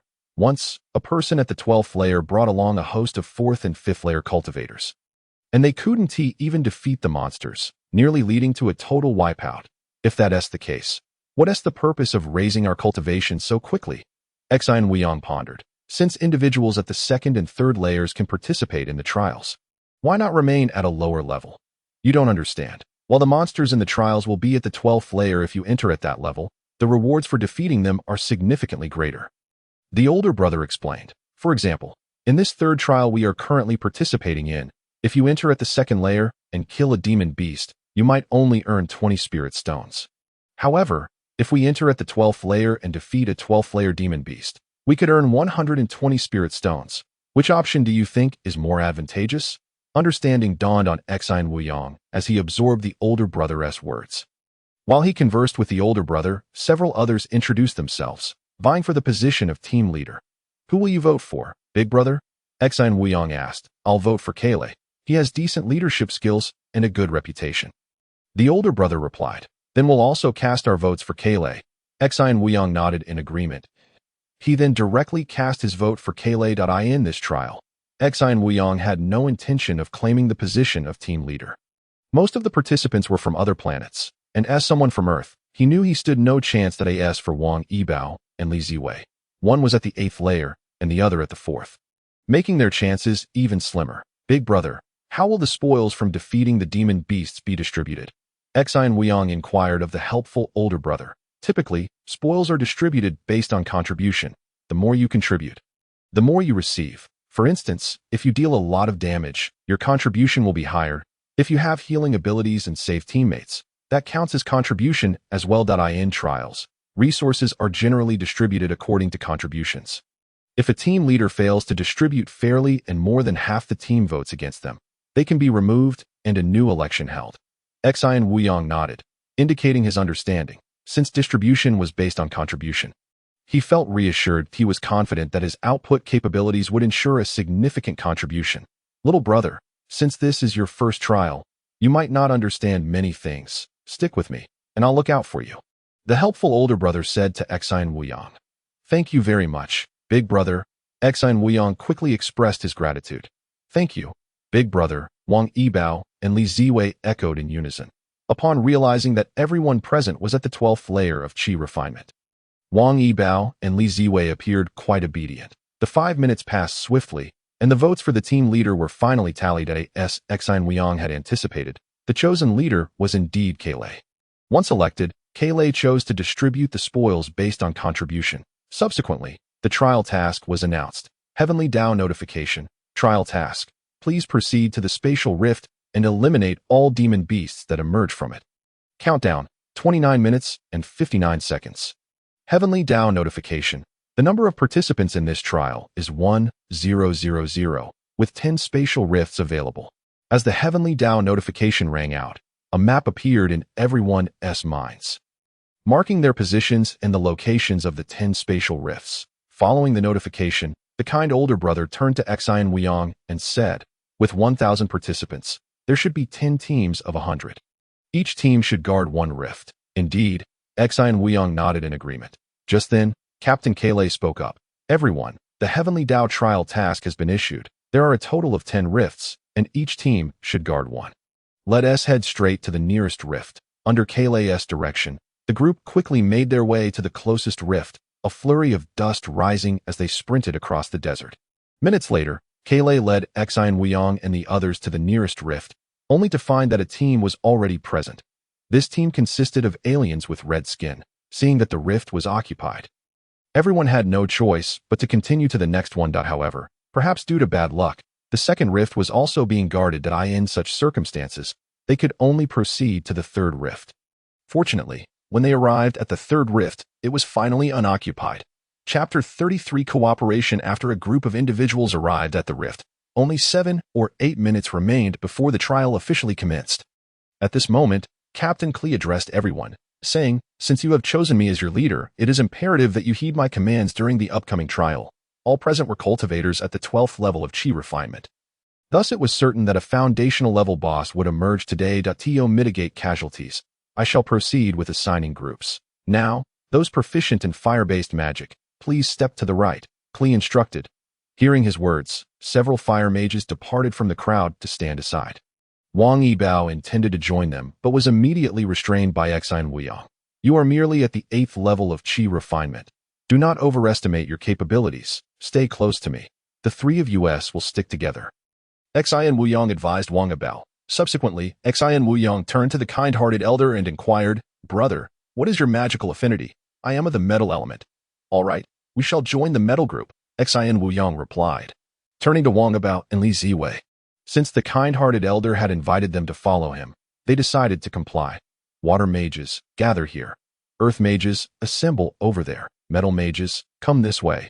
Those with mixed affinities may join any team of their choosing. Soon, Klee had efficiently organized everyone into their respective teams. Next, I kindly ask the Earth mages to assist in transforming the terrain in front of the spatial rift into a defensible position. I will allocate additional contributions to those involved. Water mages, please be ready to fill the pits created by the Earth mages with water to hinder the movement of the beasts. Following Klee's commands, The earth cultivators swiftly began to alter the landscape, creating numerous large pits, which the water mages promptly filled with water. The other cultivators stood by, awaiting the commencement of the trial. Before long, the trial began. Under the gaze of all, a multitude of beasts surged forth from the spatial rift. As the creatures emerged, a barrage of attacks was instantaneously unleashed by the human cultivators, due to the sheer volume of participants. Most struck from a distance of 200 meters. With sufficient numbers, accuracy was of little concern. This was akin to firing a gun without rifling, while a single gun might struggle to hit a target at a distance of several dozen meters. 100 or 1,000 guns would render precision irrelevant. Roars echoed as a large swarm of beasts, numbering nearly 100, charged forth. Upon their entrance, they were met with a relentless assault from the cultivators, eliciting furious howls in response. In the next moment, countless beasts charged towards the group of cultivators. However, thanks to the prior alterations made by the earth mages, the beasts could not traverse the terrain with ease.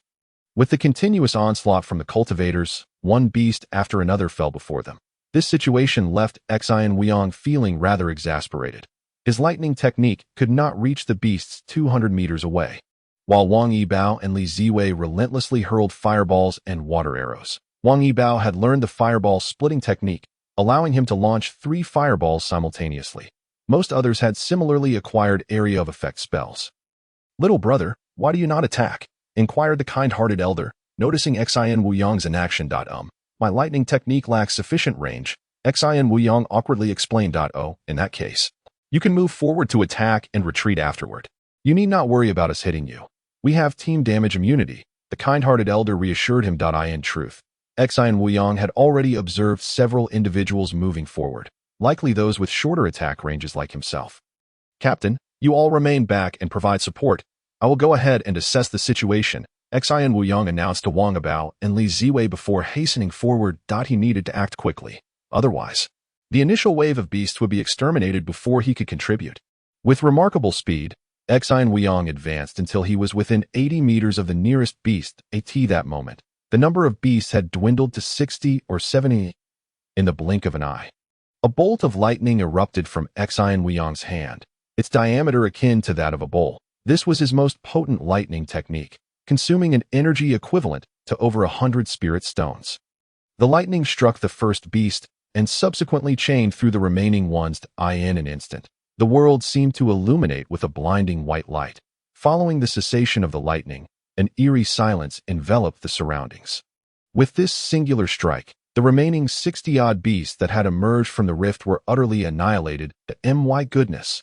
Observing the devastation wrought by Xian Weiyang's lightning technique, many were left agape in astonishment. Yet, at that moment, Xian Weiyang was enveloped in sheer elation. Heavenly Down notification. You have acquired Spirit Stones 7440, Fasting Pills 744, Energy Gathering Pills 744, Flesh of 12-Layer Chi Refinement Beasts 62, Water 744, Oxygen 744. Oh my gosh! Oh my gosh! Oh my gosh! I've struck it rich! Xian Weiyang exclaimed in uncontainable excitement. He had not anticipated such bountiful rewards for slaying beasts at the 12th level of Chi refinement. Truly, it was worthy of a large-scale team task, and indeed, the beasts were of the 12th level. Xian Weiyang was pleasantly surprised by the fragility of the 12-layer Chi refinement beasts under his lightning onslaught. Unbeknownst to Xian Weiyang, his perfected lightning technique possessed a destructive power that rivaled many early foundational cultivators. Generally, individuals find it most accessible to progress from novice to adept. However, advancing from adept to minor mastery presents a significant hurdle. And from minor mastery to major mastery is yet another challenge. Achieving perfection from major mastery is akin to scaling a mountain. Typically, even someone as gifted as Li Ziwei would require at least a year to elevate their technique to perfection. Yet, within the trial world, a year could see many ascending to the golden core or nascent soul stages. Individuals like Xian Weiyang, who could elevate their techniques to perfection during the Qi refinement phase, were nearly non-existent. Esteemed friend, as Xian Weiyang reveled in his newfound fortune, Kli approached him with a group of others. "May I inquire as to how you wish to be addressed?" Kli asked respectfully. Xian Weiyang, he replied with a nod, revealing his name. Given Kli's courtesy, he felt it inappropriate to adopt a stern demeanor. Chapter 34 Politeness Taoist Xian Weiyang. Your lightning attacks are incredibly formidable. This has rendered it difficult for the rest of us to acquire substantial resources. Would it be possible for you to temper your onslaught? Klee cautiously suggested. Wary of provoking Xian Wuyong's eye in truth, Klee was not intimidated by Xian Wuyong, as their teammates possessed damage immunity, rendering them impervious to harm. However, should Xian Wuyong continue to obliterate the beasts effortlessly, their trial would feel futile. Moreover, with team damage immunity, they could not retaliate against Xian Wuyong. Thus, Klee merely hoped for Xian Wuyong to ease his efforts, allowing others to share in the spoils. Most importantly, he did not wish to offend such a formidable presence. After all, within the Heavenly Dao trial, one could never predict when they might encounter such a powerhouse. To offend him would invite trouble for both himself and his compatriots. Ease my efforts? Very well. After a moment's contemplation, Xian Wuyong nodded in agreement. Given Klee's gentle entreaty, he was inclined to show some leniency.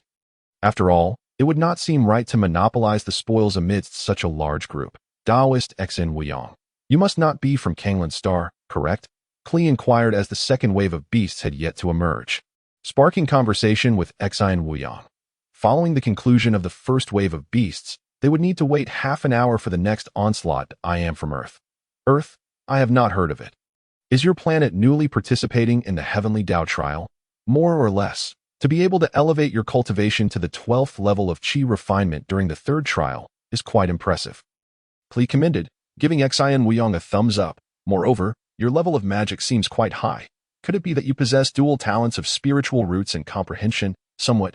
Primarily, my strong comprehension allows my Qi refinement technique to reach an elevated level, thus accelerating my cultivation. Xian Wuyong replied nonchalantly.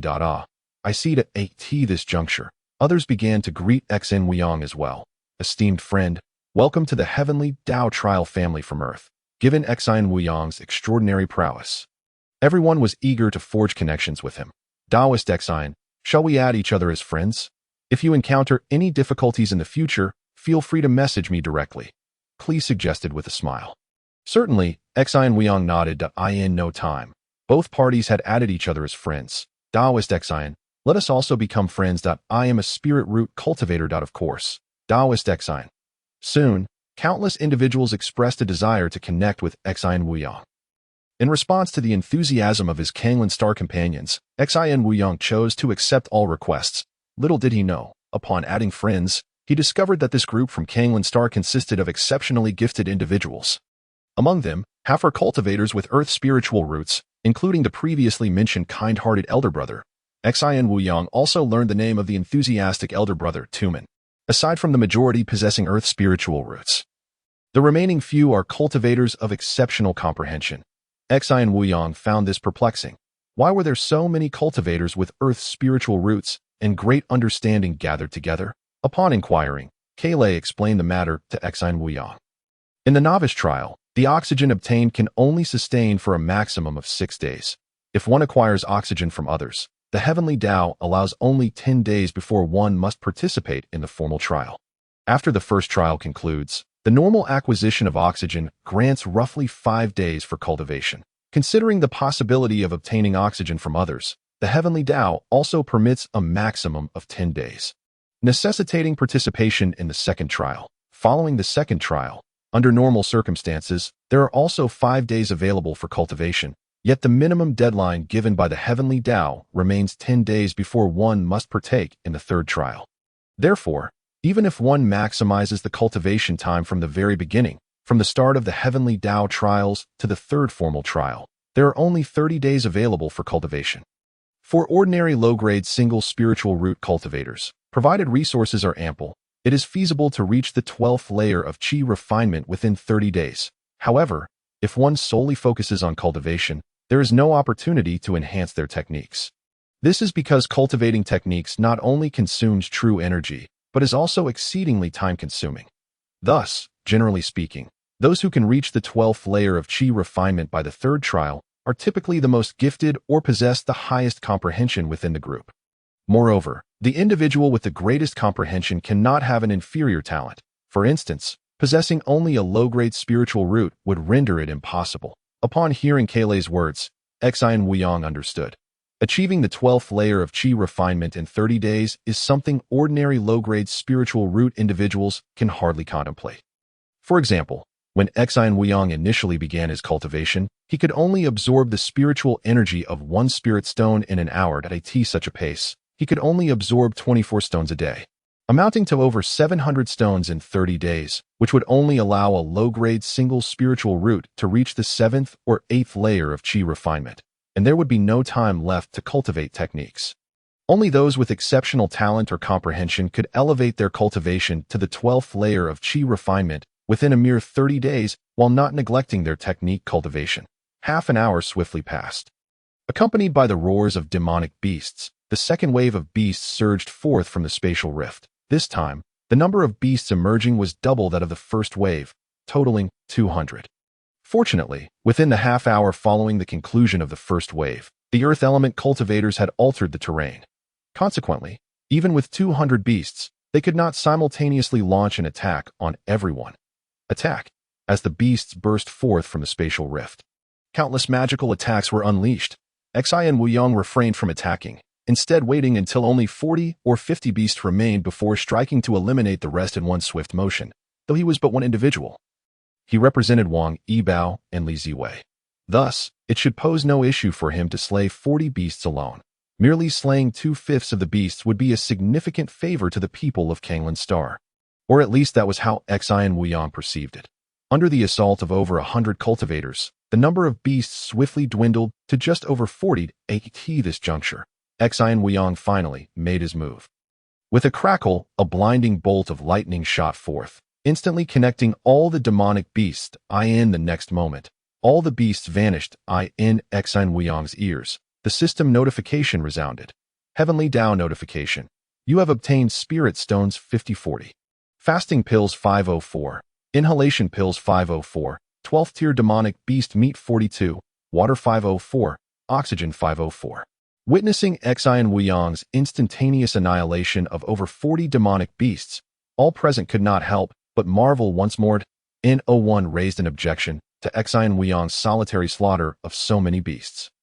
After all, if Xian Wuyang chose to disregard the rules, he could easily claim all the beasts for himself, and due to the presence of teammates providing damage immunity, they had no means to challenge him. Just as in the second trial, where Xian Wuyang had single-handedly taken down such a multitude of beasts, his teammates had been utterly helpless against him. The cultivation world operates on the principle of the survival of the fittest. If you are strong, it is only natural that you acquire more resources. Chapter 35. Tumen's words. Xian Daoyu. Impressive. Kayle exclaimed with a smile, giving Xian Wuyang a thumbs up. The lightning technique is indeed formidable. It is no wonder that it is a technique exclusive to those with water, fire, and metal spiritual roots. After a round of praise from the group directed at Xian Wuyang, they each sat cross-legged to recover their true energy. Elder Brother Tumen, how many demonic beasts typically appear in this trial? Xian Wuyang inquired of the kind-hearted Elder Brother Tumen as he regained his energy after the second wave of beasts had concluded. Tumen pondered for a moment before replying, based on the experiences of other tribes participating in the Heavenly Tao trials, under circumstances like ours, the number of demonic beasts of the same level will generally not exceed tenfold in a single instance. Tenfold. So, does that mean this spatial rift could potentially unleash 1,000 demonic beasts at once? Roughly, Tumen nodded. This is why the trial requires our cooperation. If we act independently without coordination, we cannot complete such a trial. For instance, if the earth element cultivators do not cooperate to alter the terrain, the demonic beasts could charge through and attack us without affording us space or time to counter. If there were no wood element healers, we would have no one to tend to our injuries. Just imagine, if everyone acts without cooperation, would one person be able to fend off 10 demonic beasts of the same level without feeling overwhelmed? Hearing this, Xian Wuyang nodded that it certainly seemed that mutual cooperation was essential for the successful completion of the task. However, this also greatly pleased Xian Wuyang, for if there were a sufficient number of demonic beasts, the resources he could acquire for cultivation would increase correspondingly. Half an hour later, the third wave of demonic beasts emerged. Upon bursting forth from the spatial rift, this group of beasts immediately spotted the cluster of individuals outside and charged towards them with bloodshot eyes. Yet, they were met with walls of earth and large water pits, rendering their charge futile. In that moment, countless cultivators unleashed their attacks. This time, the number of beasts had increased by 100, urging everyone to give their all. With the combined assaults of the multitude, one beast after another fell to the ground. After a span of several minutes, only 60 beasts remained. With a crackle, a bolt of lightning streaked across, instantly decimating a significant portion of the 60 beasts. Another flash of lightning followed, and all the beasts were eradicated. Heavenly Down notification. You have obtained Spirit Stones 7,800, Fasting Pills 780, Inhalation Pills 780, 12th Tier Demonic Beast Meat 65, Water 780, Oxygen 780. Excellent, truly excellent. Xian Wuyong was exceedingly satisfied with today's trial. The rewards were indeed plentiful. In the previous trial, Xian Wuyong had looted all the teams and had only garnered over 12,000 Spirit Stones. Now, after merely 3 waves of beasts, he had amassed a total of 20,000 Spirit Stones. Brother, your attacks are incredibly powerful. I envy you greatly. Tumen expressed his admiration upon witnessing Xian Wuyong's ability to annihilate a large group of beasts in one go. Yet, elder brother Tumen, you mentioned that we are all reaching the 12th layer of Qi refinement and are on the verge of foundation establishment. What purpose do we serve in acquiring such abundant resources now? Is it true that one cannot obtain Spirit Stones during the foundation establishment trials? Xian Wuyong suddenly inquired of Tumen. At that moment, Xian Wuyong realized a crucial point. Having already reached the 12th layer of Qi refinement and being about to break through to foundation establishment, why was he still gathering so many Spirit Stones during the Qi refinement trials? Would it not be more prudent to directly venture into the foundation establishment trial grounds, while others may not have adequately honed their techniques? His lightning technique was already perfected. Upon hearing Xian Wuyong's question, Tumen waved his hand and said, Brother Xian Wuyong, you may not be aware, but the resources we gather are not meant for just one person. What do you mean? Xian Wuyong asked, puzzled. What I mean is, we have so many kin. Their strengths are low, and they cannot acquire sufficient resources for cultivation. Without cultivation resources, they will be eliminated. Therefore, as the talented ones in our tribe, it is our duty to step forward and acquire ample resources for those with inferior qualifications. Do you understand what I am saying? This, Xian Wuyong still struggled to comprehend. Isn't this something only a saint would do? He is not a saint. Perhaps sensing Xian Wuyong's thoughts, Tumen asked, Little brother, do you believe that the lives of others have nothing to do with you? Xian Wuyong nodded. You are mistaken. Tumen waved his hand towards Xian Wuyong, saying, if it were other outsiders, like you and me, it would be understandable if you chose not to assist me. However, when it comes to your compatriots from the same planet, you ought to lend a hand. Why? Because no matter how talented you are, if there are no kin to assist you, your final personal trial is destined to fail. Of course, this is assuming you can make it to the final trial. The final trial? Indeed, the final trial. If you succeed, you may ascend to immortality. If you fail, it means death, Tumen affirmed. Elder brother Tumen, could you elaborate? Xian Wuyong eagerly inquired. Tumen nodded. This is not a secret. Many races that have participated in numerous trials are aware of this matter. According to the historical records of my clan, on a planet with a population of 10 billion, it takes nearly 300 years for an individual capable of passing the final trial to emerge. Furthermore, the chances of someone successfully overcoming the final trial and achieving immortality are exceedingly slim, with fewer than 1 in 10 succeeding. Consequently, many races have failed to produce even a single immortal after thousands of years of trials. It appears that the final trial is indeed exceedingly arduous, Xian Wuyong remarked in astonishment. Indeed, it is extraordinarily challenging.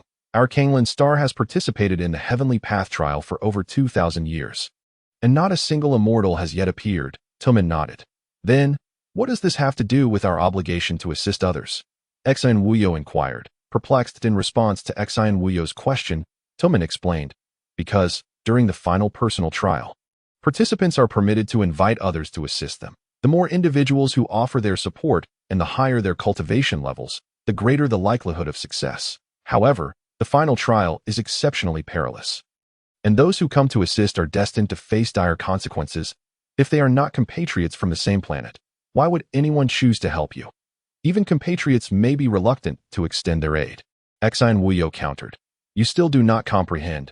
Tumen shook his head once more. Quite the opposite. Only those from the same planet will come to your aid.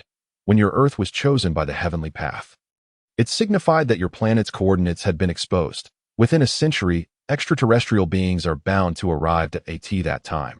If Earth does not possess a cadre of formidable cultivators for protection, it will be left vulnerable to exploitation.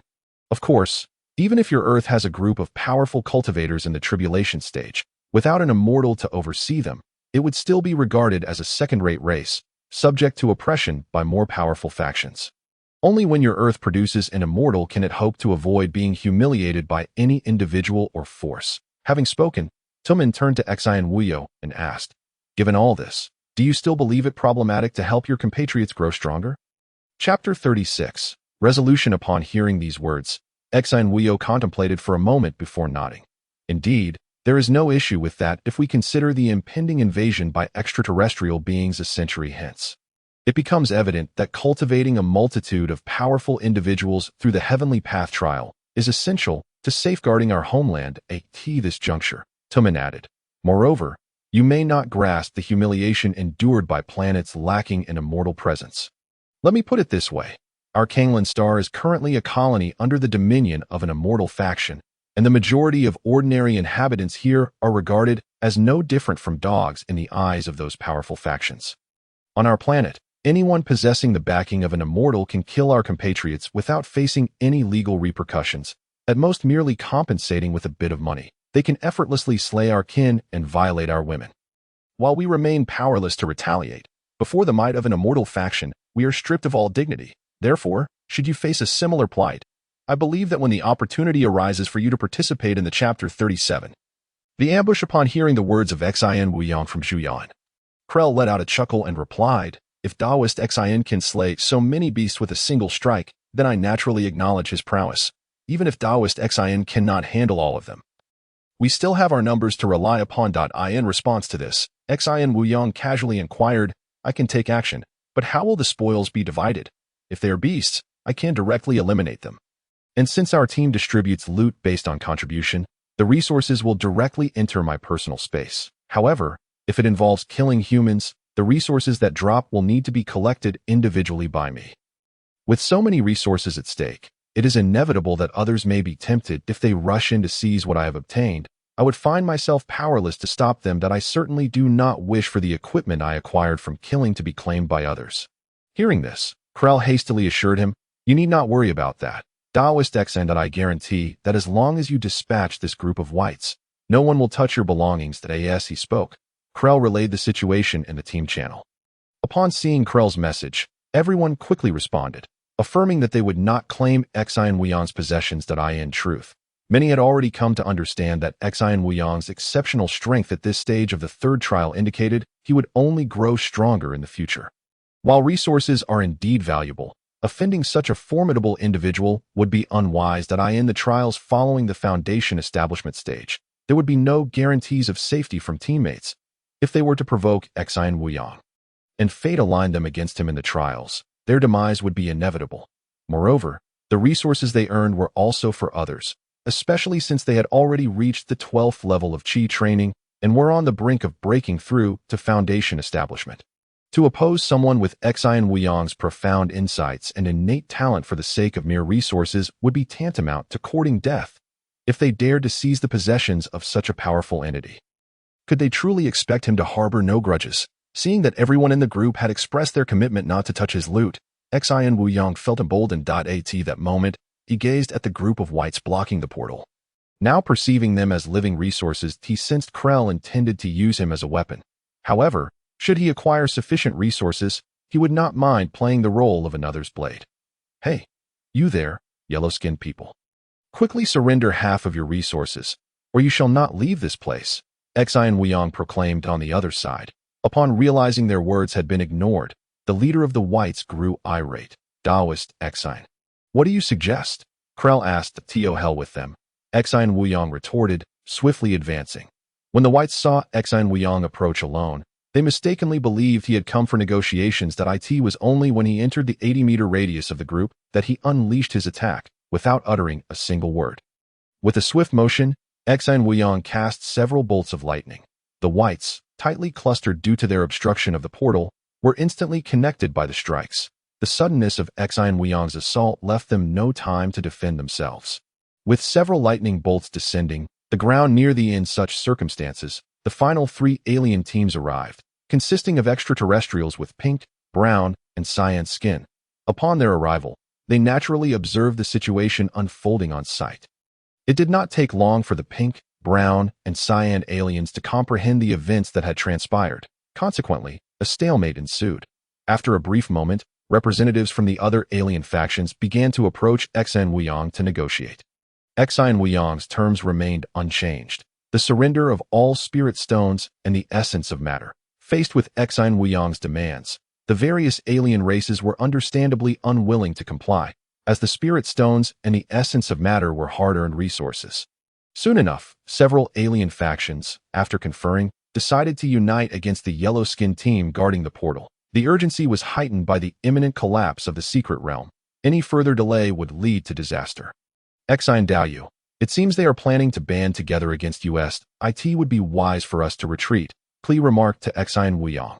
Upon hearing this, Xin Wuyong contemplated for a moment and replied, "Let's withdraw. I will cover your escape." Hearing Xin Wuyong's declaration, Klee immediately addressed everyone. "There are too many enemies. We cannot fight them. Let's retreat." Following this, Klee was the first to dash into the portal in response to Klee's words. The others hastily chose to evacuate. "Captain, Li Ziwei, you must also leave quickly. I will hold them off," Xin Wuyong instructed Wang Yibao and Li Ziwei.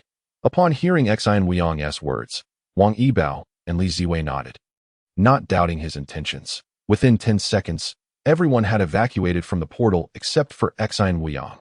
Nearby the portal, upon witnessing the yellow-skinned aliens retreating, many felt a sense of relief. However, the blue-skinned aliens did not share this sentiment. Instead, they heightened their vigilance. They had witnessed Xin Wuyong single-handedly eliminate 100 red-skinned extraterrestrials.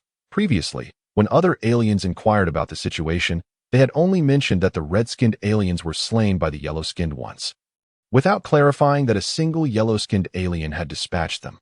Once all his companions had departed, Xin Wuyong stood beside the portal, prepared to leave at a moment's notice, simultaneously observing the rapidly collapsing secret realm. He readied himself for battle. Not long after, seeing that Xin Wuyong was the only one remaining near the portal, several aliens sprang into action. The pink, brown, and cyan teams surged toward the portal, having just sworn not to harm one another. They were unperturbed by the crowding at the portal, believing no one would attack for Xin Wuyong, who stood guard at the portal. They dismissed him entirely. Behind the 3 teams, aside from the blue-skinned aliens, additional teams of black, purple, and green-skinned aliens followed suit. Upon noticing the movement of the other aliens, Xin Wuyong swiftly enveloped himself in 3 layers of shields: wind shield, gold shield, and wood shield. As the group of aliens approached, Xin Wuyong refrained from launching an attack until they were approximately 20 meters away, at which point he unleashed his assault. Sizzling sounds echoed as he released his perfected lightning spells, each striking with deadly precision. The 3 alien teams at the forefront fell like wheat before a scythe. Witnessing this, the trailing alien factions were gripped with terror and fled in panic. Only the blue-skinned aliens remained motionless.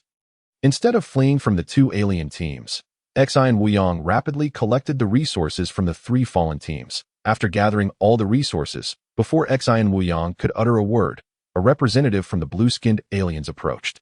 "We are willing to surrender all spirit stones and the essence of matter, hoping to be allowed to leave. Otherwise, we would rather destroy our resources than hand them over to you." Upon hearing this, Xin Wuyong pondered briefly and replied coolly, "In addition to all spirit stones and the essence of matter, I also require 90% of your oxygen." Agreed. The representative of the blue-skinned aliens responded readily. Time was of the essence, as the collapse of the secret realm was imminent. "We, too, are willing to offer equivalent resources in the hopes of securing our departure." Representatives of the black, purple, and green-skinned aliens soon arrived. Eager to join in, they had witnessed the horrifying spectacle of Xin Wuyong slaughtering 3 alien teams and understood they could not possibly contend with him. Xin Wuyong's attack range was far too extensive, and his power was exceedingly formidable, especially his area of effect spells. Thus, the 3 alien factions had no choice but to surrender their resources to save their lives. Those who reached the 12th level of Qi refinement during the 3rd trial were all prodigies from their respective races. They did not wish to perish here. Xi and Wu Yang consented to the surrender of the remaining 3 teams, fully aware that their caution towards him was warranted. If he were to force an attack, they might flee to the edge of the collapsing secret realm and choose self-destruction rather than yield their resources. It was far more advantageous to agree to their terms, thereby acquiring even more resources. Soon, all the aliens began to swear that they would relinquish all spirit stones and the essence of matter, along with 90% of their oxygen. Subsequently, Xi and Yang also took an oath that he would refrain from further aggression as long as the aliens surrendered their resources. After both parties had sworn their oaths, all the aliens transferred the resources to their representatives, who then handed them over to Xi and Yang. True to his word, Xi and Yang verified that the quantity of resources met his expectations before making his exit from the trial realm and returning to his homeland. As Xi and Yang returned home, the other aliens swiftly followed suit, hastening back to their own realms. Upon returning, Xi and Yang immediately set about assessing his gains. Name: Xi and Yang. Lifespan: 2484. Talent: Inferior 5 elements spiritual root. Cultivation: 12th level of Qi refinement.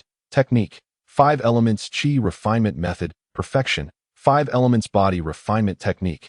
Not initiated. Spells: Lightning spell, perfection. Wind shield technique, minor accomplishment. Wood shield technique, minor accomplishment. Gold shield technique, minor accomplishment. Healing technique, minor accomplishment. Items: Pearl, enhances comprehension. Essence of matter, medium. 25236. Spirit stones 1305500. Fasting pills 94352. Qi gathering pills 94532. Water 94426. Second order monster meat 43. 12th order monster meat 8014. Oxygen 94556. The most significant gain from this trial for Xi and Yang was undoubtedly the over 25,000 units of essence of matter. Such a substantial amount would increase the volume of his home planet by over 126 million cubic meters. Combined with the planet's previous volume, it amounted to over 127 million cubic meters. Heavenly Tao notification: essence of matter detected. Would you like to fuse? Fuse. Xi and Yang did not hesitate, immediately retrieving all the essence of matter, medium, and casting it to the ground. Shortly thereafter, he distinctly felt his home planet expanding rapidly beneath his feet. In no time, the diameter of his home planet surged from 125 meters to 624 meters, while its circumference expanded from 392 meters to 1960 meters. As the diameter of the planet increased, Xi and Yang could also perceive a significant rise in the concentration of spiritual energy on its surface, at least 6-fold compared to before. If the previous concentration was rated at 1, it was now at 6, an astonishing 12 times the original concentration when the planet had a diameter of just 1 meter. Xi and Yang decided to test his cultivation on the now enlarged home planet, and soon discovered that his cultivation speed had dramatically accelerated due to the increased mass of the planet. Previously, it took him about 5 hours to absorb the equivalent of 1 spirit stone's worth of spiritual energy from his home planet. Now, with the enhancement, he could absorb the equivalent of 1 spirit stone's worth of energy in roughly 24 minutes. Of course, this figure still paled in comparison to directly absorbing the energy from spirit stones. After breaking through the 5 elements Qi refinement method to perfection, Xi and Yang's cultivation speed had reached 1 spirit stone in a minute. With the use of Qi gathering pills, his speed increased to 30 seconds per spirit stone. However, the quality of his home planet could continue to improve, and it was possible that one day his rate of absorption from the planet would surpass that of spirit stones. As Xi and Yang reveled in the transformation of his home, Wang Yibao and Li Ziwei quickly reached out to inquire about his well-being. Xi and Yang served as a pillar of support for them. His safety was of utmost importance. Following this, aside from Wang Yibao and Li Ziwei, Kli and others who had befriended Xi and Yang also sent messages of concern. Kli and the others aimed to cultivate a good relationship with this prodigious powerhouse in their eyes. After exchanging pleasantries with everyone, Xi and Yang promptly deposited the majority of the resources from the Heavenly Tao space onto the lending platform, which included 100,000 spirit stones, over 90,000 fasting pills and Qi gathering pills, as well as over 90,000 bottles of water and oxygen. Wang Yibao: Captain, I have listed some resources. Please manage the lending. Xi and Yang tagged Wang Yibao. On the other side, upon seeing Xi and Yang's shadow, Wang Yibao checked the lending platform and was instantly taken aback. This time, Xi and Wuyong directly infused the platform with over 1 million spirit stones, along with a considerable amount of pills, water, and oxygen. Xi and Wuyong, did you eliminate all the aliens from other races afterwards? Wang Yibao inquired of Xi and Wuyong. No. I merely required the remaining aliens to surrender some resources, Xi and Wuyong replied. He had not exterminated all the extraterrestrials. He had only dispatched the pink, green, and brown ones. The other aliens, paralyzed with fear, surrendered promptly, leaving him little choice in the matter. Impressive. Xi and Wuyong, your prowess is extraordinary. Knowing you is the greatest fortune of my life. All right, enough flattery. Hurry and lend out these resources, Xi and Wuyong said to Wang Yibao. Sure, but these resources are far too abundant. I believe our group of 374 people cannot possibly consume them all, Wang Yibao responded to Xi and Wuyong.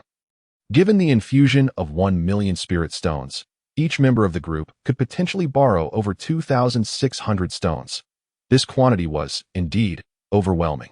After contemplating Wang Yibao's message, Xi and Wuyong shrugged and said, lend away. Let's lower the interest rate this time to 20% annually. Furthermore, please inform the group that the higher the cultivation level, the stronger the opponents they will face, so everyone should refrain from hastily increasing their cultivation level and focus on enhancing their magical skills first.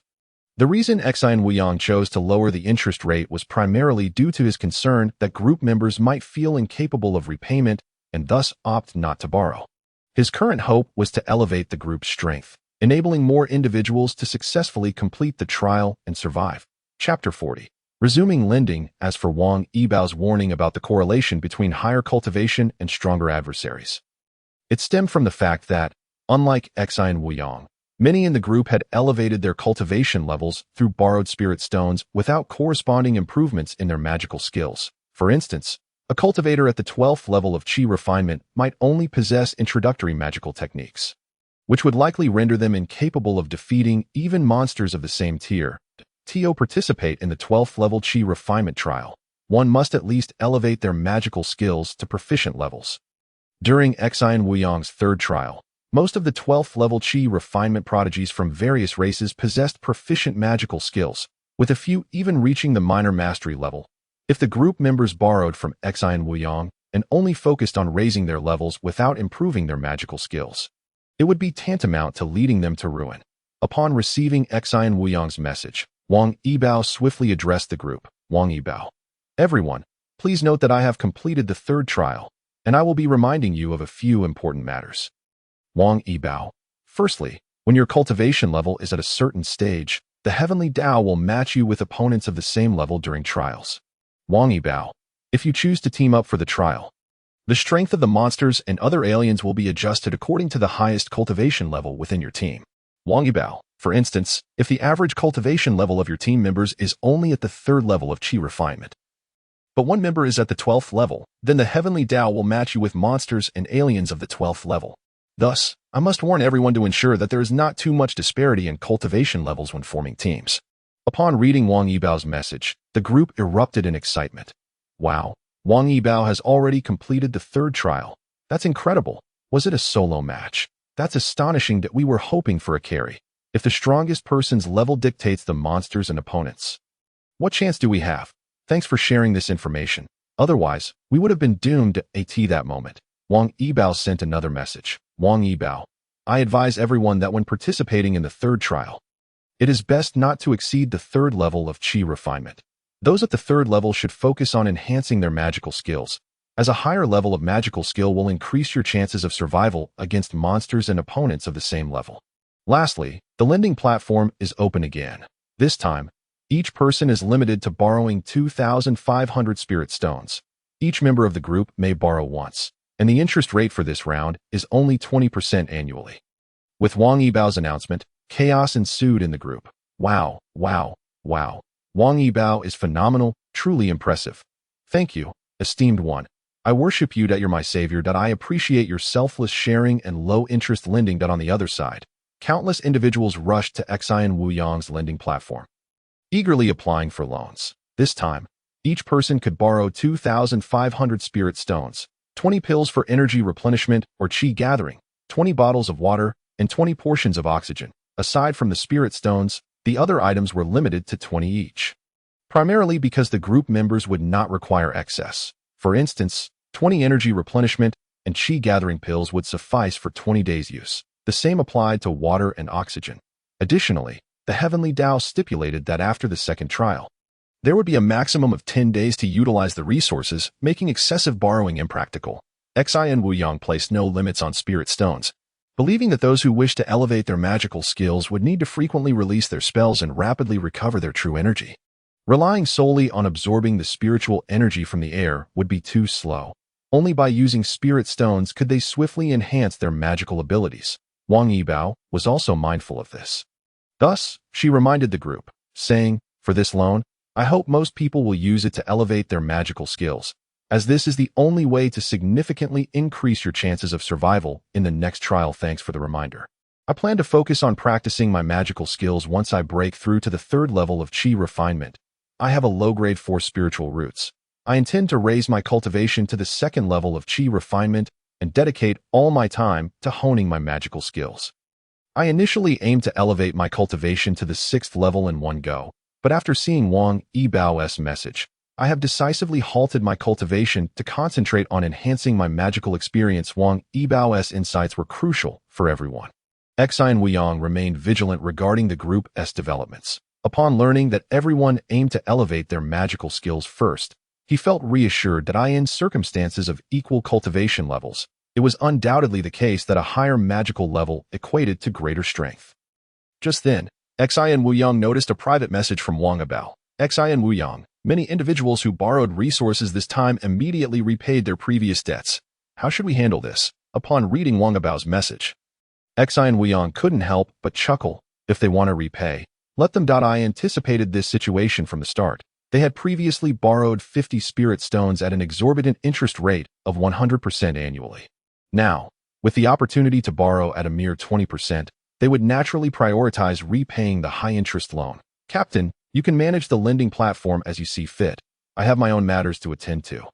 Xi and Wu Yang informed Wang Yibao before resuming his practice of the 5 elements body refinement technique obtained from the third trial. The 5 elements body refinement technique requires the circulation of 5 elements true energy throughout the body to rapidly strengthen the skin, muscles, organs, and bones. With the aid of his formidable comprehension, Xi and Wu Yang quickly grasped the fundamentals of the technique. However, as he delved into the practice, he soon found himself ravenously hungry. Recognizing this, Xi and Wu Yang hastily retrieved a piece of meat from a 12th level demon beast. Sizzle sizzle, a series of introductory level lightning strikes struck the demon meat, and before long, the entire piece was thoroughly cooked. Crunch, crunch, munch, munch, munch. In mere minutes, Xi and Wu Yang consumed the nearly 10-pound piece of 12th level demon meat. After finishing the substantial portion, he felt a surge of energy fill his body. Sensing this revitalization, Xi and Wu Yang promptly resumed the practice of the 5 elements body refinement technique.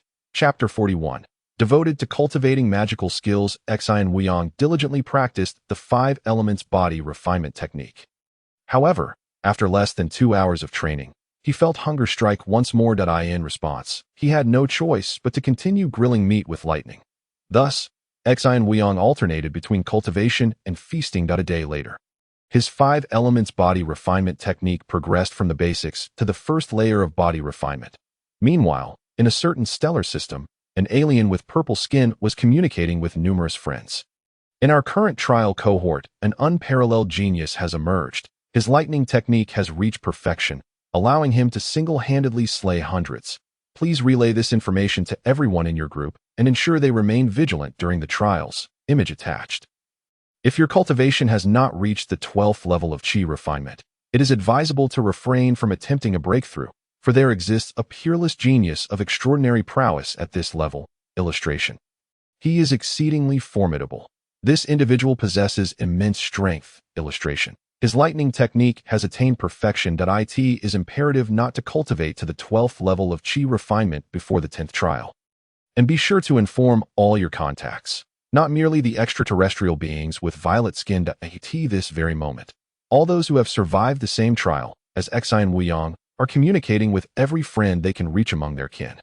The emergence of such a powerful prodigy among the yellow-skinned race necessitates heightened vigilance from everyone, as countless extraterrestrials began to disseminate information regarding Xian Wuyong.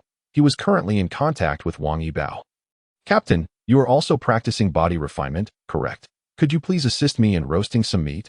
Xian Wuyong could no longer endure the taste of meat cooked with electricity. It was simply unpalatable. Fortunately, Captain Wang Yibao, possessing fire-related abilities, was perfectly suited for roasting meat. Certainly.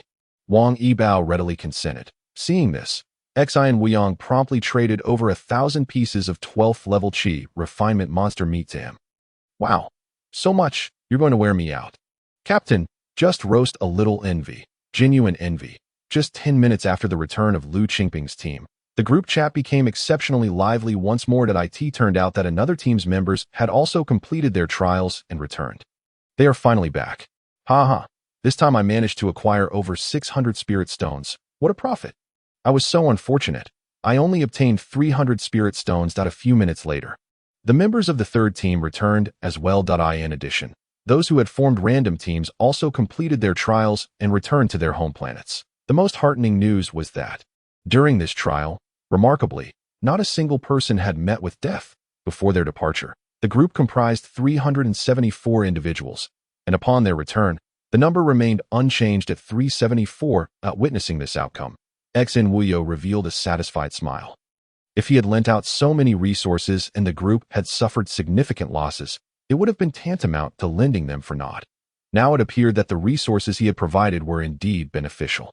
With only 10 days remaining until the fourth trial, Xian Wuyong contemplated that he must elevate his wind shield technique to perfection. 3 days later, after expending nearly 30,000 spirit stones worth of energy, he successfully advanced the wind shield technique to its utmost level. The enhancement of the wind shield technique differed from that of the lightning technique, while Xian Wuyong had repeatedly cast the lightning technique. The wind shield technique required sustained maintenance, similar to the lightning technique. The higher the level of the wind shield technique, the greater the energy consumption, and consequently, the stronger the defensive capability. With his Qi at the 12th level, Xian Wuyong could maintain the wind shield technique at full power for a maximum of about 1.5 hours. The full deployment of the wind shield technique consumed an average of over 60 spirit stones worth of energy per minute. Fortunately, the wind shield technique allowed for adjustments. He could readily downgrade it from perfection to a major accomplishment level, thereby reducing the energy consumption by a factor of 4. Of course, in a perilous situation, Xian Wuyong could instantaneously revert the major accomplishment level wind shield back to its perfected state, thereby quadrupling its defensive capabilities in an instant. Under dangerous circumstances, Xian Wuyong could maintain the minor accomplishment level wind shield. And when ambushed, he could swiftly elevate it to perfection, thus conserving a significant amount of energy. Based on Xian Wuyong's total energy reserves, if he merely maintained the minor accomplishment level wind shield, he could sustain it for 10 hours. Now, with both his lightning technique and wind shield technique at their perfected levels, Xian Wuyong did not intend to further enhance any other techniques. Instead, he sought to experiment with refining the second layer of restrictions on the orb that could enhance comprehension. After the orb acknowledged its master, Xian Wuyong acquired the method to refine the restrictions. On his home planet, Xian Wuyong sat cross-legged, his every focus directed towards the orb in his hand. He swiftly infused his internal energy and mental imprint into the white orb.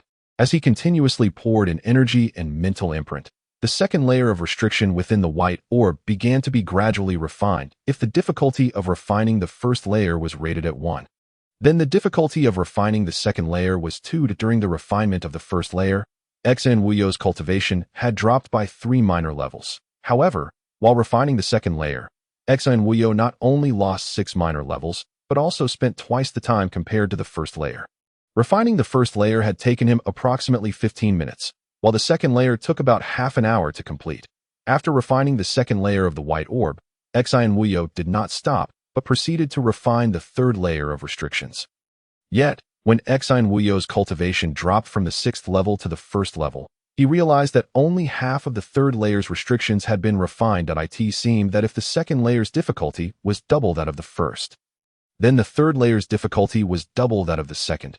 Despite the seemingly modest increase in difficulty for each layer, the orb contained a staggering 49 layers of restrictions.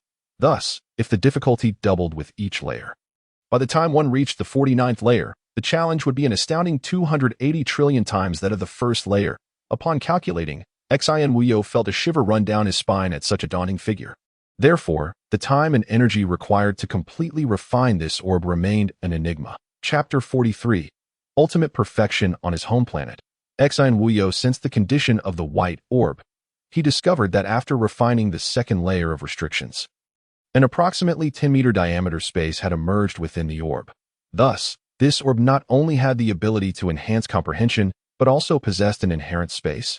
Xin Wuyo attempted to store items within the orb and was pleasantly surprised to find that it was indeed possible. However, having already possessed the celestial space, the space within this white orb was merely an additional benefit for him. The good news was that after refining the second layer of restrictions, Xin Wuyo's comprehension had significantly improved. If his comprehension was rated at 2 after refining the first layer, it had now risen to 3 after refining the second layer. Unfortunately, comprehension did not grow exponentially. Otherwise, if he were to refine all the way to the 49th layer, one could only imagine how formidable Xin Wuyo's comprehension would become. After examining the functions obtained from refining the second layer of restrictions on the white orb, Xin Wuyo continued to absorb the spiritual energy from the spirit stones for further cultivation. In the process of refining this white orb, Xin Wuyo's cultivation had plummeted from the 12th to the 1st level. Now, he needed to regain his cultivation. Fortunately, having previously undergone cultivation, all his meridians had been opened, allowing him to progress much more swiftly. Previously, when Xin Wuyo practiced the Qi cultivation technique to perfection, it took him over 15 hours to advance a single level. Now that his 5 elements Qi cultivation technique had reached perfection, he only required just over 8 hours to break through a level that if he utilized the Qi gathering pill, his cultivation speed could accelerate even further, averaging less than 4 hours per level. Coupled with the fact that his meridians had long been opened, Xin Wuyo was now able to elevate his cultivation speed to 3 hours per level. However, this rapid progress also led to an astonishingly swift consumption of spirit stones. 1.5 days later, Xin Wuyo's cultivation returned to the 12th level. The moment his cultivation was restored, he immediately began refining the third layer of restrictions within the white orb. As Xin Wuyo continuously infused energy and mental imprint, when his cultivation dropped from the 12th level of perfection to the 6th level, he finally refined the third layer of restrictions within the white orb. Upon completing the refinement of the third layer, Xin Wuyo quickly noticed that the diameter of the space within the white orb had expanded from 10 meters to 100 meters. Simultaneously, his comprehension had also increased once more. If Xin Wuyo's comprehension had been rated at 1 before refining the white orb, it was now at 4. Glancing at the time, he noted that there were still over 5 days until the 4th trial. Observing such circumstances, Xin Wuyo continued to refine the 4th layer of restrictions on the white orb. When his cultivation dropped from the 6th level to the 1st level, he discovered that he had only refined a quarter of the restrictions. Indeed, as the layers of restrictions increased, both energy and mental imprint consumption also doubled. After exhausting all of his energy and mental imprint, Xin Wuyo chose to continue cultivating. Another day and a half later, after expending nearly 6,000 spirit stones, his cultivation once again reached the 12th level of perfection. Upon restoring his cultivation, he immediately began refining the 4th layer of restrictions. Before long, Xin Wuyo had infused all of his energy into the white orb. At this point, 3/4 of the 4th layer of restrictions had been refined. After completing the energy infusion, Xin Wuyo resumed his cultivation. This time, when he reached the 7th level of Qi cultivation, he paused and continued to refine the 4th layer of restrictions within the white orb. As Xin Wuyo poured most of his energy and mental imprint into the white orb, the 4th layer of restrictions was soon refined. Following the refinement of the 4th layer, the space within the orb expanded from 100 meters to 1,000 meters. At this pace, each additional layer refined seemed to increase the diameter of the space tenfold. Beyond the expansion of space, Xin Wuyo's comprehension also rose by another point, reaching 5, which was 5 times what it had been prior to refining the white orb. After refining the 4th layer of restrictions, Xin Wuyo continued his cultivation. With only 2 days remaining until the next trial, he needed to restore his cultivation to the 12th level of Qi cultivation as quickly as possible. A day later, when his cultivation reached the 8th level, Xin Wuyo suddenly realized that his cultivation speed had unexpectedly doubled. Observing this change, Xin Wuyo hurriedly checked his character panel to his astonishment. the label behind the 5 elements Qi cultivation technique. Previously marked as perfection, had now transformed into ultimate perfection. At that moment, Xian Huio comprehended that perfection was not the limit. There existed a realm beyond, known as ultimate perfection. Previously, upon reaching perfection, he had assumed it was the ultimate state, thus neglecting to check for any potential percentages beyond it. Now that ultimate perfection had emerged, it must signify the pinnacle, right? Ultimate implies the utmost extreme, while perfection denotes flawlessness. Surely, when one reaches the utmost perfection, there can be no further realms beyond. Xian Huio diligently continued his cultivation, while simultaneously observing the detailed status of the 5 elements Qi cultivation technique that at long last. Xian Huio discerned that achieving the pinnacle of excellence was indeed the ultimate realm. This realization dawned upon him as he progressed from the 8th to the 12th level of Qi cultivation, discovering that thereafter, the percentage of advancement ceased to manifest. Fortunately, upon reaching the zenith of his 5 elements Qi technique, his rate of cultivation ascended dramatically. He now required merely 1.5 hours per layer, reduced from the previous 3 hours. Under such circumstances, he could elevate his cultivation from the 1st to the 12th layer in less than a day. His cultivation speed had effectively doubled. Intrigued, Xian Huio wished to ascertain the enhancement in his ability to absorb spiritual energy and restore his true qi with a swift incantation of lightning technique. Xian Huio consumed over 200 spirit stones worth of true qi in an instant. Following this substantial expenditure, he promptly retrieved spirit stones to replenish his energy, within a mere 5 seconds of drawing upon the stones. He had entirely absorbed the spiritual energy contained within them. However, he noted a peculiarity. When his 5 elements Qi technique reached its perfected state, the absorption rate was also 5 seconds, and even now, at the pinnacle, it remained unchanged. As he continued to absorb the spiritual energy from the stones, he scrutinized the process and soon deduced a pattern. It appeared that extracting spiritual energy from the stones required a minimum of 5 seconds. An observation seemingly independent of the level of his technique. Perhaps he could experiment by simultaneously absorbing energy from multiple spirit stones. With this thought, Xian Huio seized a substantial handful of spirit stones, approximately 34 in total, and began to absorb their energy concurrently. Remarkably, he found that even with 34 stones, the entire process took slightly over 5 seconds. Indeed, the absorption rate of spiritual energy from the stones necessitated at least 5 seconds, regardless of his technique's level.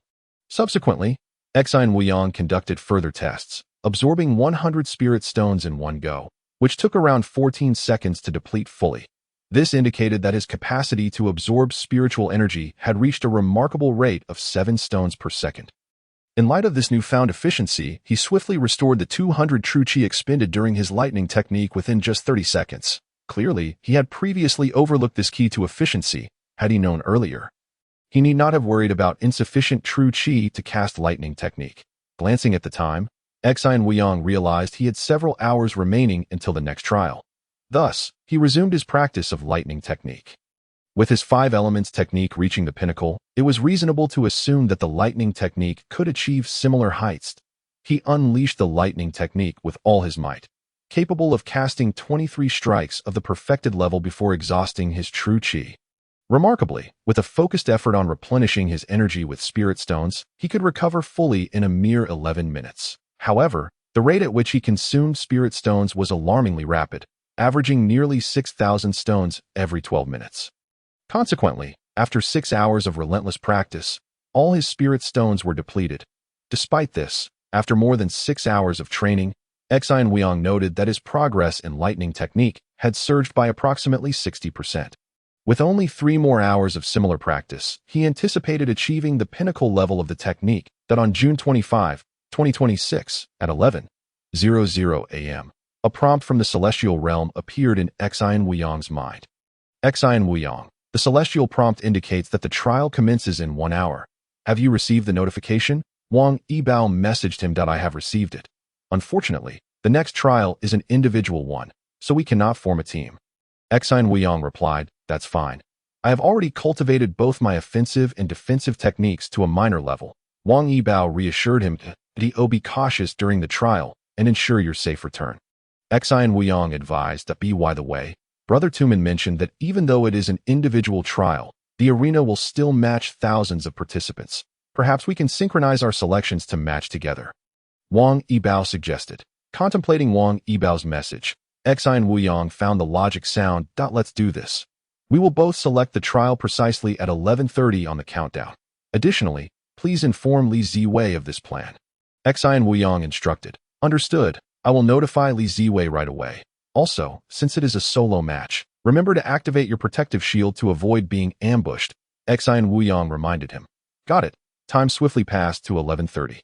As the countdown approached 30 seconds, Xi and Wuyong promptly clicked to match. Concurrently, he enveloped himself in a formidable wind shield technique of a perfected leveled as the scene around him transformed once more. He found himself atop a city wall. The moment Wang Yibao materialized, an attack was launched in his direction. However, the assault merely struck against Xi and Wuyong's shield, failing to breach it, indicating the attacker's lack of mastery. Turning to assess the situation, Xi and Wuyong observed numerous figures emerging atop the walled as he focused on the attack source. He noticed a crimson-skinned individual retracting their hand after the failed strike. Without hesitation, Xi and Wuyong retaliated with a lightning technique, which could target multiple foes as well as singles. Before the individual could complete their words, Xi and Wuyong's lightning technique struck true, reducing the assailant to charred remains. By heavens, he has slain one of our kind. The nearby crimson-skinned individuals immediately directed their attacks toward Xi and Wuyong. Fireballs, ice arrows, wind blades, and water projectiles rained upon his wind shield, yet it held firm, having been upgraded to a perfected level. Witnessing the assault on a lone yellow-skinned individual by a group of red-skinned beings, bystanders quickly withdrew, wary of becoming collateral damage. Amidst the onslaught, Xi and Wuyong stood resolute. Countering with his own strikes, one crimson-skinned alien, adorned with a small completed fire shield, attempted another assault, only for Xi and Wuyong to unleash a perfected lightning technique in response. The fire shield shattered, and the individual fell. Following this, Xi and Wuyong targeted another red-skinned foe, dispatching them with equal swiftness. Thus, with each second, Xi and Wuyong unleashed a lightning technique, systematically decimating his attackers. Upon defeating the fifth red-skinned assailant, the remaining attackers succumbed to despair. Realizing their efforts were futile against Xi and Wuyong's overwhelming power, in the face of their retreat, Xi and Wuyong showed no mercy, launching successive bolts of lightning. His perfected lightning technique allowed him to strike enemies within a distance of 160, ensuring that even as the red-skinned assailants fled, they fell within his lethal range. Having eliminated all who threatened him, Xi and Wuyong surveyed his surroundings, only to find a 300-meter radius devoid of life. All had distanced themselves, wary of inciting his wrath. Xi and Wuyong mused on the irony that they had attacked him first, prompting his counterattack. However, despite his rationalization, the onlookers maintained their distance, fearful of his formidable prowess and long-range capabilities. Noting their caution, Xi and Wuyong remained unconcerned, scanning the area for Wang Yibao and Li Ziwei, hoping they had matched with him. Given their shared cultivation level of the 12th layer, it was plausible they might have been paired together. As Xi and Wuyong surveyed the scene, he noticed the city they occupied, with thousands of participants stationed along the walls. Just as he contemplated his surroundings, a smile crept across his face. He spotted two familiar figures approaching, Wang Yibao and Li Ziwei. Xi and Wuyong. Wang Yibao called out from a distance. Though Li Ziwei did not vocalize his name, her beaming smile spoke volumes. Captain, Li Ziwei, it seems we have indeed matched together, Xi and Wuyong replied, a grin lighting up his face. Soon, the three of them stood together. Xi and Wuyong. With you here this time, our trial is bound to be a success, Wang Yibao said with a cheerful smile directed at Xi and Wuyong. Indeed, Brother Xian's mere presence has already intimidated so many extraterrestrial beings. It is truly impressive, Li Ziwei chimed in, grinning. Upon hearing Li Ziwei's words, before Xi and Wuyong could respond, Wang Yibao interjected, "Oh, why did you suddenly start calling him Brother Xian?" At this, Li Ziwei's face flushed a deep crimson. By addressing Xi and Wuyong as Brother Xian, she clearly wished to forge a closer relationship with him. Brother Xian is older than me. It's perfectly fine for me to call him that. Isn't that right? Brother Xian? Li Ziwei, blushing, defended herself, ultimately turning to Xi and Wuyong for confirmation. Yes, I am indeed older than you, so it is perfectly acceptable for you to call me brother. Xi and Wuyong nodded in agreement, upon hearing his words. Wang Yibao suddenly felt a pang of discomfort in her heart. She glanced at Xen Wuyang, then at Li Ziwei, and a hint of jealousy washed over her. Humph, since you're calling him Brother Xen, then I shall call him Brother Wuyang. It's decided, Wang Yibao declared with a proud expression. Hearing her words, Li Ziwei's eyes flickered, but she refrained from speaking. Xen Wuyang simply nodded at Wang Yibao's statement, tacitly accepting it, unaware of the emotional undercurrents between the two women. At that moment, the Heavenly Tao prompt sounded. Heavenly Tao prompt. The trial is about to commence.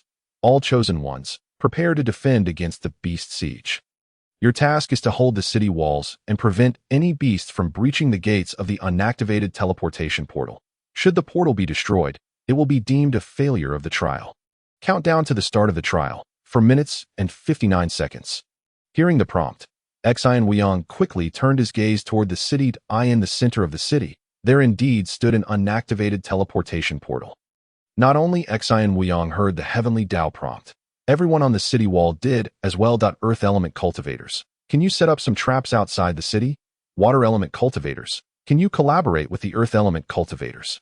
Upon learning that this trial involved a monster siege, many began to issue commands. However, in response to such commands, not a single earth or water element cultivator stepped forward. In a team task, they might have been willing to expend their energy to contribute to the group.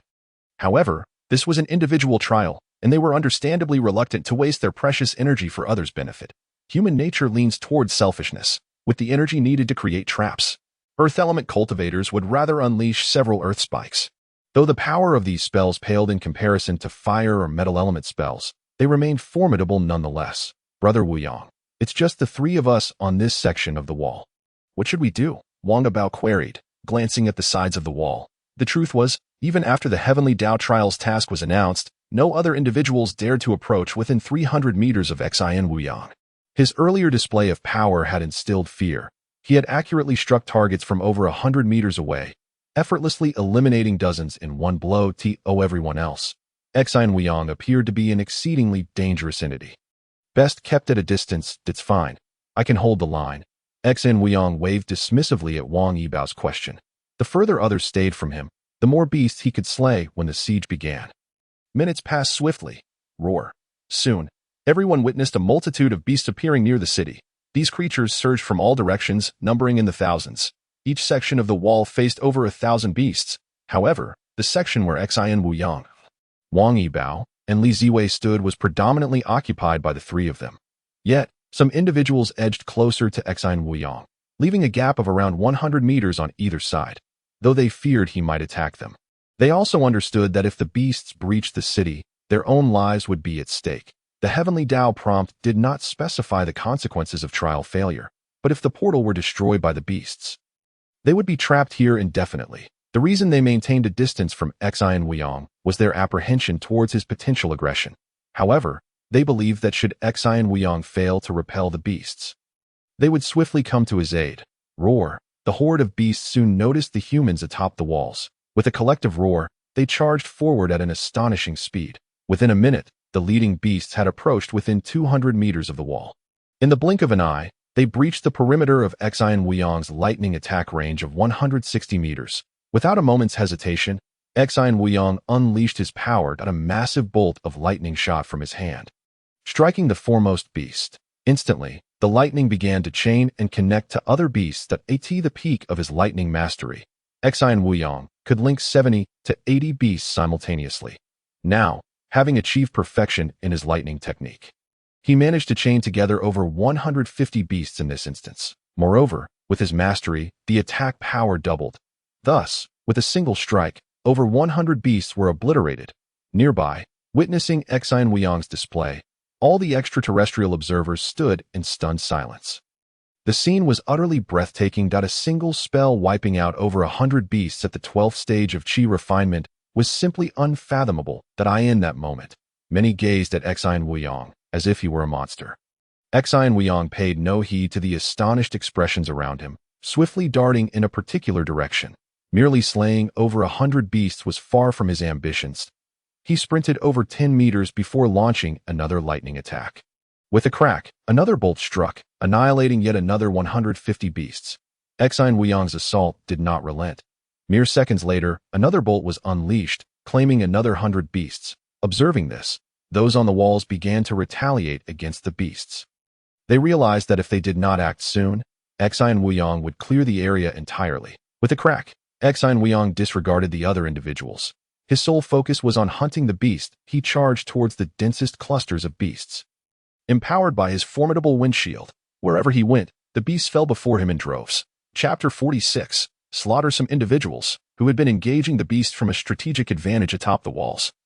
Found their efforts overshadowed by Xi and Wuyong's overwhelming prowess. The beasts, occasionally casting spells, found their attacks easily thwarted by the fortifications. However, with Xi and Wuyong's arrival, a single lightning strike would decimate entire swathes of beasts. Faced with such unbridled strength, those who had previously been battling for their share of the beasts found themselves compelled to seek prey elsewhere.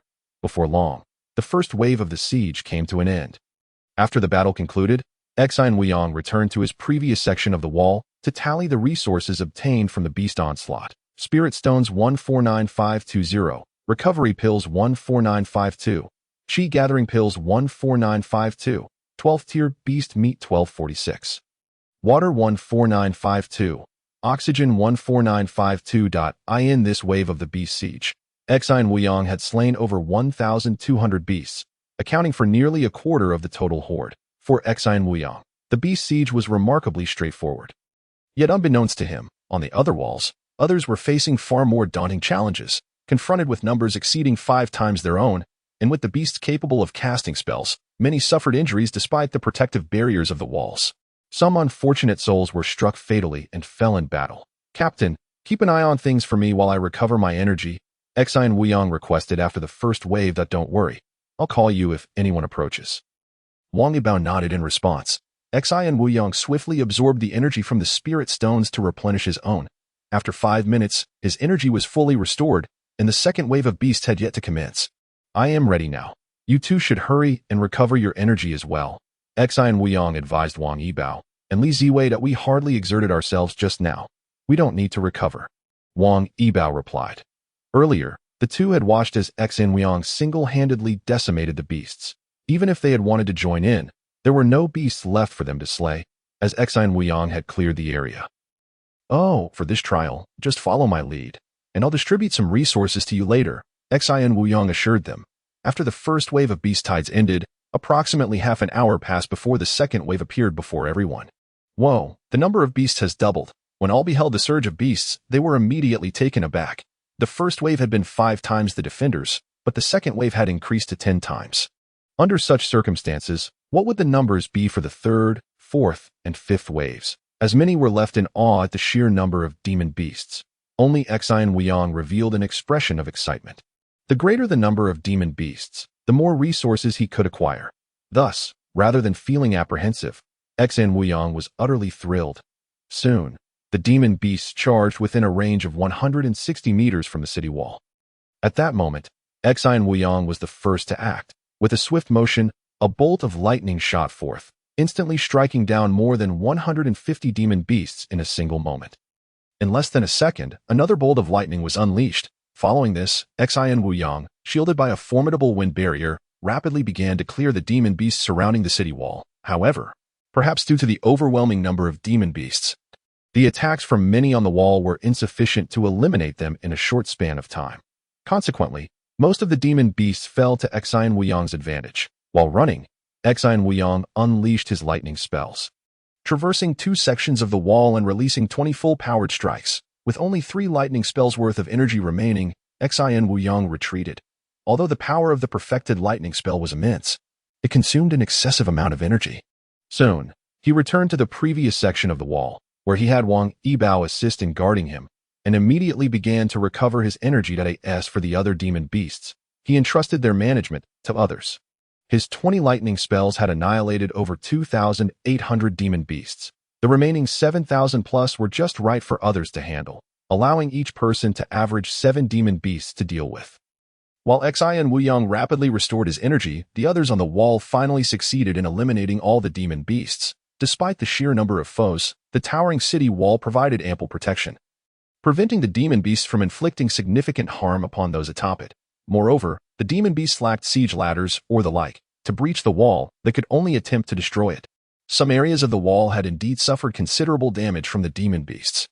After a brief interval of 10 minutes, Xian Wuyang's energy was fully replenished once more. However, he was aware that the next wave of demon beasts would arrive in half an hour, prompting him to focus on both recovering his energy and enhancing the level of his lightning spells.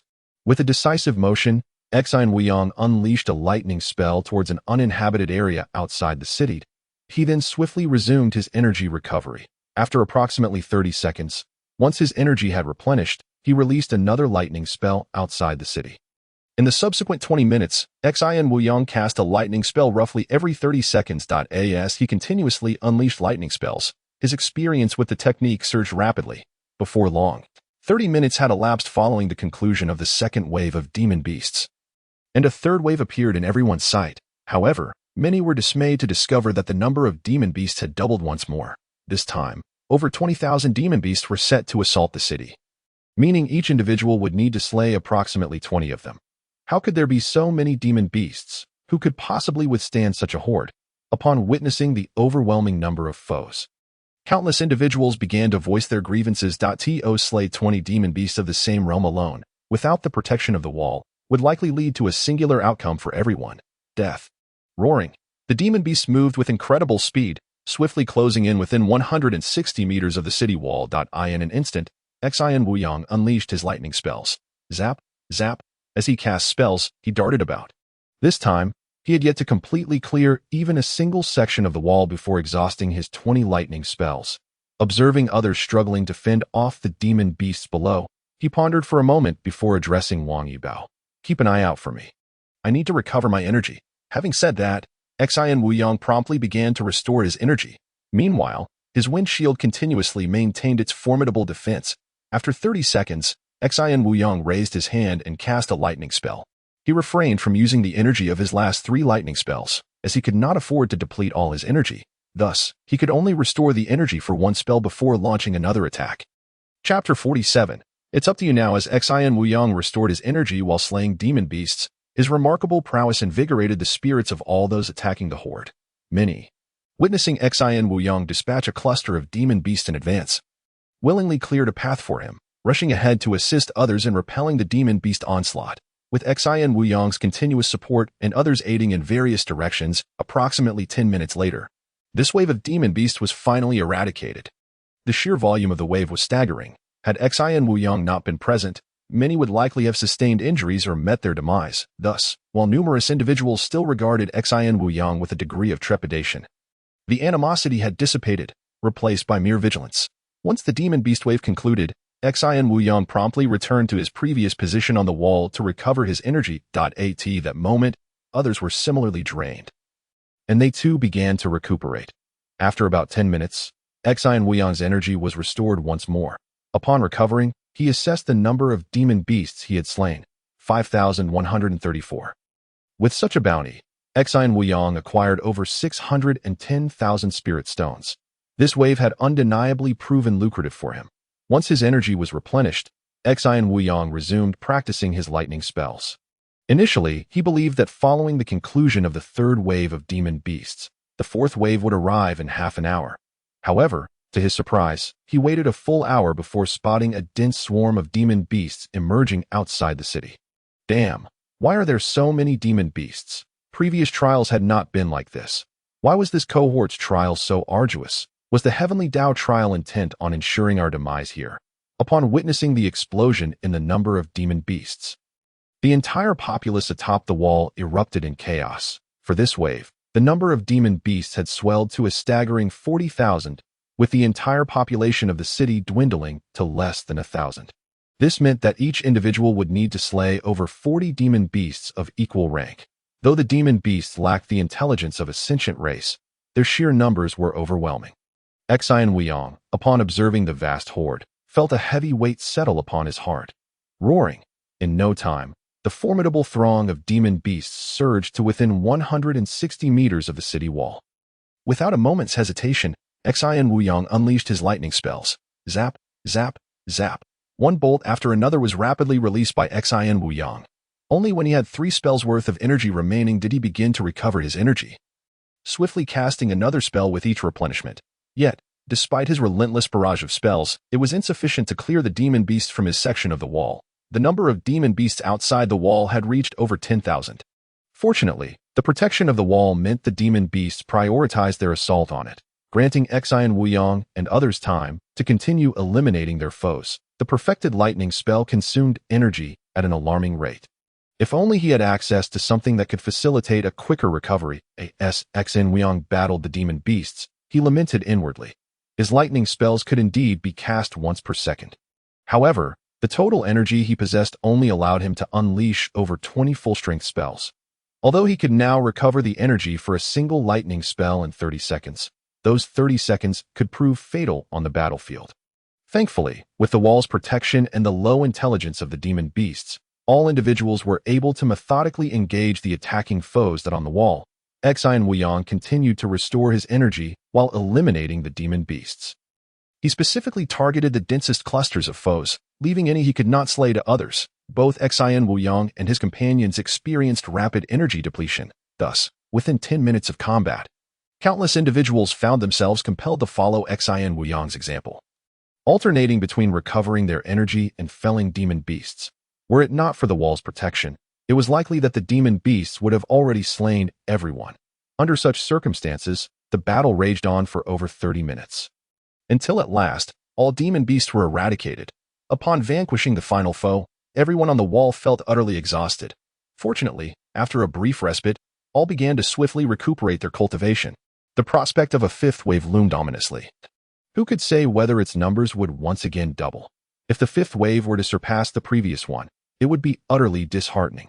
After the battle concluded, Xian Wuyong reviewed his achievements. In the span of half an hour, he had single-handedly eliminated over 13,000 demon beasts, truly terrifying. Fellow Daoist, as Xian Wuyong prepared to quickly restore his energy, a middle-aged man with purple skin approached him hastily. "Do you need something?" Xian Wuyong inquired of the man. Upon hearing Xian Wuyong's question, the middle-aged man promptly clasped his hands in greeting, saying, "This trial has been rather extraordinary. The number of demon beasts is simply overwhelming. Fortunately, with a formidable ally like you, who has slain so many foes, we have managed to gain precious time in this trial." Upon hearing this, Xian Wuyong waved his hand dismissively. "We are all in the same boat. My slaying of demon beasts was not to save you, that I understand, but I still wish to express my gratitude," the man replied.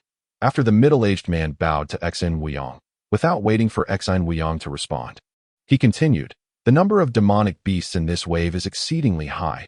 We cannot even fathom how many will come in the next wave. If their numbers double again, we shall be in dire peril." "What do you mean?" Xian Wuyong inquired, furrowing his brow. Facing the impending assault of the demonic beasts, he too felt a sense of apprehension.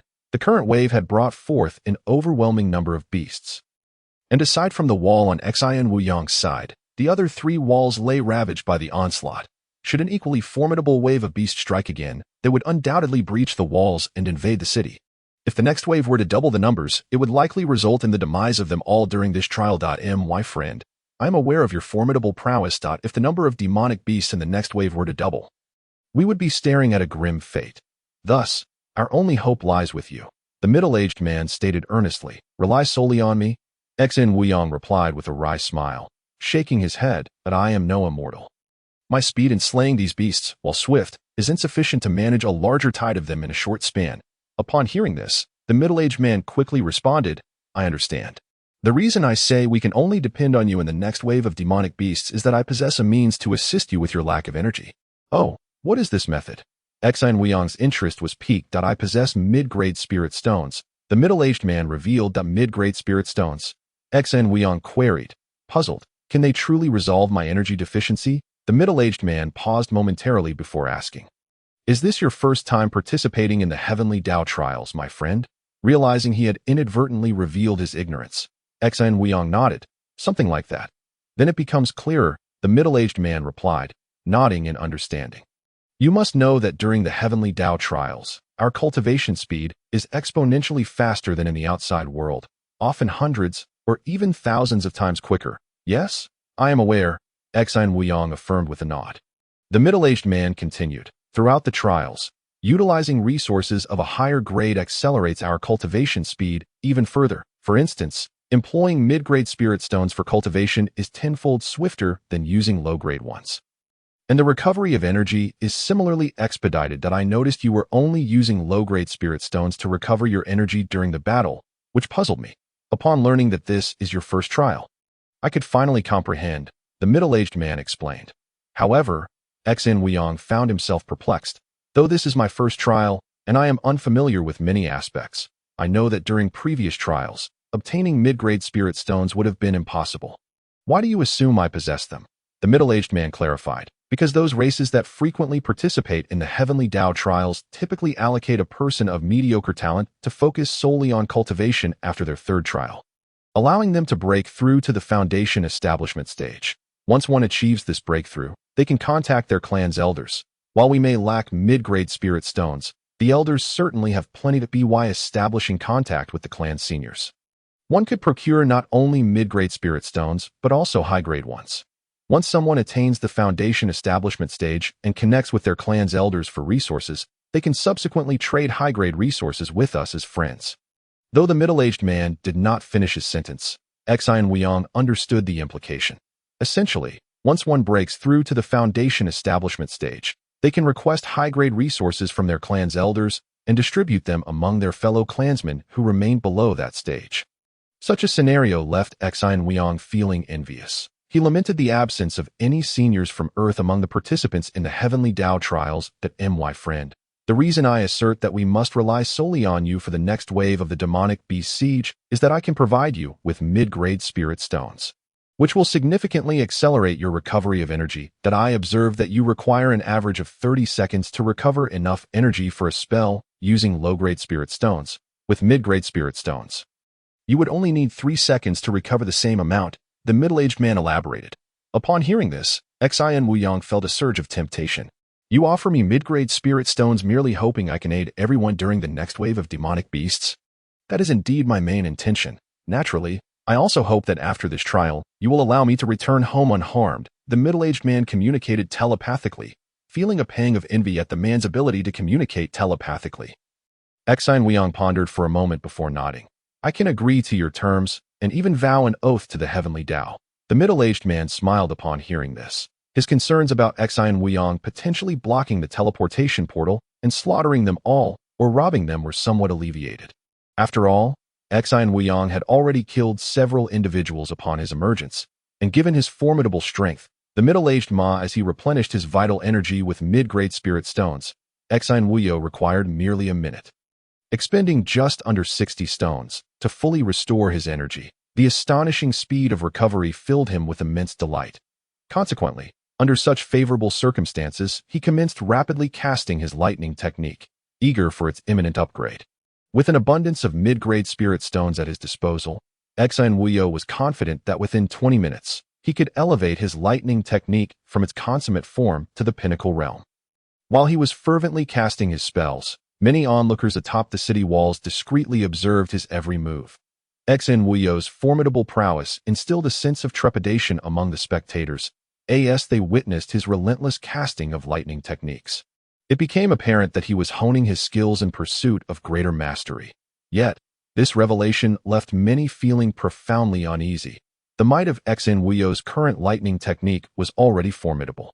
The thought of its further enhancement was almost unfathomable. Amidst the scrutiny of the crowd, in less than 20 minutes, Xin Weiyang's lightning technique successfully ascended to the pinnacle level. With a crackle, a bolt of lightning, as thick as a barrel, surged forth, instantly extending over 300 meters and persisting for over 3 seconds. This singular strike drained nearly 1/10 of Xin Weiyang's total energy. The sight left all nearby in stunned silence. What level of technique was this? A foundational stage cultivator could hardly match such an attack range, where the effective striking distance at the initial stages of foundation establishment typically reached 100 meters. And at the mid-stage, it could extend to 300 meters, determined by one's spiritual awareness. Indeed, as we are all merely in the chi refining stage without spiritual awareness, effective striking distances are solely dictated by the level of the technique employed. This individual, capable of launching a lightning attack over 300 meters while still in the chi refining stage, would surely see his range double upon reaching foundation establishment at that point. A foundational stage novice could rival even those in the latter stages. This man is undoubtedly a super genius, and it is astonishing that our cohort of exceptional talents has encountered such a formidable presence in the same trial, explaining the extraordinary difficulty of this challenge. Upon witnessing Xian Wuyo's pinnacle lightning technique, countless individuals began to engage in fervent discussions atop the city walls. That moment, a figure clad in purple approached Xian Wuyo. It was the middle-aged man who had previously bestowed 500 mid-grade spirit stones upon him. Fellow cultivator, I have gathered the mid-grade spirit stones to ensure a smooth transaction. We must both swear an oath to the heavenly Tao. The man addressed Xian Wuyo. Very well. Xian Wuyo replied with a nod. The two then proceeded to make their oaths. The middle-aged man vowed not to act against Xian Wuyo during the trial, while Xian Wuyo pledged to refrain from attacking the man and his fellow purple-skinned kin during this endeavor. Once the oaths were completed, they added each other as friends and conducted their transaction online. The advantage of the Heavenly Tao interface is that as long as both parties possess it, they can directly trade all items within the Heavenly Tao space. Following the transaction, Xian Wuyo's inventory reflected a decrease of 260,000 low-grade spirit stones, while he acquired 5,200 mid-grade spirit stones. Congratulations, fellow Xian, on your advancement in techniques to in the next wave of beast assaults. We shall rely on you, the middle-aged man remarked after the trade concluded, bowing slightly. Rest assured, Xian Wuyo replied, nodding, as the man soon departed. Once he was gone, Xian Wuyo maximized the power of his wind shield technique. With such a substantial number of mid-grade spirit stones to replenish his energy, he was eager to elevate the level of his wind shield technique. Captain Li Ziwei, please take these mid-grade spirit stones for emergencies, Xian Wuyo said, transferring 200 stones each to Wang Yibao and Li Ziwei. Thank you, Brother Xian. Thank you, Wuyo. Both Wang Yibao and Li Ziwei were visibly thrilled upon receiving the mid-grade spirit stones. They had witnessed Xian Wuyo's transaction with the extraterrestrial. One mid-grade spirit stone was worth 500 low-grade stones, making 200 mid-grade stones equivalent to 100,000 low-grade stones, despite the disparity in the energy provided by the two types of stones. Mid-grade spirit stones restored energy at 10 times the speed of their low-grade counterparts, which was paramount. Time passed incrementally, and soon, the hour of respite concluded. However, the anticipated tide of beasts had yet to materialize. It was only after 2 hours had elapsed that a dense throng of beasts finally appeared before everyone. Indeed, their numbers had doubled. Faced with the swarm of beasts outside the city, many felt an involuntary shiver crawl up their spines. With an echoing roar, countless beasts unleashed their cries. Upon spotting the figures atop the walls, their eyes turned crimson as they charged forward. Before long, the beasts were within 320 meters of the walls, well within the attack range of Xian Wuyo's pinnacle lightning technique. Without hesitation, Xian Wuyo opted to strike. In the next instant, a bolt of lightning shot forth, instantly connecting with over 300 beasts. Upon the conclusion of the attack, the beasts ensnared by the lightning were swiftly annihilated. Although the pinnacle lightning technique could ensnare a greater number of beasts, its power had also more than doubled. With crackling sounds, Xian Wuyo relentlessly unleashed his lightning attacks upon the horde, each strike capable of dispatching over 300 beasts. However, the rapid casting took a considerable toll on his energy reserves. The continuous and substantial expenditure of energy left Xian Wuyo feeling a dull ache in his meridians, as the draining of energy necessitated swift circulation through them. Fortunately, after depleting most of his energy, he found that when he cast the pinnacle lightning technique again, he required a 6-second interval to recuperate. In such a manner, he managed to avoid placing undue strain on his meridians while attacking. Xian Wuyo simultaneously utilized mid-grade spirit stones to restore his energy, resulting in an average of a lightning strike every 6 to 7 seconds, each capable of exterminating over 300 beasts. During the initial trial, slaying beasts yielded resource bubbles that required individual collection. However, since the introduction of team trials, resources obtained from slain beasts were directly rewarded into individual heavenly Tao spaces. Consequently, Xian Wuyo's acquisition of spirit stones surged at an astonishing rate, averaging around 38 to 40,000 every 6 seconds. With the aid of mid-grade spirit stones, his efficiency in slaying beasts had increased tenfold compared to the previous wave. Thus, in less than 20 minutes, Exine Wuyo had swiftly eliminated all beasts besieging the city.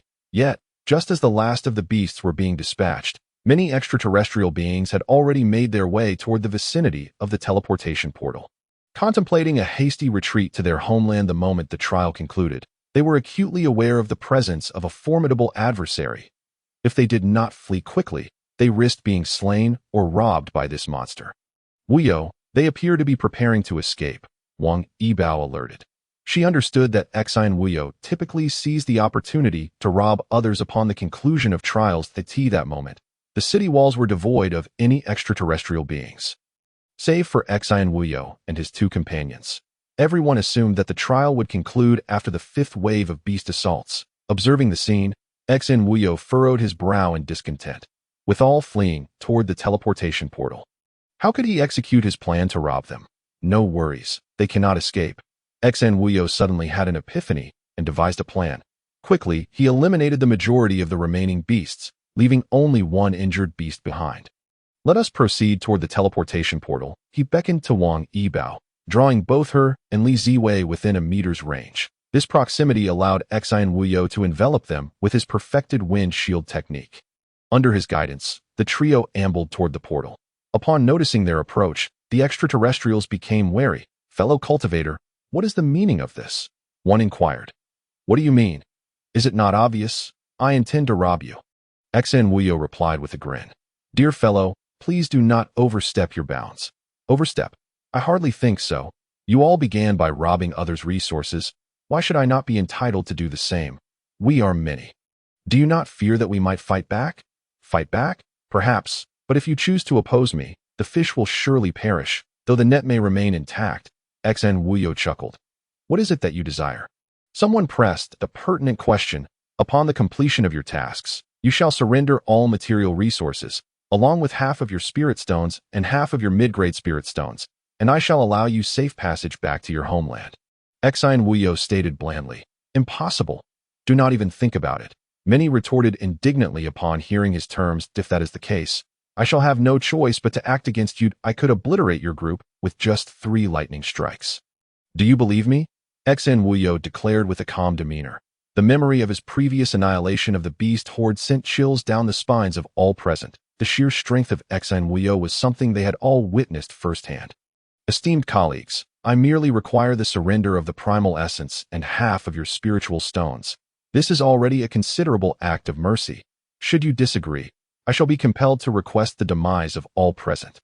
Exine Wuyo calmly addressed the assembly. Esteemed friend, we are all of the yellow race. Might you consider granting us clemency? At that moment, a yellow-skinned individual stepped forth to speak to Exine Wuyo. Impossible, Exine Wuyo replied with a firm shake of his head. Among this group of yellow-skinned beings, not a single face resembled that of an Earth native. Hence, Exine Wuyo felt no inclination to show leniency. Had they been compatriots from Huaxia, he might have considered it. But extraterrestrial yellow-skinned beings were beyond his mercy. In contrast to those of other skin tones, the purple-skinned individuals displayed a remarkable calmness, for Exine Wuyo had already sworn an oath by the heavenly Tao not to harm them.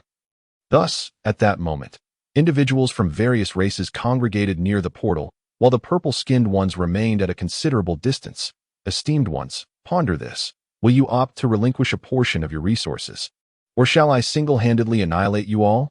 Exine Wuyo addressed the assembly with an indifferent tone. Upon hearing his words, the expressions of all present grew grim. Many bore looks of profound reluctance. They desired to resist. Yet their rationality dictated that rebellion would only lead to their demise. Esteemed friend, might we negotiate for a lesser amount of resources? Could you leave us half of the primal essence? An extraterrestrial attempted to bargain with Exine Wuyo. Unacceptable. I shall demand all of the primal essence. Exine Wuyo replied coolly. Just as Exine Wuyo engaged with the crowd, Wang Yibao nudged him. Exine Wuyo, someone is departing over there. Wang Yibao pointed in a particular direction. Upon hearing this, Exine Wuyo swiftly turned to observe. He then spotted a red-skinned extraterrestrial sprinting toward the city walls. Surely he does not intend to slay the last beast. Li Ziwei inquired at her words. Exine Wuyo's brow furrowed. Esteemed ones, I urge everyone to vacate the vicinity of the portal immediately in 10 seconds. Anyone remaining within 200 meters of the portal shall be unhesitatingly sent to the abyss. Exine Wuyong addressed the assembly with a calm demeanor. Having spoken, Exine Wuyong commenced his countdown. 10, 9 out. Upon hearing his declaration, the extraterrestrials near the portal erupted into chaos. Some fled without hesitation, while others hesitated, and a few disregarded Exine Wuyong's warning entirely. Friend, do you not think this is excessive? Indeed, we were comrades in the fight against the beasts. Your actions are. Some attempted to reason with Exine Wuyong. However, he showed no inclination to listen. 4.3.2 as Exine Wuyong approached the final count. A portion of individuals still lingered near the portal. 1. With the final number uttered, a bolt of lightning erupted from him in an instant. In the next moment, the nearest red-skinned extraterrestrial was instantly struck down by the lightning. Witnessing Exine Wuyong's willingness to attack, those remaining near the portal hastily scattered in flight. Exine Wuyong was a man of his word, and they had no desire to perish without cause. Chapter 51. Wind Blade Technique. Heavenly Tao Notification. Congratulations. Chosen 1. On completing the trial. Reward. Wind Blade Technique. Primal Essence. Medium. 40. Suddenly, the Heavenly Tao signaled the completion of the trial. Exine Wuyong understood that the last beast must have been slain by that individual. In the next moment, Exine Wuyong gazed at the portal, discovering that it had indeed opened. Fortunately, he had driven everyone away. Otherwise, someone might have escaped by now. Now, as Exine Wuyong stood guard over the portal, this group could not hope to flee. Esteemed ones, you must choose. Surrender all primal essence and half of your spiritual stones, or face death. The choice is yours. Exine Wuyong spoke to the crowd unhurriedly.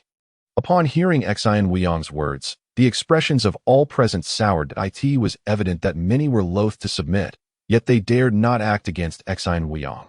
All understood the reach of Exine Wuyong's attacks. Thus they maintained their distance, fearful that he might strike them. Esteemed ones, you may commence your deliberations. Otherwise, should the trial's realm be destroyed, time will elude you to that point. Your only fate will be death. Exine Wuyong informed the assembly coolly. Upon hearing him, many began to confer among themselves. Although this was an individual trial, it had still divided into 10 factions, each comprised of individuals of various skin colors. Before long, a blue-skinned individual approached Exine Wuyong, swiftly reaching him. Esteemed friend, we number 97. All the resources you require are here. Let us become friends, and I shall trade you the stool, but you must swear to allow us to return to our home planet. The visitor spoke to Exine Wuyong. Very well. Exine Wuyong nodded. In no time, both parties became friends, and after Exine Wuyong inspected the quantity of resources, he swore the oath of the Heavenly Tao. Naturally, the other party also pledged to the trial, ensuring the surrender of all primal essence and half of their spiritual stones. All done. You may return now. Exine Wuyong waved at the blue-skinned individual. Upon hearing his words, the blue-skinned individuals made their way to the portal, each hastily returning to their home planet. With Exine Wuyong having sworn the oath, they were unafraid of any potential aggression from him. In the trials of the Heavenly Tao, violating such an oath bore severe consequences. For the Heavenly Tao was unyielding. With the first race having chosen to compromise, the subsequent transactions proceeded smoothly. Soon, green-skinned, red-skinned, white-skinned, and black-skinned individuals approached to surrender their resources. Most races returned home. Only the purple-skinned race remained. You may leave directly. Exine Wuyong gestured to all the purple-skinned beings. He had only promised leniency to the middle-aged purple-skinned man, hence he would spare them. Before long, the purple-skinned individuals departed as well. Exine Wuyong then turned his attention to Wang Yibao and Li Ziwei. I have traded some resources for you. Please accept them. Exine Wuyong said to the two. Brother Exine, this is too much, Li Ziwei responded. Seeing the amount of resources Exine Wuyong offered and hesitating to accept, the quantity of spiritual stones he presented reached an astonishing 100,000 low-grade spiritual stones, along with over 1,000 pieces of beast meat. Do not worry, it's merely a handful of spiritual stones.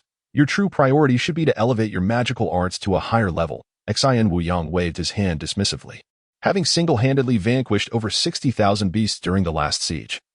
Exine Wuyong amassed 8 million spiritual stones, making the 100,000 offered to Li Ziwei and Wang Yibao hardly a significant gesture. Very well.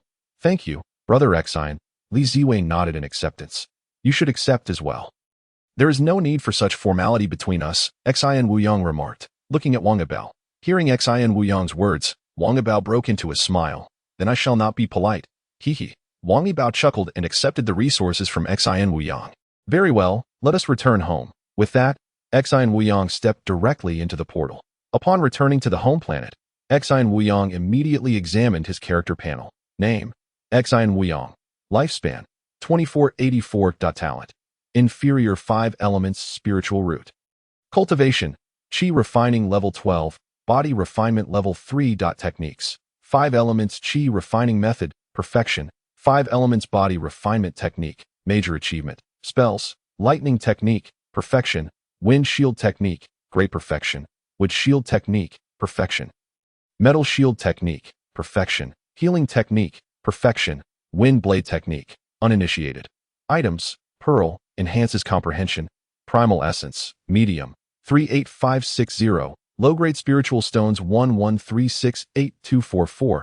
Mid-grade spiritual stones 24366. Dietary restriction pills 989436. Qi gathering pills 989436. Water 989436. 12th grade beast meat 80453. Oxygen 989436. That upon witnessing the information displayed on his character panel, Exine Wuyang's lips nearly stretched from ear to ear. The rewards from this trial were indeed monumental. The amount of primal essence was remarkable. But the spiritual stones had reached over 10 million. Furthermore, he had also acquired over 24,000 mid-grade spiritual stones, which he valued highly. Heavenly Down notification. Primal essence discovered. Would you like to fuse it? Fuse. Exine Wuyang took out all the primal essence and cast it onto his home planet. Over 38,500 primal essences constituted over 190 million cubic meters of material. Coupled with the previously existing over 127 million, the total now exceeded 320 million cubic meters. As all the primal essences fused, the diameter of Exine Wuyang's home planet expanded from over 600 meters to 848 meters. The circumference also grew to 2,662 meters. With the increase in diameter, the spiritual energy on Exine Wuyang's home planet escalated from 6-fold to 8-fold. After enhancing his home planet, Exine Wuyang turned his gaze to the spiritual stones that he now possessed in overwhelming abundance of them. Could the members of his group possibly absorb such a vast quantity? Moreover, the members would also earn substantial spiritual stones through their trials. He wondered if he might lend some spiritual stones to others in the group. Suddenly, Exine Wuyang thought of Li Ziwei that if feasible, he wished to lend some spiritual stones to the members of Li Ziwei's group. For otherwise, the 300-plus individuals in his group could not possibly absorb such a surplus to Li Ziwei. May I send you an app? Please check if you can install it and facilitate borrowing from it. Exine Wuyang sent a private message to Li Ziwei. After a brief moment, Li Ziwei sent a message. I just tried it as Brother Exine suggested, and it works, but it needs to be reviewed. Upon seeing Li Ziwei's message, Exine Wuyang instantly felt invigorated.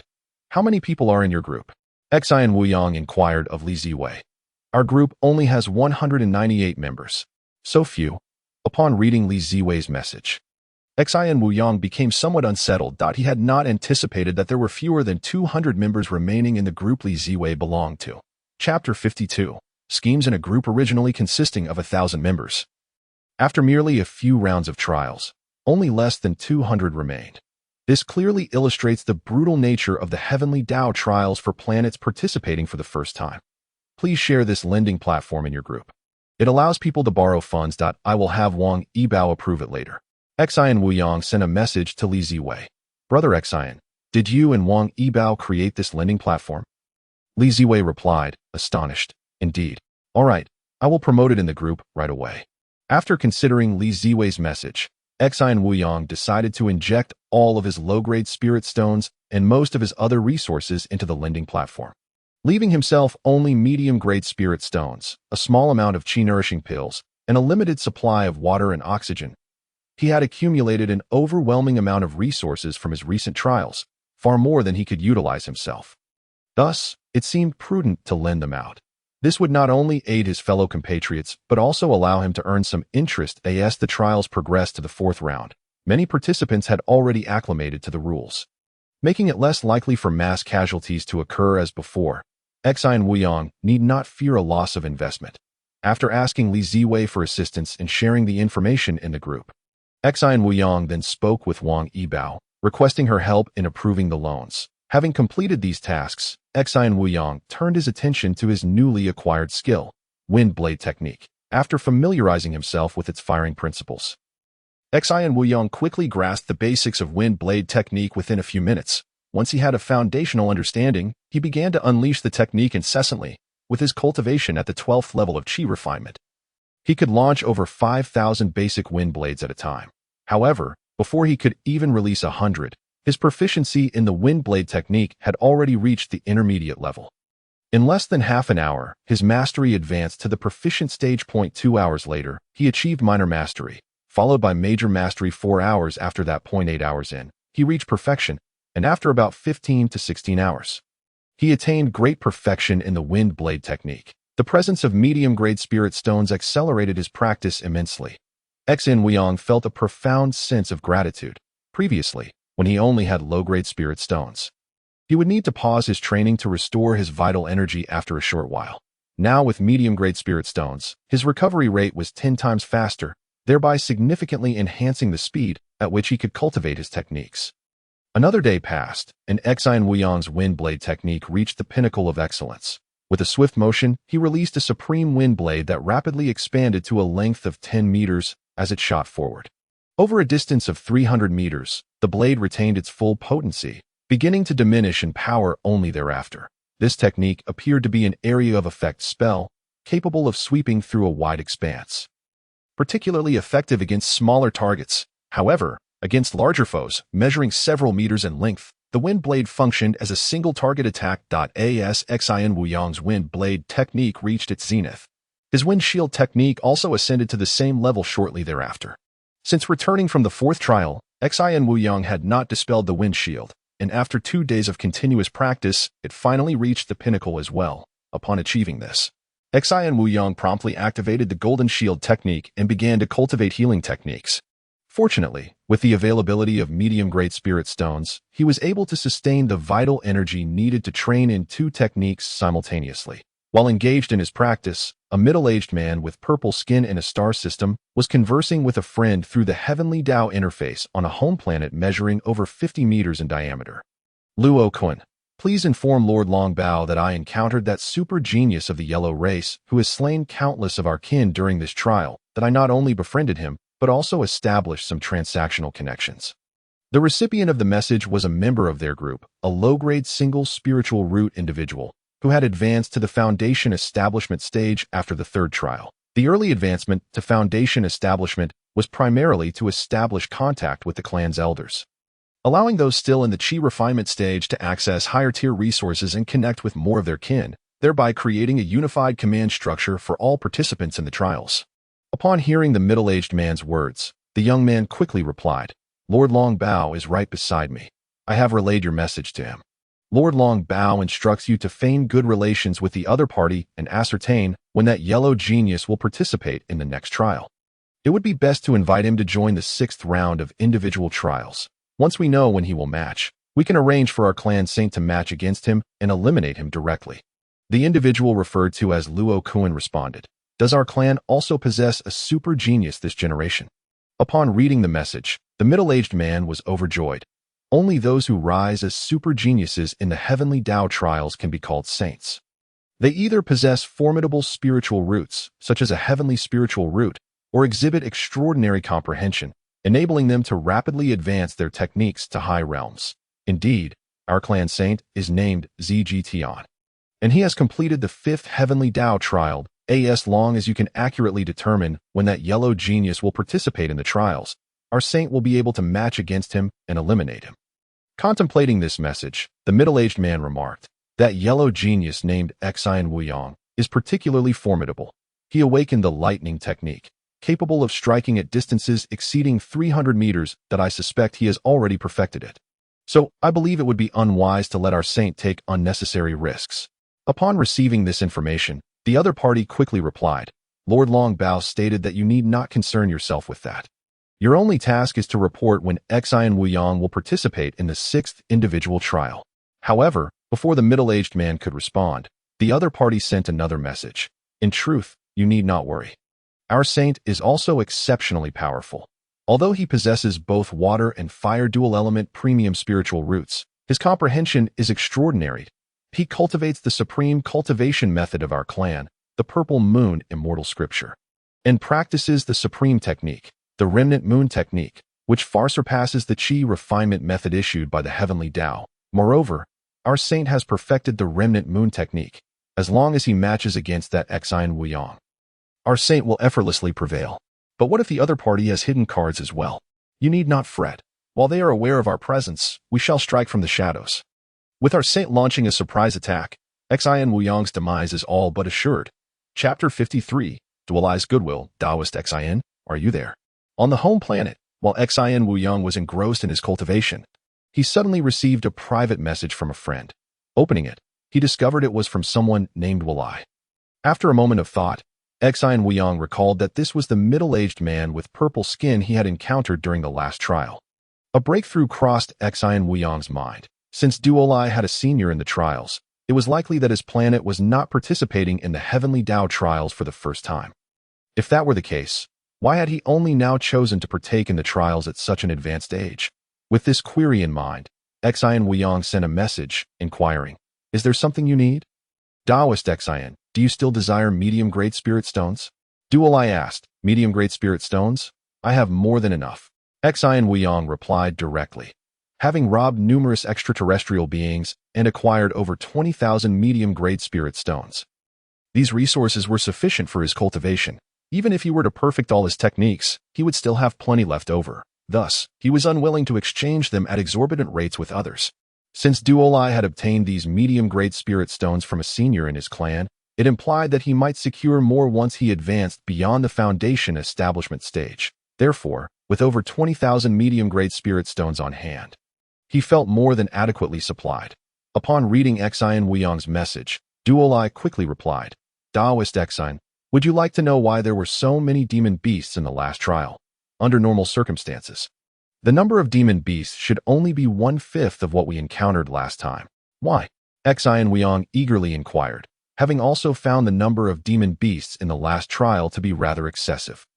Taoist Xian, if I am not mistaken, one of your techniques or spells must have reached the pinnacle level, correct? Duolai asked, does this have anything to do with it? Xian Wuyang responded, astonished. During the 4th trial, his lightning technique had not yet reached its pinnacle, but his 5 elements Qi refinement method had already achieved that level. Xian Wuyang pondered. Dole sent a message. Indeed, as long as during the trial, someone's cultivation technique or spell reaches the ultimate level, the difficulty of the trial will increase 5-fold. Upon hearing this, Xian Wuyang quickly inquired, what if both a cultivation technique and a spell each reach the ultimate level? Dole responded, in that case, the difficulty of the next trial will escalate to 10-fold. For each additional ultimate level technique or spell, the difficulty will further increase by 5-fold. Is it possible that both your technique and spell have attained the ultimate level? Xian Daoyu, upon reading Dole's message, Xian Wuyang's expression darkened considerably. This was because his 5 elements Qi cultivation technique, lightning spell, wind shield technique, wind blade technique, and healing spell had all reached the ultimate level. This meant that during the next trial, the difficulty he faced would be raised by 25 times. Contemplating this predicament, Xian Wuyang hastily canceled the casting of his golden shield technique. He was only a few hours away from breaking through to the ultimate level with it. But it seemed unwise to proceed now. For instance, if the next trial were to resemble the previous one, where they defended a city, facing an additional 25 times the number of monsters would render it impossible for Xian Wuyang to hold the line, as he would be overwhelmed. The outcome would be the destruction of the portal, his failure in the trial, and ultimately, his death in that realm. After contemplating Dole's message, Xian Wuyang replied, my Qi cultivation technique and lightning spell have indeed both reached the ultimate level.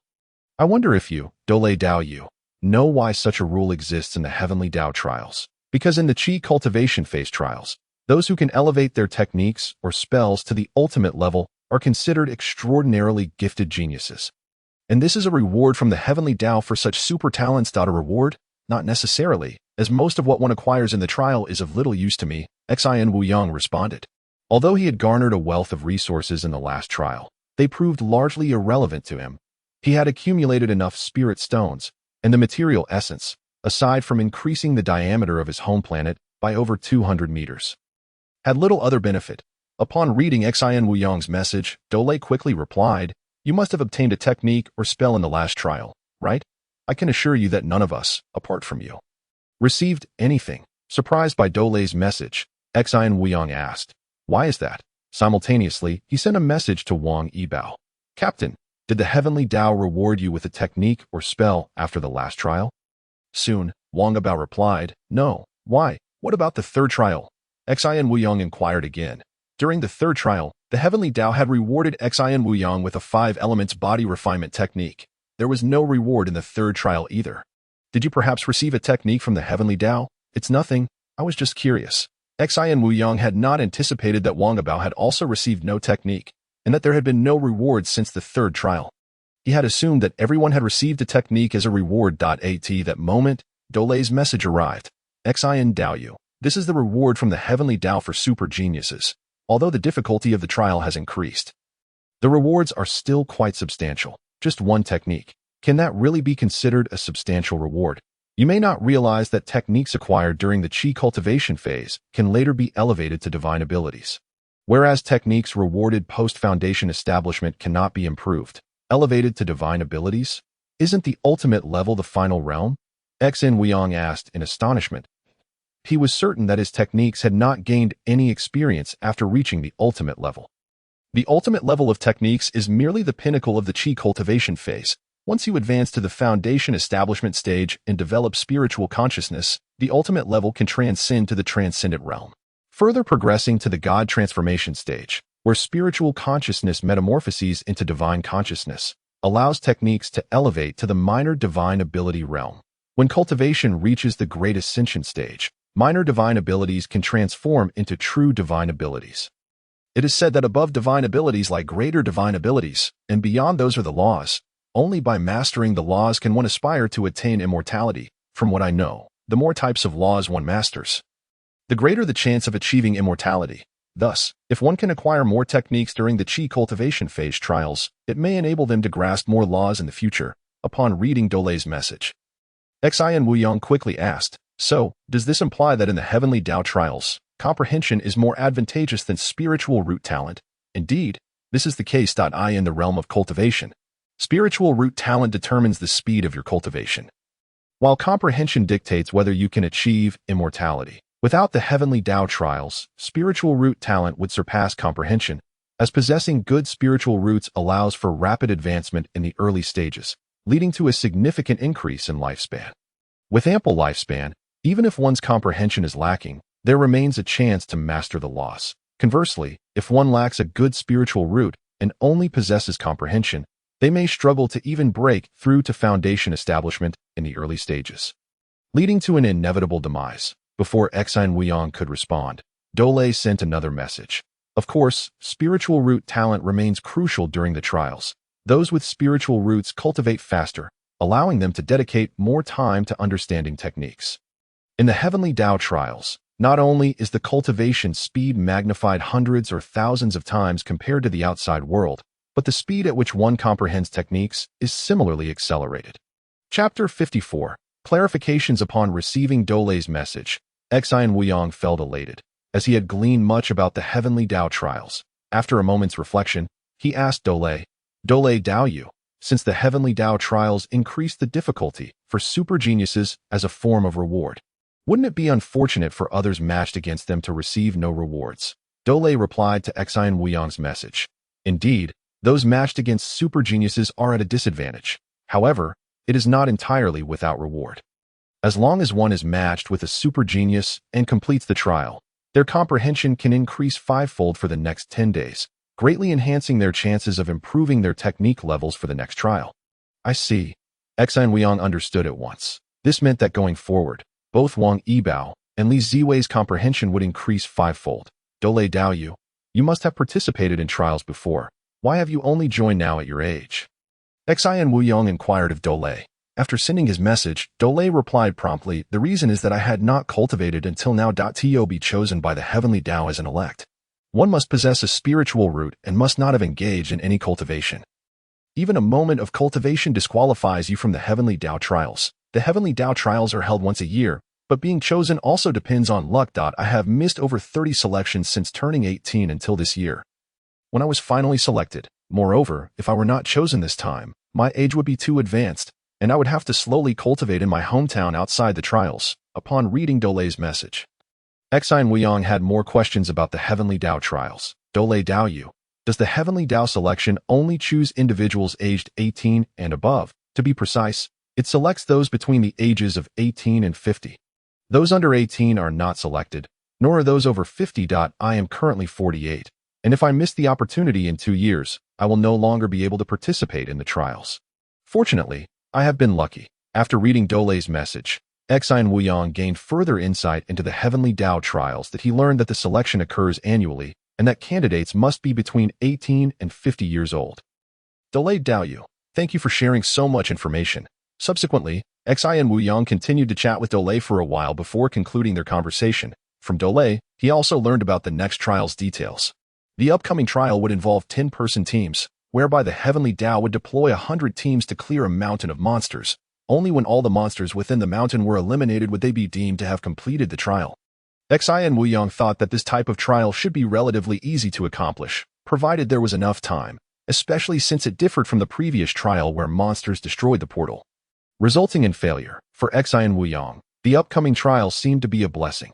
After finishing his exchange with Dole, Xin Wuyong sent a message to Li Ziwei. Li Ziwei, what level are your techniques and spells at now?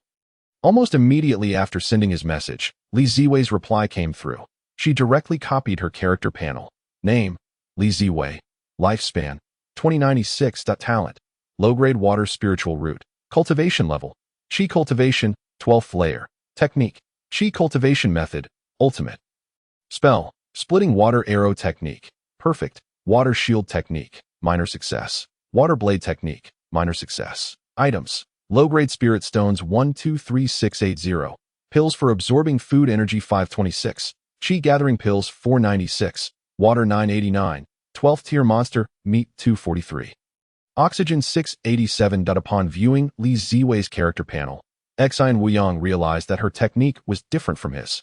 His technique was the 5 elements Qi cultivation method, while Li Ziwei's was merely the Qi cultivation method. To Xin Wuyong's astonishment, Li Ziwei had also cultivated her technique to the ultimate level. This genuinely surprised him. When did your technique break through to the ultimate level? Xin Wuyong asked Li Ziwei. Upon hearing Xin Wuyong's question, Li Ziwei quickly replied, "Just a little while ago." Upon hearing Li Ziwei's words, Xin Wuyong felt a sense of relief. If Li Ziwei had already attained the supreme realm before mastering her Qi cultivation technique, then she should have been able to receive a technique or spell reward during the 4th trial.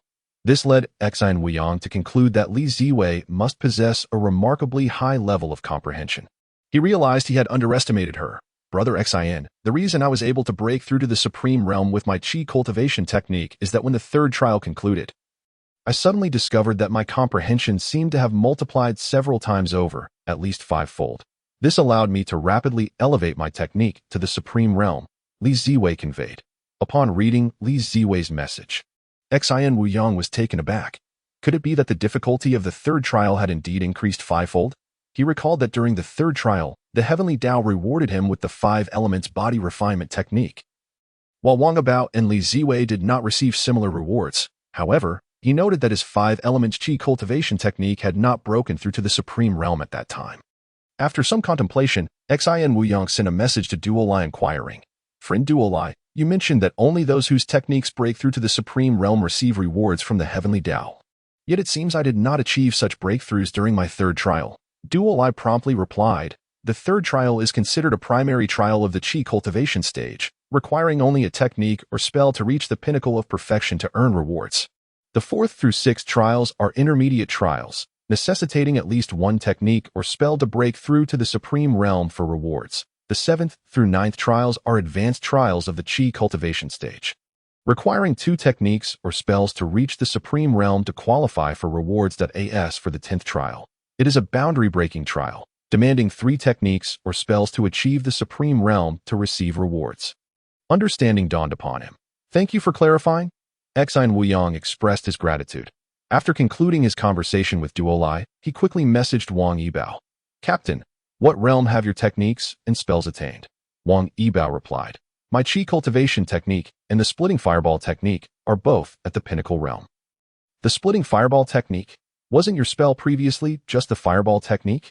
Exine Wuyong inquired. Indeed, during the second trial, I received a reward for the splitting fireball technique, which can merge with the fireball technique to become the splitting fireball technique. She explained. I see. Captain, you should focus all your efforts on refining your splitting fireball technique, aiming to perfect the fireball technique by the next trial. Exine Wuyong observed that while Wang Yibao possessed formidable innate talent with her earth spiritual root, her comprehension was relatively lacking in comparison to Li Ziwei. Wang Yibao's comprehension appeared significantly inferior. It seemed that Wang Yibao's ability to elevate the fireball technique to the pinnacle realm was likely due to her 5-fold comprehension. Exine Wuyong speculated that if not for Li Ziwei's inferior talent requiring excessive time for cultivation, her spells would probably have reached the supreme realm as well.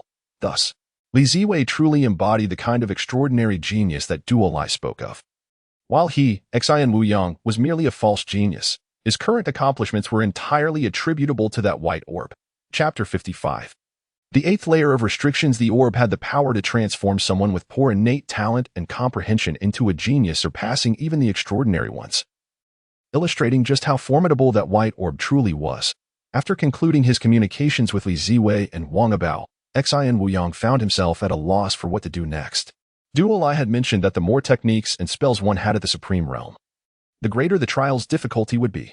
Therefore, Exine Wuyong hesitated to further elevate his remaining 2 spells. Since he could not enhance his spells, he decided to refine the restrictions of the white orb instead. In the sanctuary of his home planet, Exine Wuyong sat cross-legged, channeling his true energy into the white orb within him. He diligently worked on refining the 5th layer of restrictions of the orb. As his cultivation level plummeted from the 12th to the 1st layer of Qi cultivation, he had only managed to refine a quarter of the 5th layer's restrictions. In such a situation, Exine Wuyong had no choice but to utilize mid-grade spirit stones to expedite his cultivation. With the mid-grade spirit stones, his cultivation speed surged to 10 times that of using low-grade stones. Previously, it took him approximately 3 hours to ascend 1 level of cultivation with low-grade stones. Now, with the increased speed, he required merely 18 minutes to elevate 1 level. Previously, it took him 36 hours to transition from the 1st to the 12th level of Qi cultivation. Now, he only needed 3.6 hours. True to this, around 3 hours and 40 minutes later, Exine Wuyong's cultivation level surged once more to the 12th level of Qi cultivation. The moment he restored his cultivation, he resumed refining the 5th layer of restrictions of the white orb. Soon enough, his cultivation level fell back to the 1st layer again. He continued this cycle of cultivation, refining restrictions, then cultivating again, until after lowering his cultivation to the 1st layer for the 4th time, he finally completed the refinement of the 5th layer of restrictions. This entire process took approximately 15 hours, which included 3 transitions from the 1st to the 12th level of Qi cultivation and around 4 hours of refining restrictions. After successfully refining the 5th layer of restrictions of the white orb, Exine Wuyong's comprehension should have increased from 5 to 6 simultaneously. The orb's internal space expanded from a diameter of 1 kilometer to 10 kilometers. Following this, Exine Wuyong did not pause. He continued his cultivation and then proceeded to refine the 6th layer of restrictions. When it came to the 6th layer, Exine Wuyong could only refine 1/8 of the restrictions with his total true energy. After 37 hours of relentless effort, he finally refined the 6th layer of restrictions of the white orb. Upon completing the 6th layer, his comprehension should have risen from 6 to 7. The orb's internal space then expanded from a diameter of 10 kilometers to 100 kilometers. Next, Exine Wuyong continued refining the 7th layer of restrictions, which took him approximately 75 hours. After refining the 7th layer, his comprehension enhancement escalated from 7 to 8. Concurrently, the orb's space expanded tenfold again, reaching a diameter of over 1,000 kilometers. Under these circumstances, refining another layer of restrictions would allow the orb's space to expand to 10,000 kilometers, an expanse comparable to more than half the size of Earth. As the Earth's diameter is merely 12,700 kilometers, after refining the 7th layer of restrictions, Xin Wuyong glanced at the time and realized 8 days had elapsed, leaving less than 2 days until the next trial. Clearly, this remaining time was insufficient for him to refine the 8th layer of restrictions. Indeed, in the following 2 days, he could only manage to refine 3/10 of the 8th layer of restrictions. Heavenly Tao reminder, trial countdown 59 minutes 59 seconds. As the countdown to the 5th trial approached, Xin Wuyong hastily invited Wang Abao and Li Ziwei to join his team. The upcoming trial would be a 10-person squad. Brother Xin, may I invite a friend?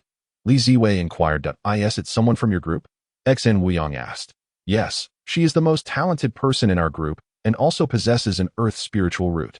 Her cultivation level has also reached the 12th level of Qi cultivation, Li Ziwei responded. That is acceptable. After some thought, Xin Wuyong agreed. Given that it was a team trial, random matching would only lead to strangers.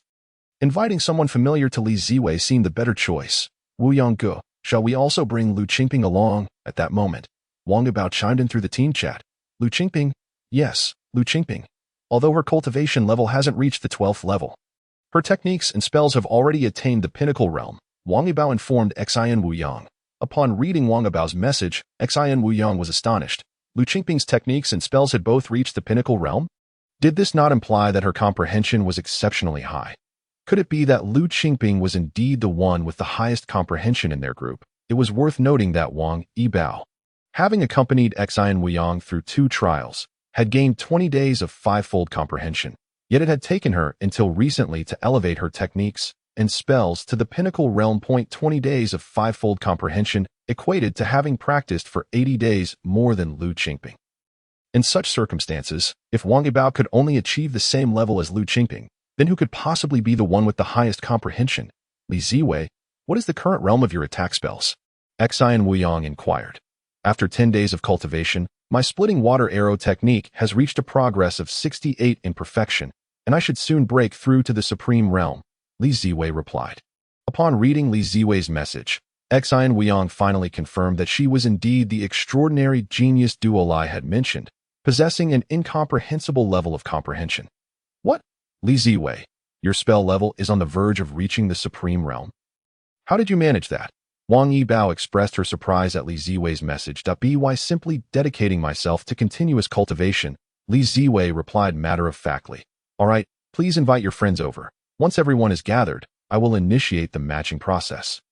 Xin Wuyong instructed the two. Okay, I'll reach out to Young Man and see if she can join. Li Ziwei responded. I'll also speak to Lu Qingping, Wang Abao added. Before long, both of them had contacted their friends. In less than a minute, the group chat displayed. Li Ziwei invited Young Man to join the team. Hello, esteemed individuals. I am Young Man. Hello. Welcome. At that moment, the group chat chimed once more. Wang Yibao invited Lu Qingping to join the team. Lu Qingping. Greetings, esteemed individuals. I am Lu Qingping. Lu Qingping. Oh dear. Am I not mistaken? It is indeed the esteemed Xin Wuyong. I never expected you to be so adept at concealing your identity. You are the very person who matched with Wang Yibao to participate in the trial. We speculated about many individuals, yet it turned out to be you, esteemed one. Upon seeing Lu Qingping's message, Xin Wuyong naturally realized that his identity had been revealed. Xin Wuyong, please remember to keep this a secret. Lu Qingping, rest assured, esteemed one, I shall certainly keep your identity confidential. If I were to divulge your circumstances to others, I would give birth to a son without a rear end. Chapter 56. We are all Chinese. Xin Wuyong felt somewhat speechless, unsure of what to say. Since we are all here, I shall commence the matching process. After sending a message in the team channel, Xin Wuyong promptly chose to start the matching. A minute later, the Heavenly Tao announced the successful match. In an instant, Xin Wuyong felt the scenery transform rapidly.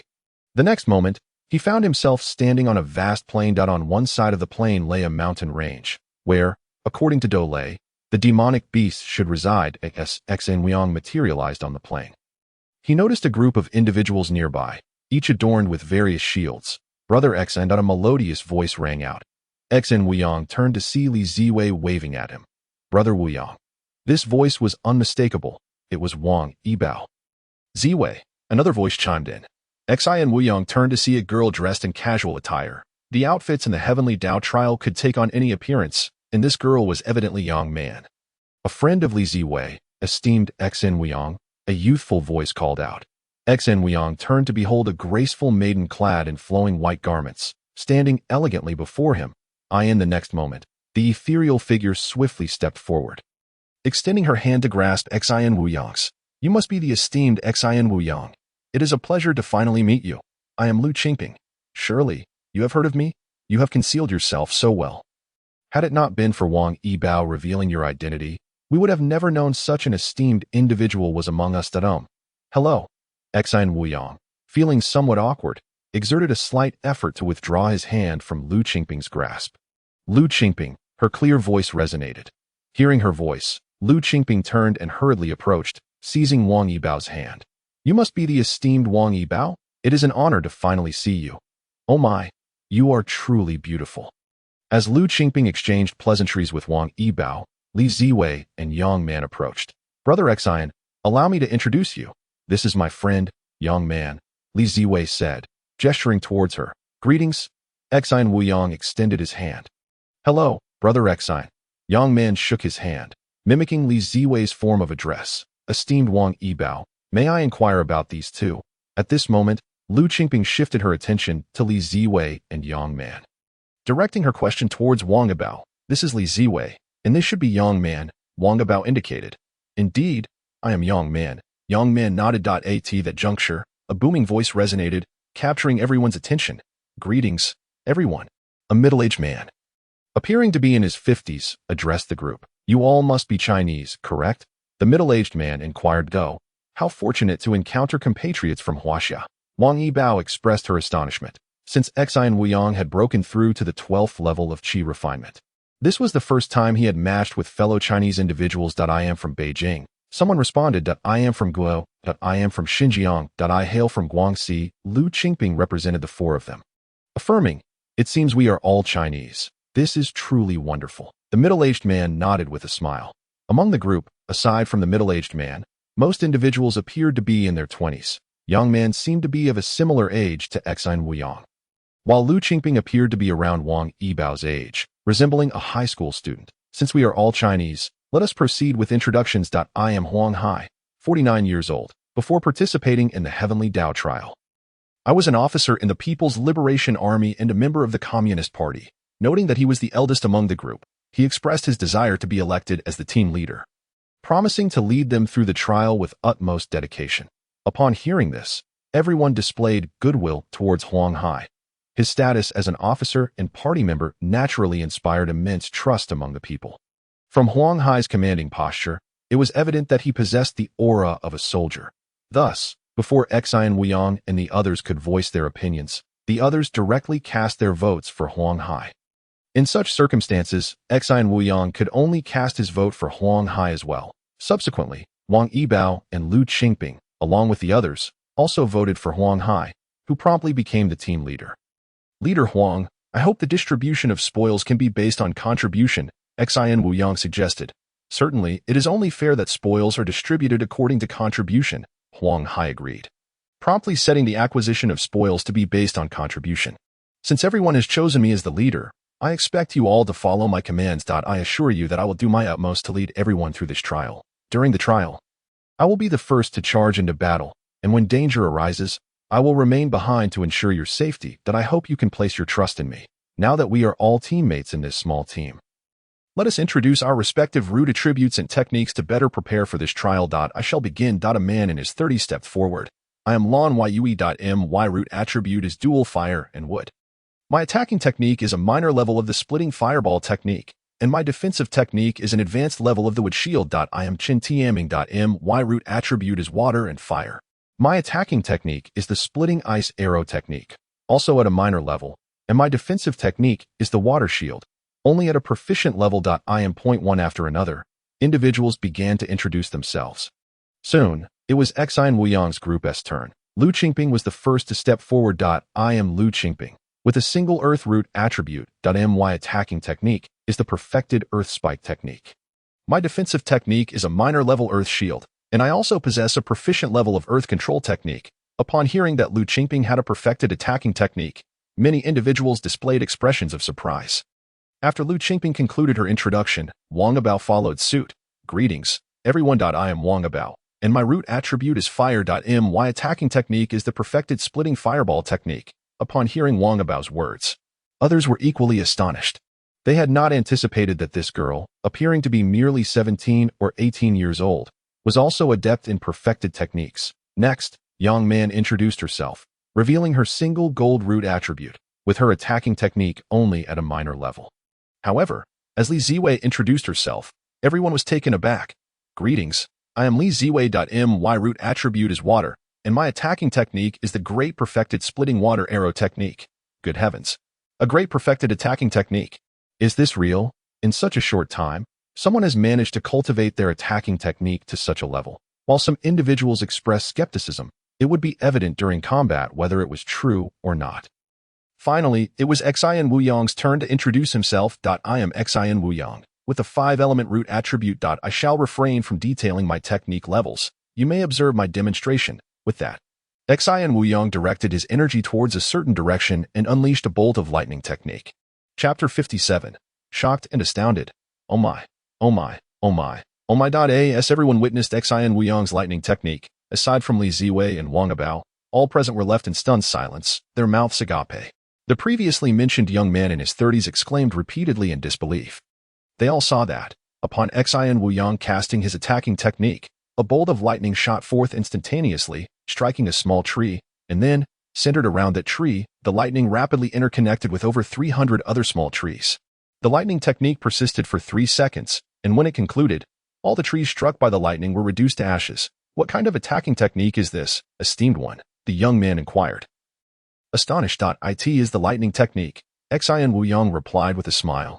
What level is this lightning technique? It must be at least great perfected, right? A young man queried. It is at the utmost level. The utmost level. What does that entail? It is 1 level above great perfected. Good heavens, that is incredible. You are truly extraordinary. The young man gave Xian Wuyang a thumbs up, brimming with admiration. Esteemed one, you are indeed remarkable. Another young man echoed, also giving Xian Wuyang a thumbs up. Meanwhile, Huang Hai, witnessing the power of Xian Wuyang's lightning technique, wore a broad smile of delight. Comrade Xian Wuyang, you are truly impressive. With you in this trial, we are absolutely secure. Huang Hai remarked with a smile toward Xian Wuyang. Huang Hai was participating in the Qi Refinement's 12th trial for the very first time, although everyone had chosen him as their leader. He harbored considerable doubts about his ability to lead them safely through the ordeal. However, upon witnessing Xian Wuyang's formidable strength, he felt a surge of confidence. Captain Huang, you flatter me, Xian Wuyang said with a smile and a dismissive wave of his hand. Flattery aside, this trial will indeed rely heavily on you. According to the intelligence I have gathered, there are 100 teams competing to seize resources from the demon beasts scattered throughout this mountain range. The stronger the team, the more resources they can claim. Pausing for a moment, Huang Hai continued, with your capabilities, I am certain we will secure the most resources this time. Let us all give it our best. Xian Wuyang replied cheerfully, let us do our best. The others echoed. At that moment, the heavenly Dao prompt sounded. Heavenly Dao prompt. The trial has officially begun. The objective is to eliminate all demon beasts. Immediately, a map appeared in everyone's minds, marking the locations of all the demon beasts. What the hell? As they gazed at the staggering number of demon beasts indicated on the map, exclamations of disbelief erupted. How many demon beasts are there? Huang Hai proposed, let us count the number of demon beasts in one area, then estimate how many such areas there are on the map to get a rough idea of the total number. After a few minutes of counting, it became apparent that the number of demon beasts in this mountain range was no less than 700,000. How long will it take to eliminate them all? Huang Hai continued, from what I understand, besides us, there will be many extraterrestrials participating. Totaling around 1,000,700,000 demon beasts means each person must kill over 700 demon beasts? Is that even possible? The challenge of this trial was overwhelming, especially with the dense concentration of demon beasts. Attacking one could easily provoke an onslaught from a horde. What should we do? We can't just be trapped here in this trial site. Several young individuals expressed their anxiety. Everyone, there's no need to worry, Wang Yibao interjected. She pointed to Xian Wuyang and explained, with Xian Wuyang's supreme-level lightning technique, he can eliminate over 300 demon beasts in a single strike. If he continuously casts lightning, he could take down over 100,000 demon beasts in just 1 hour. The group looked at Wang Abao in disbelief. except for Li Ziwei. That's impossible. During the fourth trial, there were only over 30,000 demon beasts in total, not 100,000. Huang Hai was the first to voice his skepticism. In response, Xian Wuyang clarified, the reason there are so many demon beasts in this trial might be related to me. You see, if anyone participating in the trial has a technique or skill that reaches the supreme level, the difficulty of the trial increases fivefold. Since I possess 5 supreme level techniques, this trial's difficulty is 25 times that of a normal trial. The revelation astonished everyone. Just as they were processing this information, many extraterrestrials were also in shock, overwhelmed by the sheer number of demon beasts. This is absurd. How long will it take to eliminate so many? This trial must have some super genius participating, and judging by the number of demon beasts, this genius likely has 5 supreme level techniques. This is outrageous. This is only the 5th trial. Did they use numerous trial delay scrolls to elevate all their techniques to supreme level? But wait, in the entire Chi refinement trials, one can only use 3 trial delay scrolls at most. This is a calamity. We are likely facing a monumental challenge. This kind of prodigy will surely block the teleportation gate. Hopefully, this prodigy is one of our own. Meanwhile, with Wang Abao and Li Ziwei's explanations, the group finally began to trust in Xian Wuyang's strength. Since the task has commenced, let us venture into the mountains. Huang Hai said, casting a complex glance at Xian Wuyang before addressing everyone. Agreed. Under Huang Hai's leadership, the group swiftly made their way into the mountain range. Xian Wuyang, while your strength is remarkable, for everyone's safety, I suggest we first find a location with a geographical advantage. What do you think? Huang Hai spoke as they walked. That sounds good.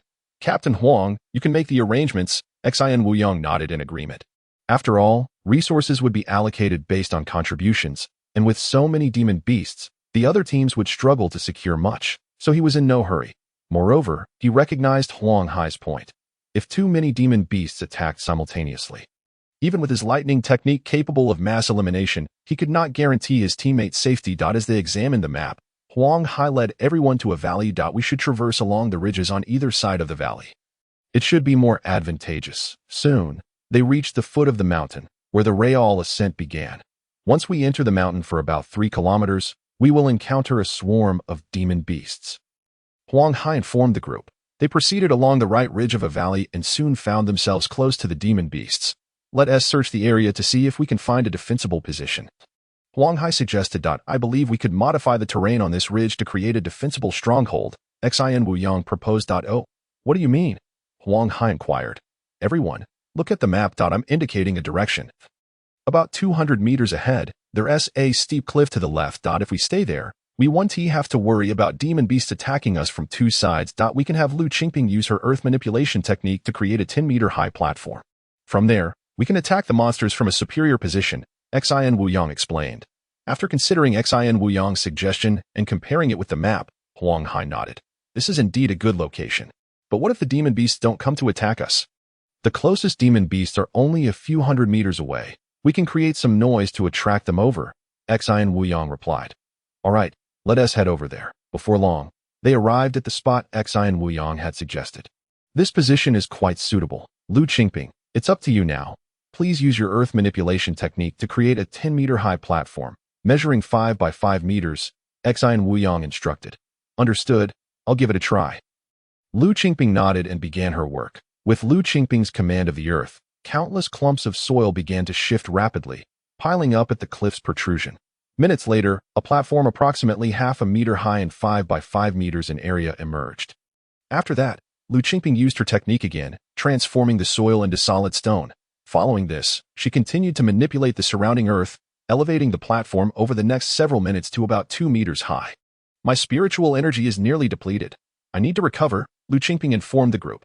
Let us take a moment to recover, Xian Wuyang said, handing Lu Qingping 12 medium-grade spirit stones. What is this? She asked. These are medium-grade spirit stones. They restore spiritual energy 10 times faster than low-grade stones, Xian Wuyang explained. What a treasure. Thank you, Wuyang Ge. Lu Qingping quickly expressed her gratitude, while Yang Man learned to call Xian Wuyang Ge from Li Ziwei. She followed Wang Yibao's lead in calling him Wuyang Ge. The others, except for Wang Yibao and Li Ziwei, were astonished that Xian Wuyang had provided Lu Qingping with medium-grade spirit stones. Wuyang, where did you acquire these medium-grade spirit stones? Huang Hai asked. Oh, I exchanged low-grade spirit stones with the extraterrestrials, Xin Wuyang explained. You traded with extraterrestrials. They have medium-grade spirit stones, Wang Hai pressed further. Many extraterrestrials have participated in numerous heavenly Dao trials, where they have elders. When someone breaks through to the foundation building stage, they can contact their elders, making it feasible to trade for medium-grade spirit stones, Xin Wuyang elaborated. How many low-grade spirit stones does it take to exchange for one medium-grade spirit stone? Huang Hai inquired. About 500 low-grade stones for one medium-grade stone, Xin Wuyang replied. What? 500 low-grade stones for just one? The revelation left everyone, except for Wang Abao and Li Ziwei, in shock. A medium-grade spirit stone possesses a spiritual energy capacity 100 times greater than that of a low-grade stone. And given that medium-grade stones enhance cultivation and recovery speeds by tenfold, the value is substantially inflated. Lu Qingping also heard Xin Wuyang's words. Just moments ago, Xin Wuyang had bestowed upon her 10 middle-grade spirit stones, which surely represented a value equivalent to 5,000 lower-grade spirit stones. My goodness, since the beginning of her trials, she had not accumulated such a wealth of spirit stones. With this thought in mind, Lu Qingping hastily called out to Xin Wuyang. Wuyang ji, Wu, you were too kind to me, gifting me something worth 5,000 spirit stones. I am at a loss for how to repay your generosity. Perhaps I should offer myself in gratitude. Xin Wuyang could only feel speechless and embarrassed. He instinctively rubbed his nose and retorted, you should focus on recovering your vital energy and get back to work. Upon hearing his words, Lu Qingping resumed her efforts to restore her vital energy, as a cultivator of superior spirit roots, and having perfected her qi refining technique, Lu Qingping's rate of recovery matched that of Xin Wuyang's ultimate level technique. However, given that she possessed a single spirit root, the quantity of her vital energy was only 1/5 of Xin Wuyang's. Consequently, she managed to restore her entire vital energy in just 2 minutes. As her vital energy replenished, the 12 middle-grade spirit stones in her possession were completely consumed. It felt extravagantly wasteful to utilize middle-grade spirit stones for recovery, watching them vanish before her eyes. Lu Qingping felt a pang of anguish. Let's get to work quickly. We are pressed for time. Do not fret over the spirit stones. Once you construct the platform, I can easily give you several hundred middle-grade spirit stones. Xin Wuyang encouraged her. Upon hearing this, Lu Qingping's eyes sparkled with excitement. Wuyang ji, you are like my benefactor reborn. Enough with the flattery. Let us get started, he urged. All right. Lu Qingping agreed and promptly resumed her task. However, when the platform reached a height of about 4 meters, Lu Qingping exhausted her vital energy once more. Continue to recover your vital energy, Xin Wuyang commanded with a wave of his hand, summoning a large number of middle-grade spirit stones, easily numbering over 100, before her. Thank you, Wuyang ji. Lu Qingping instantly stored all the spirit stones in her personal space, fearing that they might be snatched away if she hesitated even for a moment. For the next hour, Lu Qingping tirelessly restored her vital energy and built the platform.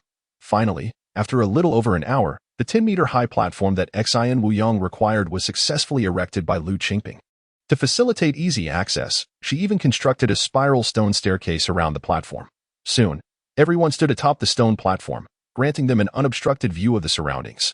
Albeit the dense nearby forest obscured much of the ground below. I will create some commotion to see if I can attract the attention of the beasts, Xin Wuyang declared, glancing towards the direction of the beasts. With that, he unleashed a wind blade extending 10 meters. Sending it swiftly towards the location of the beasts. The wind blade flew with remarkable speed, covering over 300 meters in the blink of an eye, beyond Xin Wuyang's controllable distance. After surpassing 300 meters, its speed and power diminished, and he could no longer ensure precise control over its trajectory. Nevertheless, the wind blade traveled over 500 meters, striking a beast purely by chance. The creature was cleaved in two upon impact and vanished from sight. Witnessing this scene, everyone atop the platform gasped in astonishment. This is utterly ridiculous. That attack range is astonishing. Upon hearing this, Xin Wuyang chuckled. That is not my effective attack range. My effective range is only 320 meters. Xin Wuyang's wind blade technique operates similarly to firearm shooting. There exists a distinction between maximum shooting distance and effective shooting range. The effective range indicates the distance within which one can accurately hit a target. But it does not imply that one cannot shoot further. For instance, the effective range of an AK-47 assault rifle is 400 meters. However, if fired at a 45-degree angle, the bullet can travel 5 kilometers. Xian Wuyong's wind blade technique follows the same principle. He can only accurately strike within 320 meters. Heavenly Dao notification. You have obtained Spirit Stones 120, Qi Condensation Pill 1. Beast Meat 1. As Xian Wuyong eliminated a beast, the Heavenly Dao notification echoed in his mind. Surprised, he noted the difference in rewards this time. Unlike before, where the rewards comprised of fasting and Qi absorption pills. This time he received a Qi condensation pill. Fixing his gaze on the details of the Qi condensation pill, he read, Qi condensation pill. Increases cultivation speed by 4 times. What a treasure! Xian Wuyong rejoiced. Realizing that the Qi condensation pill enhanced cultivation speed, doubling the effect of the previous Qi absorption pill. However, the rewards of water and oxygen had mysteriously vanished. Chapter 59. The unmatched blade of grass. Xian Wuyong. It seems you have not attracted the attention of the beasts, Huang Hai remarked after surveying the distant horde. No worries. I will cast lightning magic once more. Though the wind blade technique had demonstrated great power, it had been rather silent, failing to draw the attention of the other beasts even after slaying one. Thus, Xian Wuyong resorted to lightning magic, while its effective range was only slightly over 300 meters. By targeting a tree, he could channel the lightning to arc and strike additional trees, thereby extending his attack range. With a crackle, a bolt of lightning, as thick as a barrel, shot forth, striking a tree 300 meters away. In an instant, the lightning surged forward, connecting with over 300 trees, effectively extending Xian Wuyong's lightning magic attack range to over 1,000 meters. This commotion immediately caught the attention of numerous beasts. Roaring in unison, they charged towards Xian Wuyong's position atop the platform. The ground trembled as countless beasts barreled forward, uprooting trees and kicking up clouds of dust. Here they come. Upon witnessing this, many could not contain their exclamations of awe. The sheer distance of over 500 meters witnessed hordes of beasts rushing forward, snapping trees along their path and stirring up immense dust clouds. Xian Wuyong observed that the beasts seemed to operate under a herd mentality. When one beast charged towards him, it instantly drew others along. As the swarm advanced, even more beasts followed suit. Soon, a group of them reached within 300 meters of Xian Wuyong's lightning magic range. Without hesitation, he unleashed another lightning strike. Although the wind blade technique was powerful, the area of effect nature of lightning magic proved far superior. With each strike, Xian Wuyong attacked every 10 seconds. Despite the considerable number of beasts drawn to him, the terrain limited the number that could approach at once. He noticed that after each attack, it took 10 seconds for the next beast to enter his range, allowing him ample time to recover his vital energy. After consuming the Qi condensation pill, the time required to regenerate the vital energy for one lightning spell was reduced from 6 seconds to 3. This meant that after casting one spell, Xian Wuyong could immediately prepare another in just 3 seconds while absorbing middle-grade spirit stones. However, the beast speed meant he could only release a spell every 10 seconds, making him feel as though his pace of eliminating foes was somewhat sluggish. You all stay here. I will handle these beasts alone, Xian Wuyong instructed the group. Are you sure you can manage? Have faith and just watch me, he assured them. Stepping down from the platform, Xian Wuyong began to unleash his lightning magic against the beast while advancing towards them. Under his relentless assault, the beasts fell back in disarray. Before long, he reached the highest point of the ridge, where the terrain allowed for even more beasts to mount their attack, despite his ability to recover his spells every 3 seconds. The sheer number of concurrent assaults from the beasts forced him to retreat a little. After backing off about 100 meters, he finally found a balance between his 3-second recovery and the number of beasts charging at him. On the platform, everyone watched in awe as Xian Wuyong single-handedly dispatched the beasts with unparalleled efficiency. Let us join him. He is already holding them off. Huang Hai urged the others. Agreed. Soon, the rest descended from the platform and made their way to Xian Wuyong's position. Upon noticing Huang Hai and the others approaching, Xian Wuyong called out to Lu Qingping, help me construct a 5-meter-high platform here. Just a small one. 2 by 2 meters will suffice. Understood. Lu Qingping promptly responded to his request. 10 minutes later, the 5-meter-high platform was completed. Xian Wuyong, while attacking, ascended the stairs to the top of the platform. Standing there, he found himself with a commanding view of the surrounding beasts. Before long, Huang Hai and his group joined him atop the platform. Beneath the elevated platform, the column, though merely 2 meters in diameter, was crowned by a circular stage fashioned by Lu Qingping. Measuring 5 meters across, it was apparent that Lu Qingping had infused her own thoughts into the creation of this high platform. While it may not possess the sturdiness of the previous one, it undeniably proved to be quite practical. Furthermore, Lu Qingping observed that Xian Wuyong, standing atop her constructed platform, was engaged in the extermination of demon beasts, averaging over 300 kills for each resource she acquired from a single beast. This situation filled Lu Qingping with immense delight, indicating that her assistance in building the platform had indeed borne fruit. You may also attack the swarm of demon beasts. As long as you inflict damage, you will contribute, and with contribution comes resources, Xian Weiyang remarked as he continued his onslaught against the beasts. Although the magical techniques employed by others may not have reached perfection, their range was certainly commendable. If there were only a lone demon beast 300 meters away, accurately striking it would prove quite challenging. However, with the beasts congregating in swarms, even a haphazardly thrown stone would likely find its mark. Upon hearing Xian Weiyang's words, the others' eyes gleamed with realization, and they promptly directed their attacks toward the demon beasts. Wang Abao unleashed his perfected fireball technique, which erupted into 32 smaller fireballs, raining down upon the horde like a hailstorm. Li Ziwei's perfected water arrow technique mirrored this, swiftly launching 64 water arrows towards the cluster of demon beasts. Although a water-based attack, the arrows, bolstered by true energy, possessed a hardness rivaling that of steel. The demon beasts struck by Li Ziwei's water arrows were either severely wounded or dispatched instantaneously. The formidable power of perfected techniques was indeed fearsome.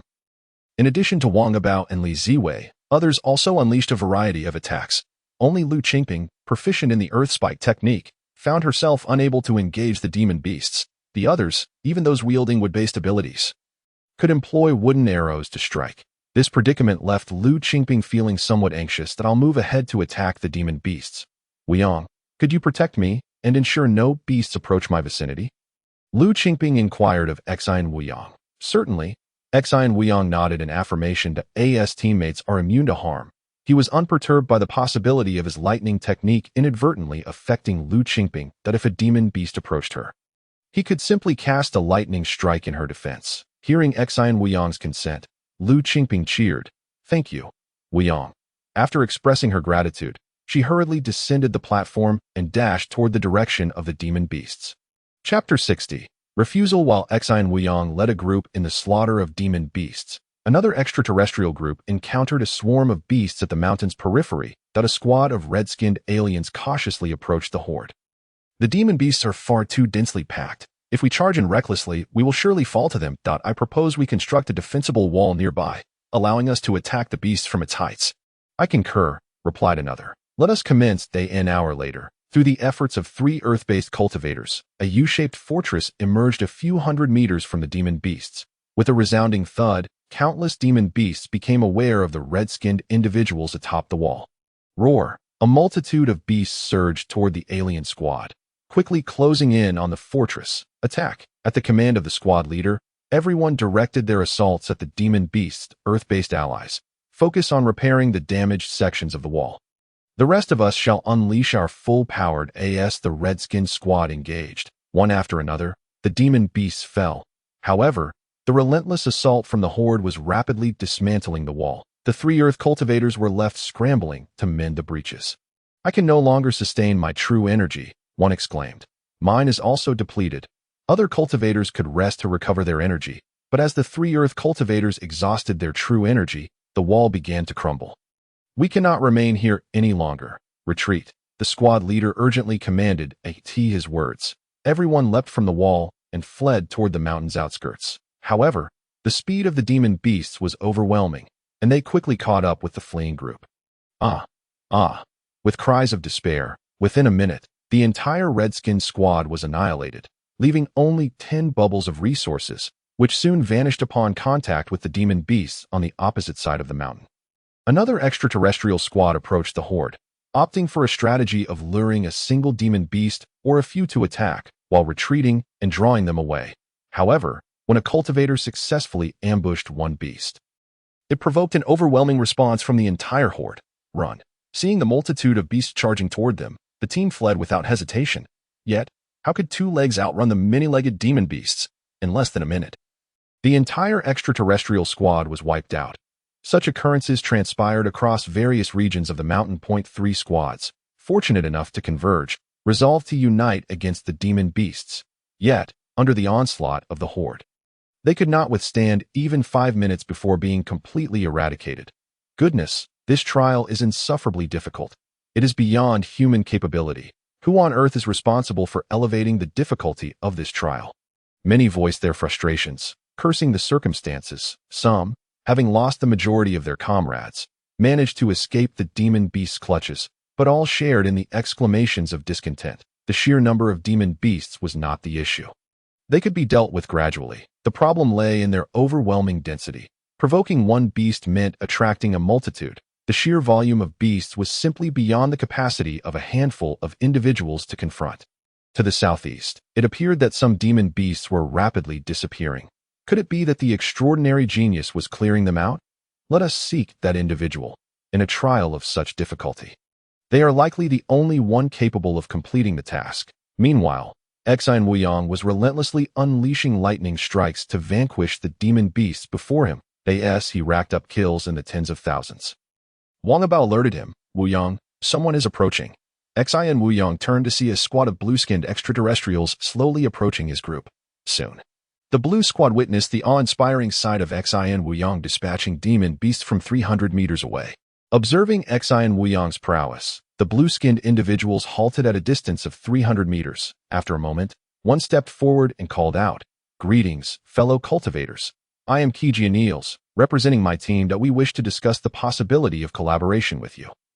Hearing this, Xian Wuyong promptly directed Wang Abao, "Go inform him that I am disinterested in collaborating and to keep their distance of 300 meters. Wang Abao hastily approached the extraterrestrials to relay Xian Wuyong's message. After a brief exchange, the two parties parted ways on less than amicable terms. Upon returning, the blue-skinned squad conveyed Xian Wuyong's stance to their comrades. Rather than departing, the blue-skinned individuals decided to find a suitable location nearby to also engage the demon beasts. Half an hour later, Wang Yibao observed, "It seems they intend to construct a platform across the ravine." Xian Wuyong confirmed this as he noticed the blue-skinned squad extending a rocky bridge from the steep cliff. Supported by several pillars reaching into the canyon below, forming a platform reminiscent of their own. This new platform lay merely 200 meters from the horde of demon beasts. Soon, Xian Wuyong watched as the blue squad began their assault on the distant demon beasts from their elevated position. The demon beasts, having recognized the new arrivals, swiftly altered their course and charged toward them. Positioned at the cliff's edge, most beasts could only circle around, unable to launch direct attacks on the extraterrestrials. Fortunately, while humans wield magical abilities, so too did the demon beasts. The platform being a mere 50 meters from the cliff's edge, the demon beasts unleashed their attacks upon the blue squad in no time. The bridge and pillars constructed by the extraterrestrials were shattered under the relentless onslaught. Minutes later, a group of blue-skinned aliens plummeted into the canyon below, meeting their demise on the opposite side of the ravine. 5 or 6 other extraterrestrial squads became aware of the plight of the blue-skinned team. Witnessing their utter inability to fend off the demon beasts, gasps of shock echoed among the onlookers. These individuals were among the other extraterrestrials who arrived shortly after the blue squad. Upon their arrival, they too witnessed Xian Wuyong's relentless extermination of the demon beasts. Some sought to forge an alliance with Xian Wuyong. Yet all were met with refusal. The meaning of Xian Wuyong is that no one is allowed to approach within a 300-meter radius of his elevated platform. In the face of Xian Wuyong's threat, not a single extraterrestrial dared to defy him. This was due to the immensely shocking scene of Xian Wuyong slaughtering demonic beasts. Everyone firmly believed that if Xian Wuyong were to unleash a bolt of lightning upon them, their fate would be scarcely better than that of the demonic creatures. Chapter 61. All extraterrestrials collaborate. Brother Wuyong. A team of yellow-skinned individuals has arrived, and they have sent an envoy. Wang Abao informed Xian Wuyong. Inquire whether they are Chinese. If they are, allow them to approach. Xian Wuyong instructed Wang Yibao. It is only right to extend some care to our Chinese compatriots when encountered during the trials.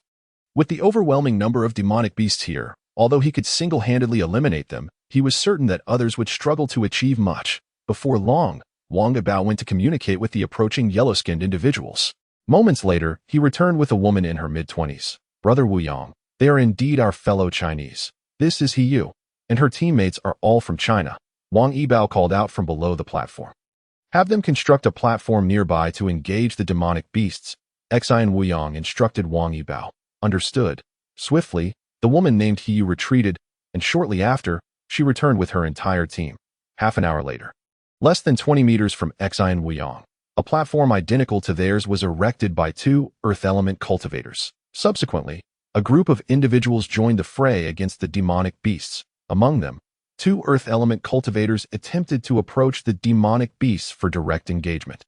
But Xine Wuyang ordered Wang Yibao to stop them.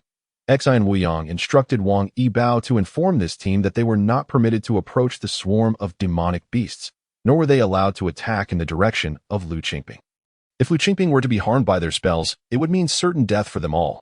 Upon hearing Xine Wuyang's warning, the group of Chinese compatriots complied obediently, faced with the inability of the two Earth element cultivators to attack the demonic beasts.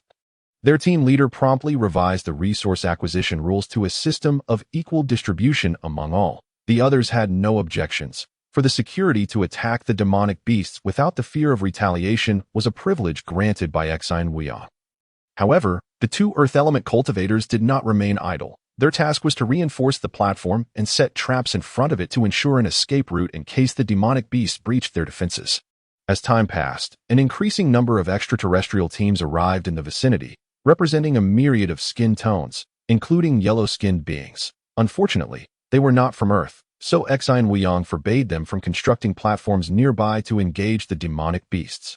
Additionally, another group of extraterrestrials attempted to encroach upon Xine Wuyang's territory, but was swiftly annihilated by a bolt of lightning from him, which served as a stark warning to all other extraterrestrial teams. Some newly arrived teams sought to negotiate with Xine Wuyang but were met with firm rejection. Over an hour later, behind Xine Wuyang and his companions, more than 300 extraterrestrials had gathered. Shall we attack the demonic beasts from the cliff opposite? The previous team was obliterated due to their small numbers, but with over 300 of us, we should be able to withstand the demonic beast's onslaught. Proposed one extraterrestrial that I believe it is worth a try. Otherwise, we shall leave this trial without acquiring any resources, which would be quite embarrassing. Another added. Agreed. Let us proceed to the opposite cliff. Half an hour later, a large assembly of extraterrestrials began constructing rapidly on the opposite cliff. The sheer number of individuals, including many Earth element cultivators, enabled them to erect a formidable defensive structure. This new fortification was built a considerable distance of over 180 meters from the cliff's edge, with a robust foundation that could withstand attacks from the demonic beasts. Moreover, the numerous Earth element cultivators were capable of making repairs as needed. The construction of the defensive facility took nearly an hour, during which additional extraterrestrials arrived, swelling their ranks to over 500. Additionally, a team of white-skinned individuals from Earth initially sought to join Xine Wuyang's side, but were summarily rejected by him. Despite being fellow Earthlings, Xine Wuyang had never encountered any Europeans or Americans, which indicated that the heavenly principles did not recognize them as belonging to the same race. Thus, Xine Wuyang had no intention of extending any favors to the earthbound Caucasians. As Xine Wuyang continued to slay the demonic beasts for over 2 hours, the 500 extraterrestrials on the opposite cliff began their assault on the demonic horde. Soon, a portion of the beasts was drawn to their presence. The demonic beasts, confronted with the extraterrestrials' defensive structure, had no viable means of retaliation and could only endure the assaults of the human cultivators. While the beasts attempted to counterattack, modifications made at the cliff allowed only a limited number of them to crowd the area, effectively enabling the extraterrestrials to engage a significantly lesser number of beasts. In this advantageous scenario, the extraterrestrials managed to eliminate a considerable number of demonic beasts. Xine Wuyang observed the unfolding events. Brother Wuyang, should we not intervene to prevent them from seizing our kills? Wang Yibao inquired. It matters not. Even if they acquire resources, they will be unable to carry them away, Xine Wuyang replied nonchalantly. With that, he ceased to focus on the extraterrestrial group and resumed his relentless slaughter of the advancing demonic beasts. The overwhelming tide of beasts seemed unending. However, the map revealed that countless demonic creatures were converging toward Xine Wuyang, resembling an hourglass with his position as the narrow exit. Moreover, after 3 hours of Xine Wuyang's rampage, a significant portion of the demonic beast markers on the map had vanished, most of which were attributed to his own hand. Additionally, Wang Yibao and Li Ziwei had also contributed significantly to the extermination, their spells reaching the pinnacle of perfection, particularly Li Ziwei, whose kill count approached 1/30 of Xine Wuyang's. During this time, more extraterrestrials arrived. But upon witnessing Xine Wuyang's prowess, they chose to join other groups, forming a substantial collective as all engaged in a fervent assault on the demonic horde. The numbers of beasts dwindled, by the 5th hour of the trial. Fewer than 10,000 scattered demonic beasts remained at this juncture. Both sides intensified their offensive. Once the portal appears, we must rush to its vicinity and ensure we block the escape of those extraterrestrials. Xian Wuyang admonished everyone. At that moment, not only was Xian Wuyang prepared, but the extraterrestrials were also quick to ready themselves. All extraterrestrials vacated their concealed positions and moved to the opposite mountainside.